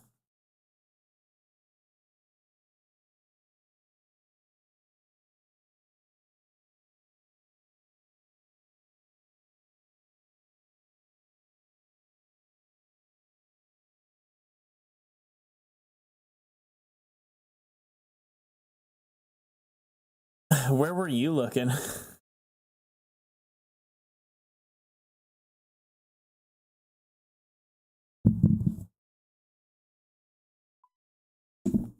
Yeah, really. That's what I'm wondering. Where the hell did he look?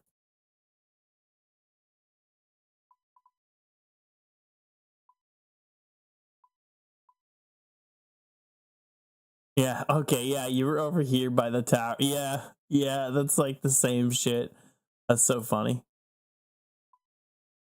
Oh, one, you said Gloomthorn Trail earlier. Yeah, basically you were looking on mainland Varlamore and I was offside. Off to the side.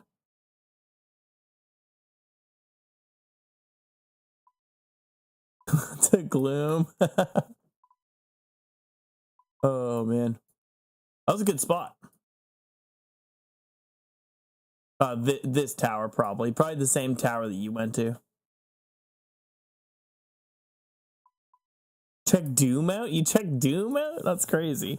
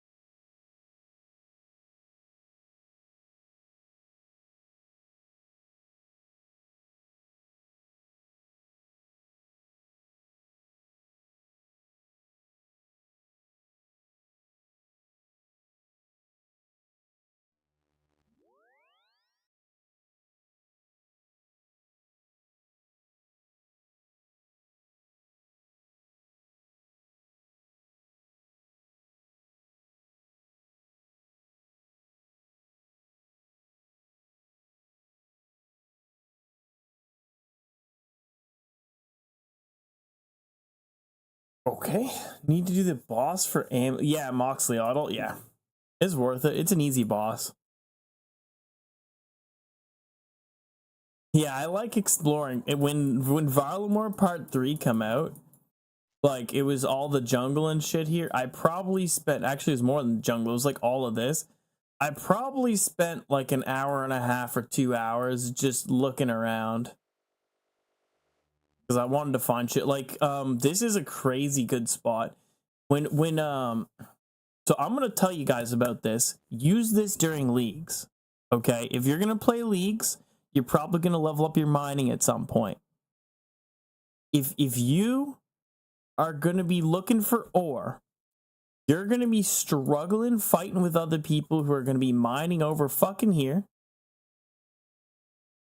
They're gonna be mining. Where's the other mining spot? There's another mining spot around here somewhere. Oh, in here. There's mining in here. The bones. You're gonna be competing with people all over the fucking place in Varlamore for mining.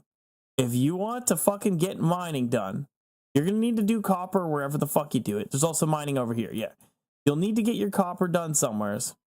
Where can we do copper anyways? Actually, is there copper or tin over here? I actually don't know where you level up mining to start in Varlamore. Is it here? Is it here? Is it here? Silver, clay. Oh, copper. So this is where you start leveling up your mining. is over here. You come here, you level up some mining. It's gonna suck. You're gonna have to deal with other people. After that, fuck taking all these other iron spots. You're gonna have competition for it like crazy. Nobody knows about this here. You go to this and you mine here. What do you mean? The map, the one I showed over here to the east? There's copper. Oh, this here? Yeah, there's it. These have wolves though, don't they? No, that's the wolf den. Okay, yeah, there's some copper here too. That's not bad. But once you get to iron, come up here. You will not have any competition here. Literally none. It's literally the fucking best spot to mine copper, or to mine iron, I mean. You can get mithril here too. This is where I go during leagues, and not leagues, I did it during what was it? Maybe it was during leagues.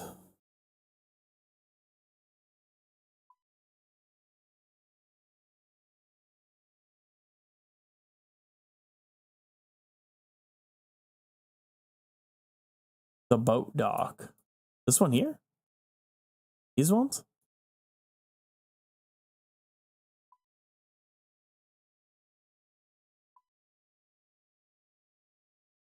Have iron, gold, coal, mithril, and adamantite.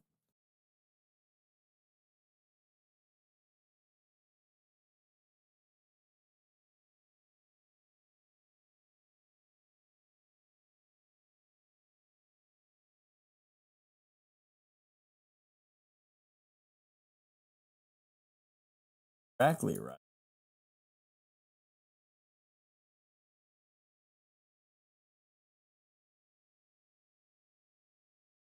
The boat dock.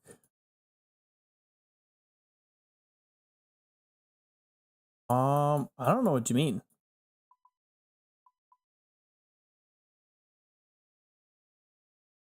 This place down here?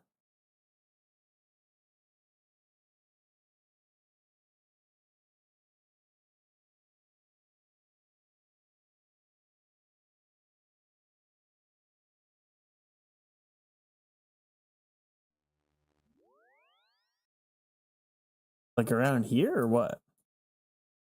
Up? Oh, this? This mine here?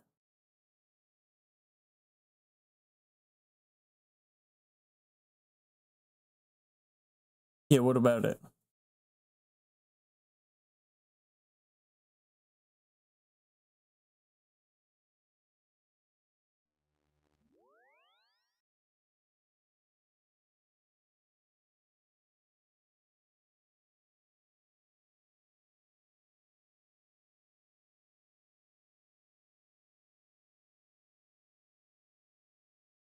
Man, I'm kind of surprised how many things these gemstone crabs have.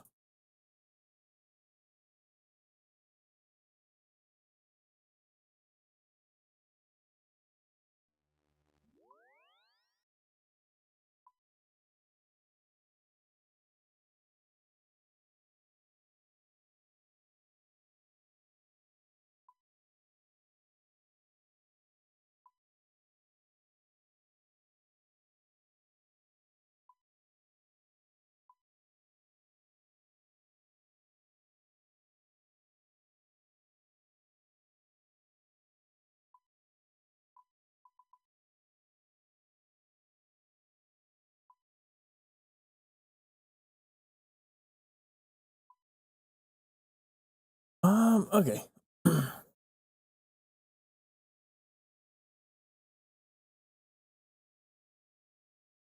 So tomorrow, I'm probably going to start with some Doom. But then I will definitely pop over to Yama a bit. I think I... What do I have for CAs missing there? If we don't get the CAs, I'm not worried about it, but obviously I want to try to get them if I can, but I think it's just speeds I don't have at Yama anyway. Yeah. Yeah, it's well, okay, I gotta do one of his contracts, but I'm not worried about that. I'm doing those later at some point. Before I do his contracts, I wanna learn RoboKite. But yeah, I have the two speeds I don't have. I don't have the the last 4 kills has an average of 3 minutes, and the last 4 kills has an average of 2 minutes and 34 seconds.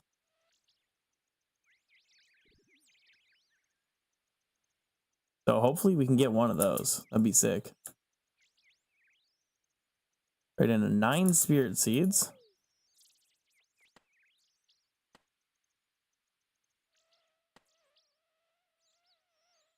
Hell yeah, look at that. We got a magic fucking seed. What the fuck?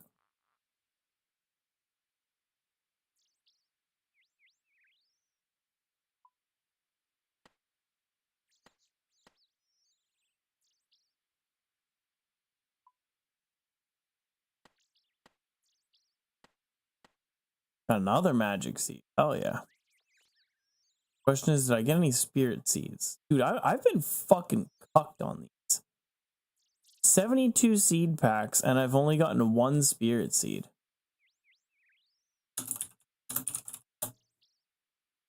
You can get...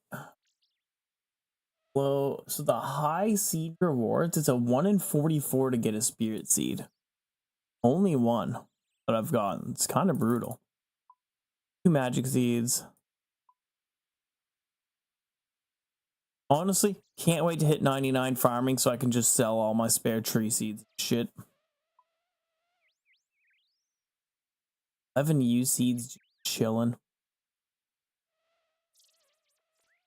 How am I doing on Alks? Take a quick peek.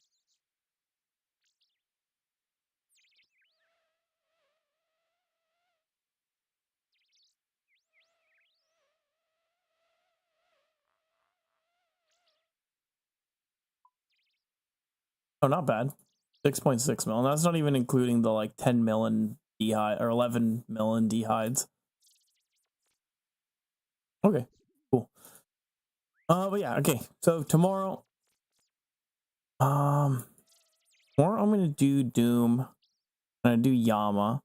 I'm also gonna try to see if my brother will do a Toa with me. Or not with me, but I'm gonna I don't know if I'll do it on stream or not. I'm not sure, but I want to do a beginner's guide to Toa YouTube video, and I want to use my brother as an example. Because a lot of the problem with doing, like, when people make beginner's guides or like just guides in general to doing content, a lot of times they're really good at the content and they're just doing the guide and giving tips for things that they know how to do and things, right? Which is good and all. Like, it's a good way for somebody to learn. Like, they can see what a good player does and learn from them and stuff, right? But one thing that doesn't do is you don't have the mistakes that a new player would possibly make as reference, and then use that reference to like expand and say, this is what you can do to solve said mistake. Having my brother as like there and who can make those mistakes, I can kind of use his mistakes to like basically have an example, and I can use that example for like good I don't know how to describe it, but I don't know how to describe it properly, but it'll just be good good for the guide, good for a guide, I feel, to have him doing the content. He does like X mistake, and then I describe, oh, this is how you can solve said mistake, and just like go from there, basically. I'll still do like oh, this is the type of gear you can use, you can downgrade to these, so on and so forth, and then from there use him as an example, basically, of like what problems you could do and how you could solve said problems. I think it'll be pretty good. I don't know if I'll do it on stream though. I'm not sure. I have to ask him what he wants to do. But okay, have a good night, guys. I'm gonna go to sleep pretty soon, and then tomorrow, Doom and Yama. Have a good night. Thanks for hanging out and watching. It was a good time. See ya.